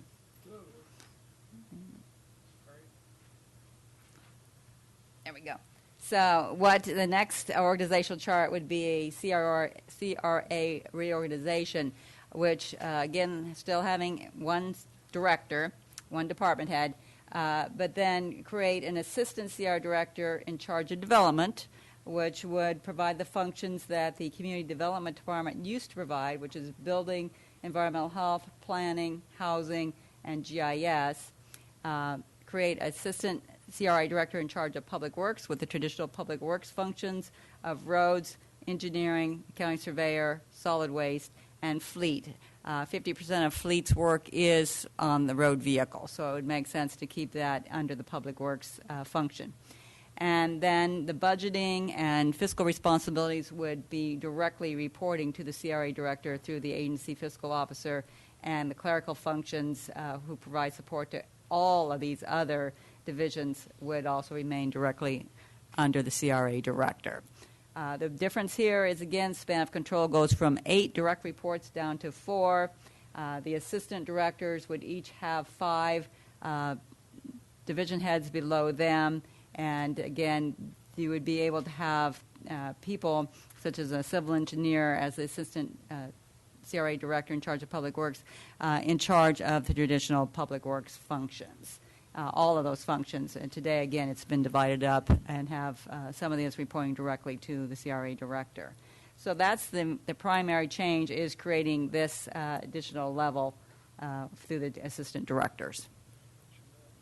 And one of the questions that I understand you talked about your last meeting was how many counties in California are set up with this CRA type of agency or department. I did a survey, and that's before you, and shows that 18 of the 58 counties, or 30%, of the counties have either a resource management agency of some type, or they have a community development department that has been merged with a public works department. I mean, like Fresno County Public Works and Planning, or Glenn County Planning and Public Works. So they have merged those functions, although they don't call themselves resource management agencies. And so, again, 30% of California counties are currently set up this way. And then finally, it's simply, if you break the agency into Public Works and Community Development, it's really what you saw on the previous slide, where you have assistant directors, only in this case they become department heads. The Public Works director would have roads, engineering, county surveyor, solid waste, fleets, and then also the agency fiscal officer would report directly to Public Works. That role is, again, 90% road funding. It's very complicated, as you can imagine, with state and federal funding for our road capital projects, as well as other requirements under state law for managing road funds. Community development would begin a separate organization, would provide building, environmental health planning, housing, GIS, and the clerical division would fall under CDD as it used to in the past. They would handle some fiscal responsibilities. There might be still some interaction between the fiscal side, at least in the near term. But again, this option worked before. The merger was done 5 years ago. It would take quite a bit of effort to unbundle the agency in terms of the overlap that we've created. One of the big advantages we've had is that consolidated counter. that we're providing service to basically, all the public works functions, as well as development, with the exception of survey, which is still a separate counter. We've merged the fiscal responsibility, the fleet, so many of the things, services that are provided. We are working as a true team. So you've got employees that are helping each other through crossing the division lines, and it's not as clear-cut as it was before. And then if you divide them up, there would certainly be a transition period where you'd have to do quite a bit of re-identifying who's doing what through that process. Okay, and this part will be a lot quicker. Back to the cost of these alternatives.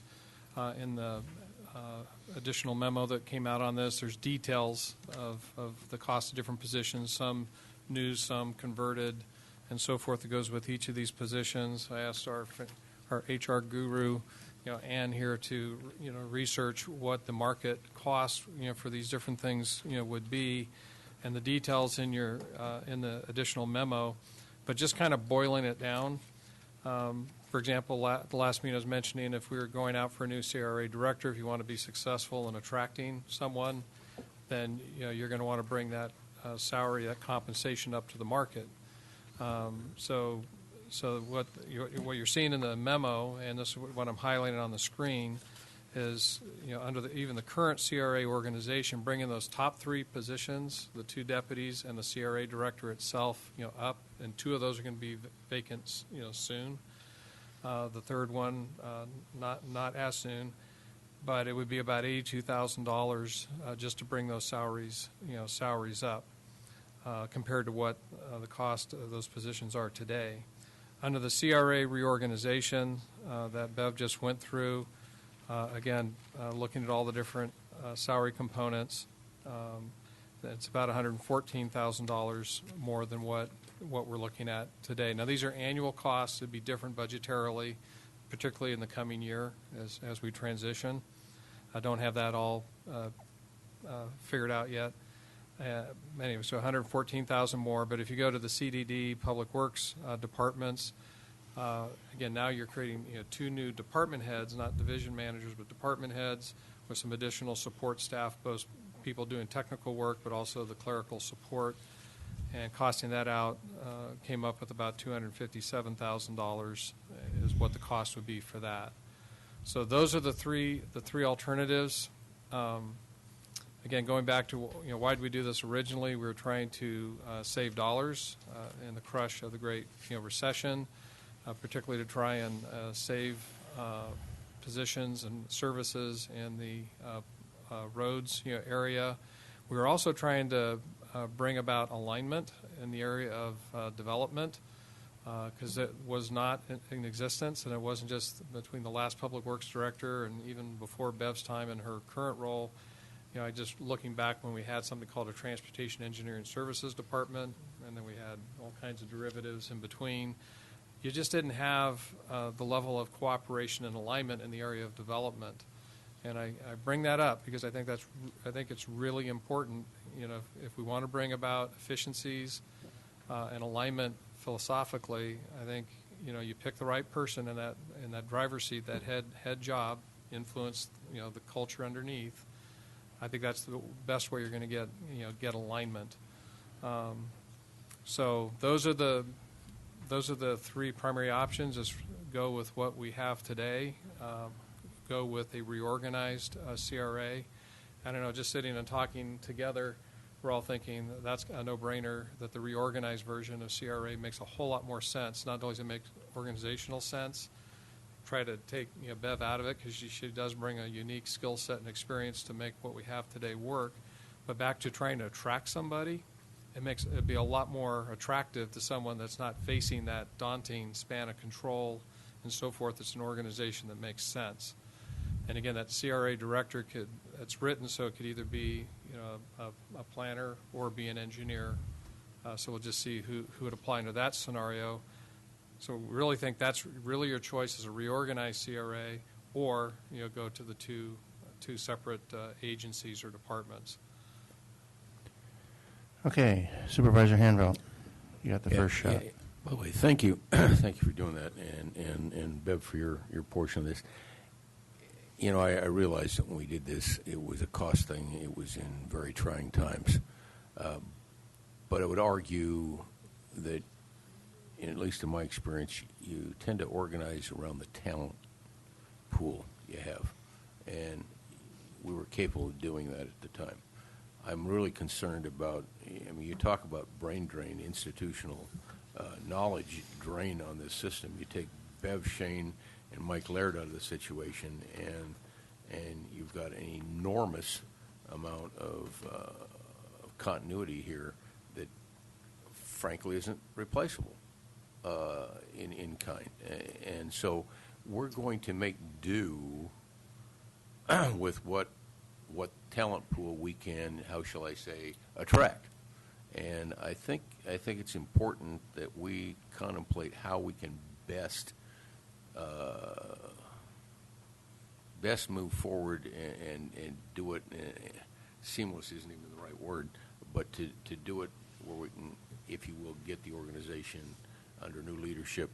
It'll be new leadership moving, and I don't see us being able to do that in an efficient manner by trying to replace Bev in the status that Bev is, because you're not going to find another one. They don't clone Bev Shane. So, at least I don't think they did. You got a clone? I wish. Anyway, so I'm of the mind that you, at a minimum, you got to go to the reorganization and possibly the separation. You're likely to find, even with this sheet that you gave us, you're more likely to find. I know it costs money, but we got to keep the county moving. You're more likely to find a community development director and a public works director easier than you are to find the Bev Shane. So can you work on option 2? It's just the concern I have. The money, while it's a drain on the system, it doesn't bother as much as getting it right moving forward. Well, I'll just mention one of the advantages of having Bev, let us know as quickly as she did. This does give us the option. Again, it's your guys. So we could, but you could at this stage try, to go out looking for a CRA director under this organization. And if you're not satisfied, it would still have time to do a second recruitment, under a CDD, Public Works, organization. So either way. Mr. Chairman, Yes. What I worry about is we've come such a long way of streamlining the process under one head person, and I would think that looking for the 2 assistants would be the smart way to go, because we're going to lose a lot of possibly lose a lot of what we've fixed in the streamlining of the process. So I would try to do the second choice first, and then if it doesn't work, go the other way. Okay. Want to take a shot? Sure. Well,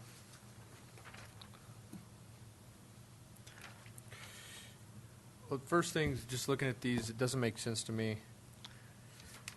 The math doesn't make sense, and I feel like I have a lot of questions. I don't want to dig into everything right now, but I'd like to, I think, in part of our committee process, dig into some of this stuff in a little more detail.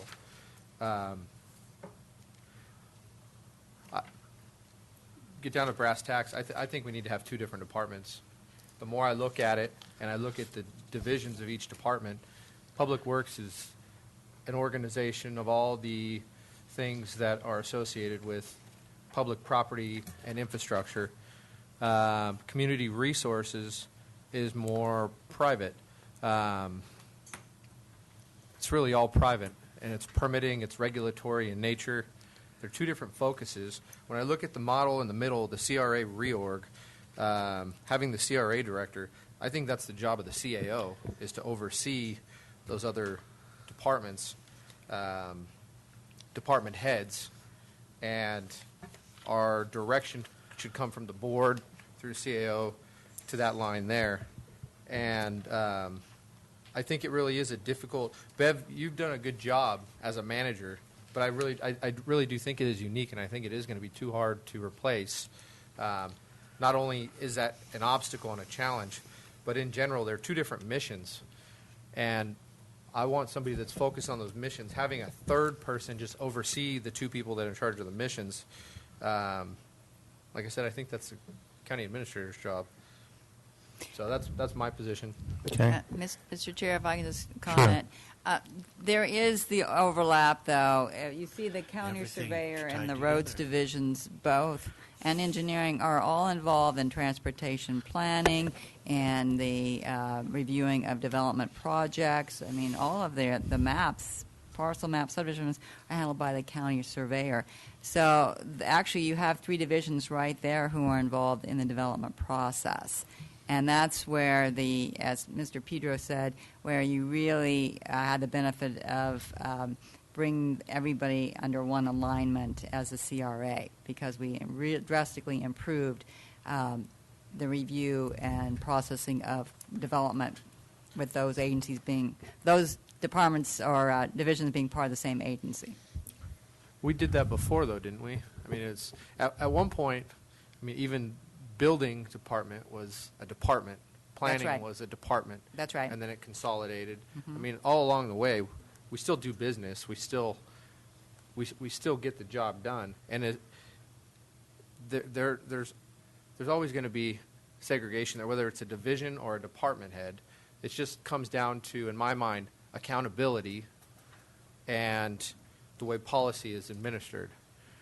So do we want someone else in between us that's overseeing two people, or I mean, it's, how far do you want to stack the organizational pyramid there? And it Stack it the second way it says, because they are everything there is I mean, it's yeah, it just makes it just makes more sense to me from the organizational standpoint to have a CRA director and have the two assistants underneath it. So there's several aspects. There's overlap.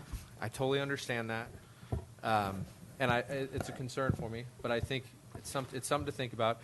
There's budget and how money flows, and then there's accountability. Those three things are the three big factors that, and then there's policy, and so, and then there's the mission of the departments of what is the bottom line of what we're trying to accomplish with these groups of people, and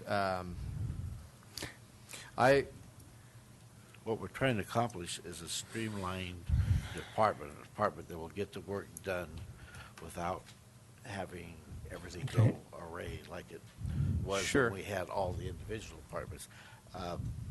I'm just kind of Okay. I want to ask Supervisor Brennan. I'd like to hear from the public if there's any public comment. If we're Public that's comment. what we can do that. I didn't mean to cut you guys off.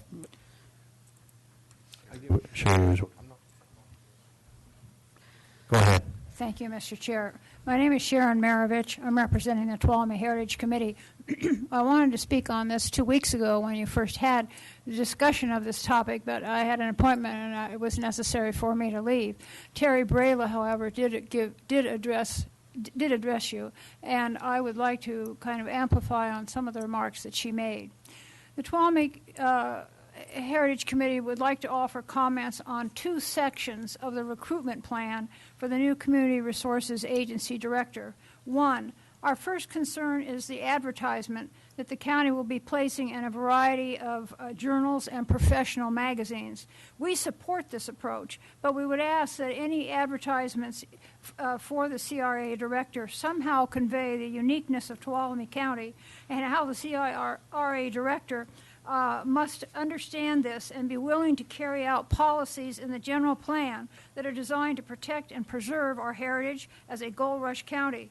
Also, this ad should indicate the rural nature of Tuolumne County and how its oak woodlands and pine forests on private and public lands contribute to the quality of life here.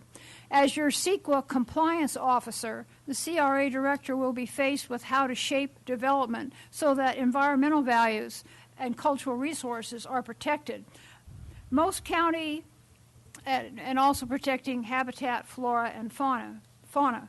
Most county buildings have beautifully illustrated lists of pledges that the Board of Supervisors has made to their constituents. And you can see back here on your back wall is a group of 3 that we see in the various different buildings.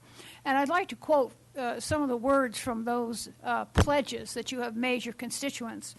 1, that you will exercise natural, cultural, and financial resources stewardship. 2, that you want to enhance the quality of life. And 3, that the board is committed to responsible resource management and the preservation of Tuolumne County's cultures and heritage. Putting words to this effect in your advertisement should let prospective applicants know how important these things are to their job performance and might even make the job more attractive to a person who shares these values. Tuolumne County is blessed with an abundance of cultural and natural resources and habitat, and the Tuolumne Heritage Committee believes the CRA director will wield considerable influence when these issues come up, especially if you do the separation. The CRA director will have even more influence on land use planning. Our second and final concern, relates to the 5-member screening committee that appears on page 5.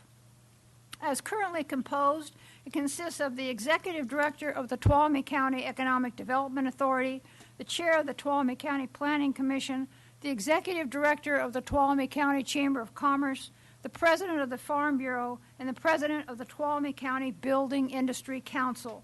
This group is charged, as we understand it, with recommending to you the future Community Resources Agency director. In light of my previous comments, the Tuolumne Heritage Committee finds that the screening committee is heavily weighted with business and development interests and fails to include individuals representing other equally important perspectives that you have listed on your pledges in the back, including heritage resources preservation, environmental protection, tourism, affordable and inclusionary housing issues, and community identity concerns as expressed in our community plans. The Tuolumne Heritage Committee asks that you take another look at the composition of the screening committee to see if you can make it more balanced and more in line with the pledges you have made to your constituents. The vast majority of the people who live and vote here cherish their rural surroundings composed of mountain terrain, gently rolling foothills that are covered with oaks. We love our oak trees, by the way. Fresh air, the flora and fauna we have, and our historic ambience, and of course, our very strong connection to the past, the latter of which is a major lure to our many visitors. And as you know, the heritage tourism economy is a huge driver of the economic engine in Tuolumne County. You can literally walk in the footsteps of the pioneers here in Tuolumne County. Excuse me. The Tuolumne Heritage Committee believes that the position of Community Resources Agency Director is an extremely important one, and that whoever is hired needs to be free to weigh all perspectives when making decisions and recommendations. This place matters, and if you recall, that was the theme of Preservation Month in May. And the new CRA Director needs to take into consideration a variety of values and interests as part of the job of decision-making. The job is much broader than just reflecting the will of the business and development interests. Thank you. Thank you. Other public comment? Okay. Mr. York.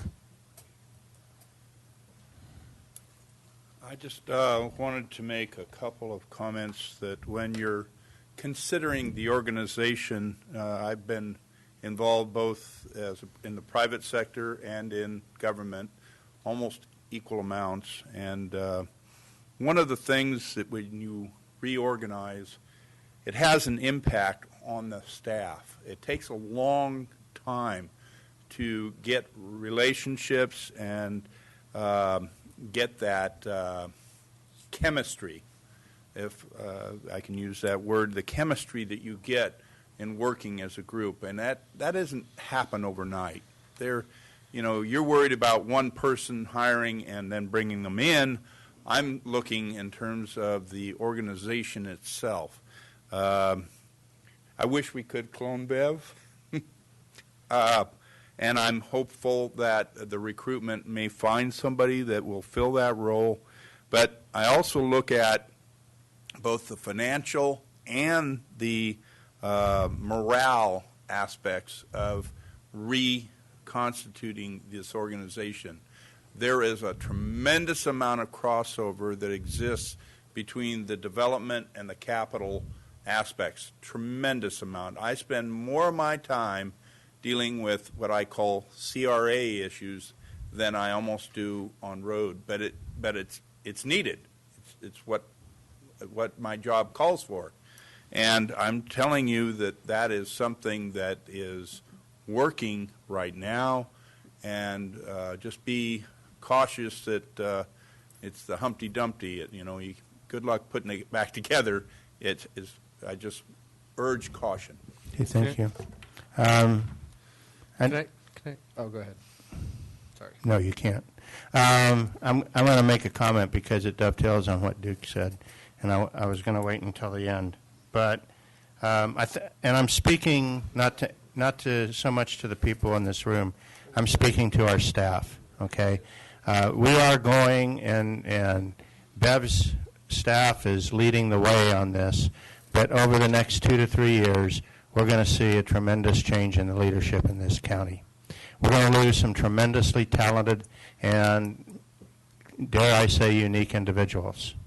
And every time that there is an organizational change out, especially at the top, okay, it creates challenges, it creates uncertainty, and it's a scary time for people, especially the people down in the trenches.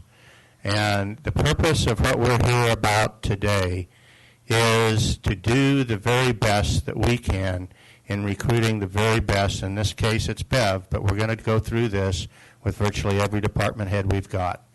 And our purpose, our sole purpose, is to put in place the organizational structure and the leadership in personalities that are going to take us into the future. And there is absolutely no reason for people to be scared about that.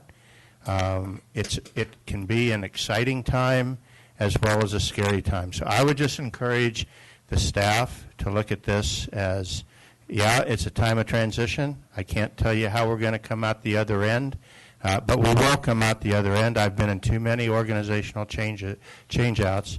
We will come out the other end, and we will continue to do business, and we will continue to care about the staff and the people that do the work of the people of Tuolumne County. So I just want to have that out there, and please, Bev, when you're talking to your staff, please make sure you transmit that message. That is the sole purpose of this board, is to make sure that CRA, whether it stays as CRA or ends up in two different houses, that they have the leadership that they need to continue to lead the way in the state of California like we do in so many areas. And so it's not a time for people to be scared or unhappy. It can be an exciting time. Okay? And with that, I'll go back, and now you can say something. Jump in. Yeah. Sure. So one of the reasons that I lean towards two different departments is because exactly what Duke said. You have to choose between which focus you're going to have. If you're focused on those two different missions, those fundamental things, there's definitely crossover, but I think you need to have people that work for this part or this part. They have to work together. But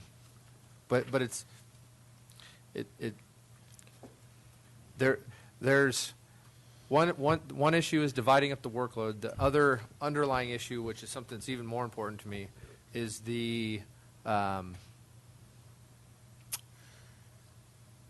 It's the motivation of how decisions are made. When we have incredible problems with road infrastructure right now in meeting the needs to maintain our roads. And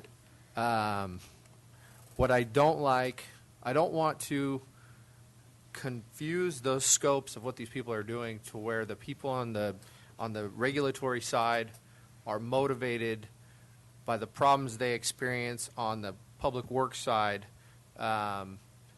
in how they make decisions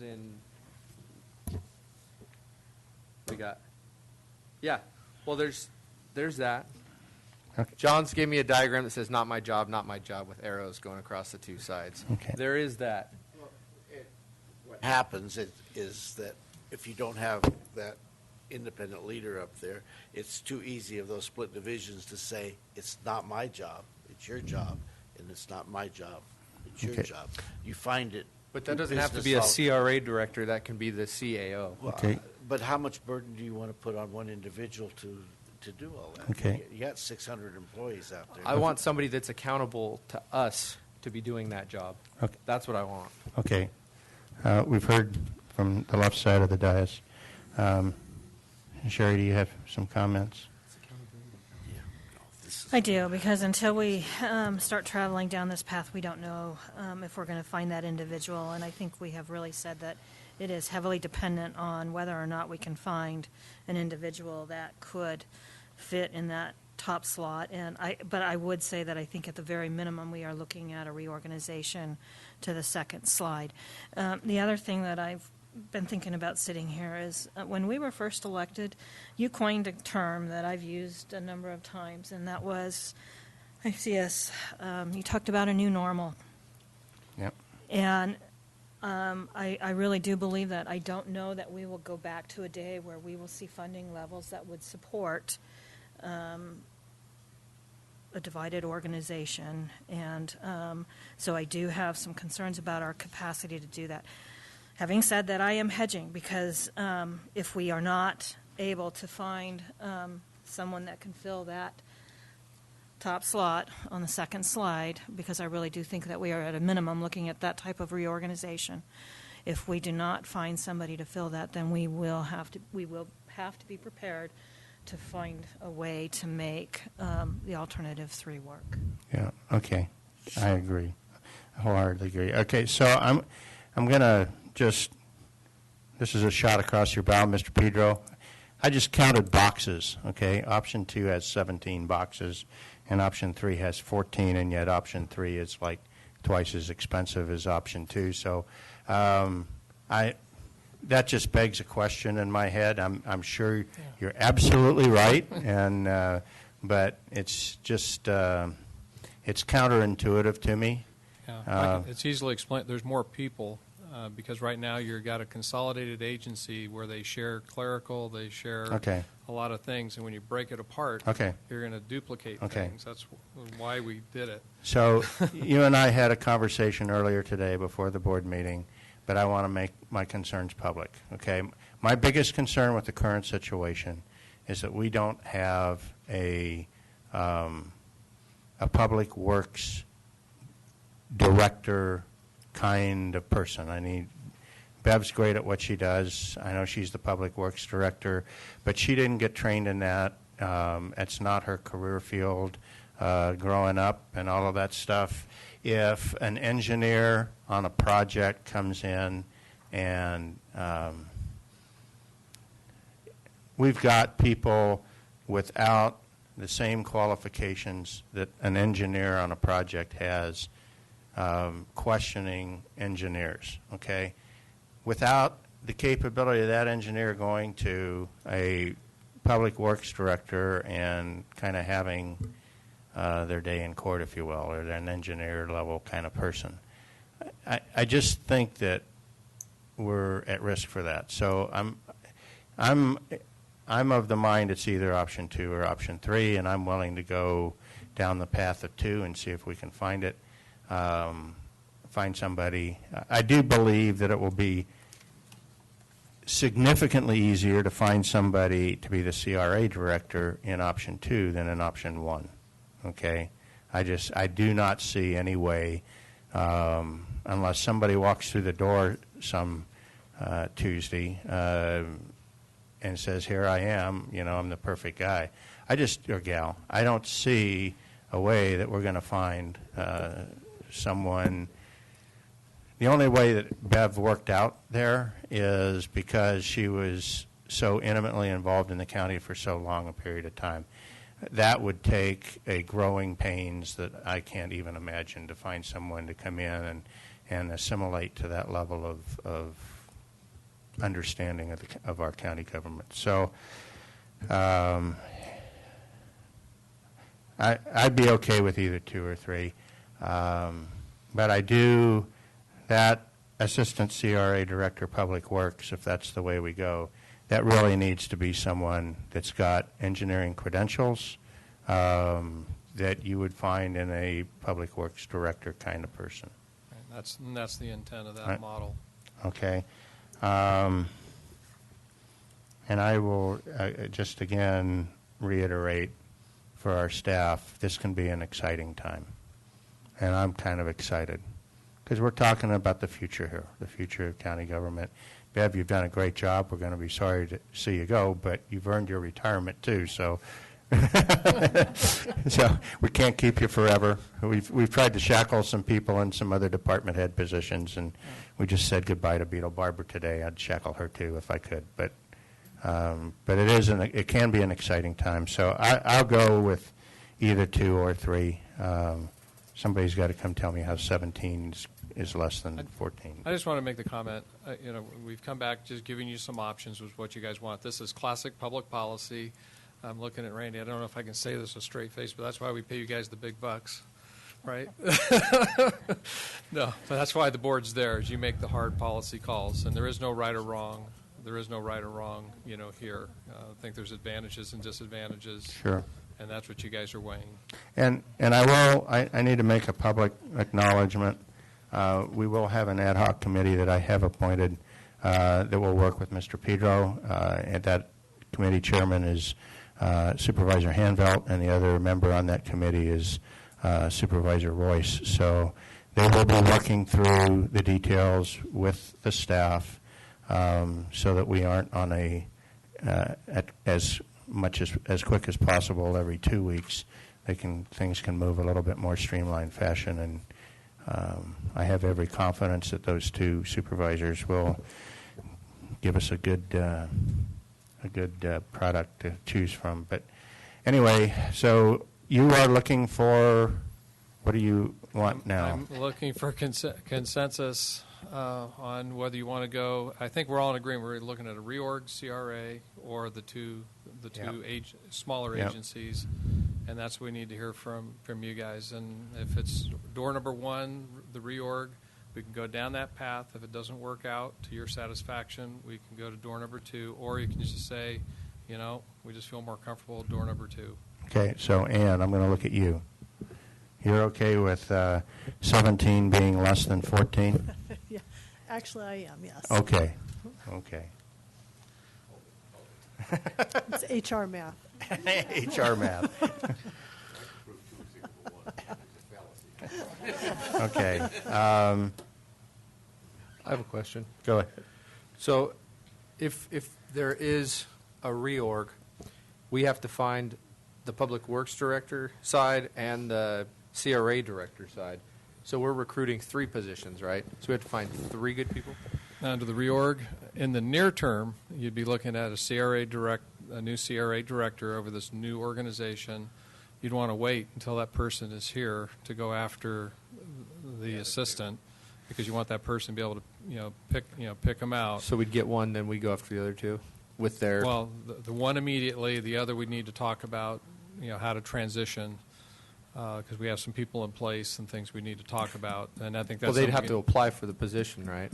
Yeah, I think there's some things we can talk in the committee on transition. But for sure, right away, you'd have the CRA director wait, and then go after the one on the community development side. Okay, got it. Okay, so what I heard, and I'll take head nods unless you guys want to make a motion or something, but I heard that except for Supervisor Royce, I think the rest of us are probably most comfortable with going with the reorganized CRA. Is that 1, 2, 3, 4? You want to nod your head just to be one No, of I the don't. boys and girls? Okay. I want to That's just make okay. one You don't have point. to agree. No, and it's fine. You're not going to change. You're not going to change 4 people's mind. I'll guarantee you. No, but here's the Maybe issue one. we need to be aware of. It's accountability. From our board on down to these blocks right here, our policies and directives need to be translated on down the line. And I'm looking for an organizational structure that's going to deliver us that. I understand when you're working down here and you're trying to do your day-to-day job, you want clear direction and you want to be able to do your job and be empowered to do that. But there's also a bigger mission of what we're trying to accomplish here. And I feel like right now we have kinks in that. And they need to be worked out. This is an opportunity to do that. And whether it's this model or that model, that's what I'm focused on. That's why you're on the ad hoc committee. So that's, but I want to make sure what we're thinking of here is not just out of convenience. It's not just out of a small projected budgetary difference. It's on what the best products are going to be. So Yeah, and let me be clear so everybody knows. I'm willing to spend a little bit of money. This is my personal thing. I don't want to waste money, but I want to get the right organization in place. And it's not that money is no object. It's always an object. But that's not the driver. So anyway. I have a question. Go ahead. Is part of this agenda, my thing's froze up here, is part of this agenda item also the recruitment and the other components, or is it just? We talked about the org. We've still got I believe we still have the recruitment plan, but I am inclined to defer that to the ad hoc committee. So and let them work it out. That's what I was going to ask for clarification on too. Okay. That the ad hoc committee work with that and address some of Sharon's comments and just come up with whatever that procedure is going to look like. Yeah, I'd like to. Go ahead. Well, I'd like to work on that and bring it back because I'm generally not okay with the way it's structured right now. I'd like to dig into it a little more and come Absolutely. back with more. And it's up to you and Supervisor Hanvelt. Again, I'm not going to tell you how to. I've kind of given. And remember, you have one vote. You may not get your way. Pardon me? I'm used to it. Mr. Chair? Yes. Just to clarify, would it be okay, because this is critical from a timing standpoint, Sure. to at least fly the position, because there's a lot of the panels and review processes that are to come, but at least... Not yet. Maybe in a week or two. No, I think that you should. It doesn't matter to get that word out there soon. It shouldn't matter. Just... You can, when you talk about fly it, what are you talking about? To actually go ahead and start the recruitment for just the CRA director. You can start putting it together. Before you issue, I'd like the committee to see it before it's issued. I concur with that. Okay. Well, I just sent you an email. I'd like to have the first meeting Thursday morning if you can arrange that. Okay. Well, that's up to you and Supervisor Royce and Craig. But we'll leave that to the ad hoc committee. Okay? Full disclosure, because you're also going to have your CAO and HR manager on vacation for the next 2 weeks. So Starting Friday. Thursday works. Thursday works. Okay. Maybe. Don't back too soon. Okay, I just want to make sure you knew that. Okay. Because then if it had to come back to the full board, it may not be until the 19th. That's of fine. July. To me, it's up to the ad hoc committee to bring it back to the board when they feel like they're uncomfortable with it. Okay? Fair enough. Okay. Okay. Item 20. This is a second reading of an ordinance amending Section 1624.090 and 1626.070 of the Tuolumne County Ordinance Code to bring an extension of approved tentative maps in compliance with the Government Code Section 66542.6E and to authorize the county surveyor to grant extensions of time to approve tentative subdivision maps. It's me again.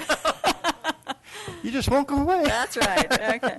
Bev Shane, thanks. Community Resources Director. At your last meeting, your board waived the first reading of an ordinance that would amend Sections 1624.090 and 1626.070 of the County Ordinance Code to bring the extension of approved tentative maps into conformance with the State Subdivision Map Act. Essentially, what your board is doing is instead of a 5-year extension, you would be able to grant a 6-year extension, and that is what the Subdivision Map Act allows. Also, this ordinance would delegate authority to the county surveyor to grant those extensions rather than taking the extra process to bring them to your board. However, she can also refer them to your board if necessary. So today, I just asked you to go ahead and approve the ordinance. Okay, public comment?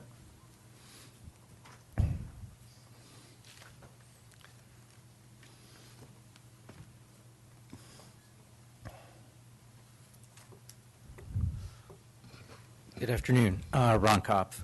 I guess the only question I would have with this is the notification. So I guess right now somebody has to, has to know that their map is going to expire, and then they have to go to the county.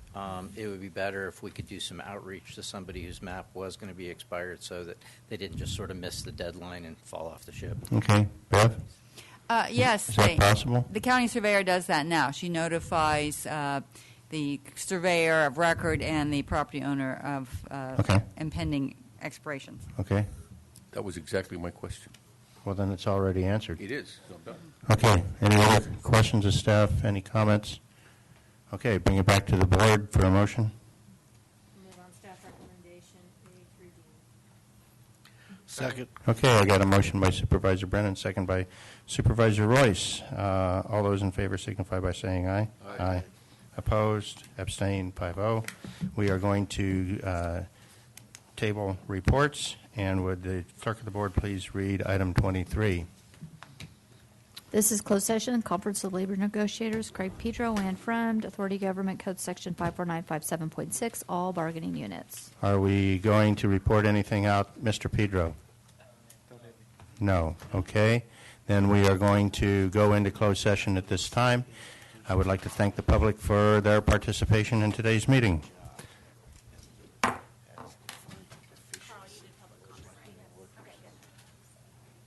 Did I? He says he did. I did, okay.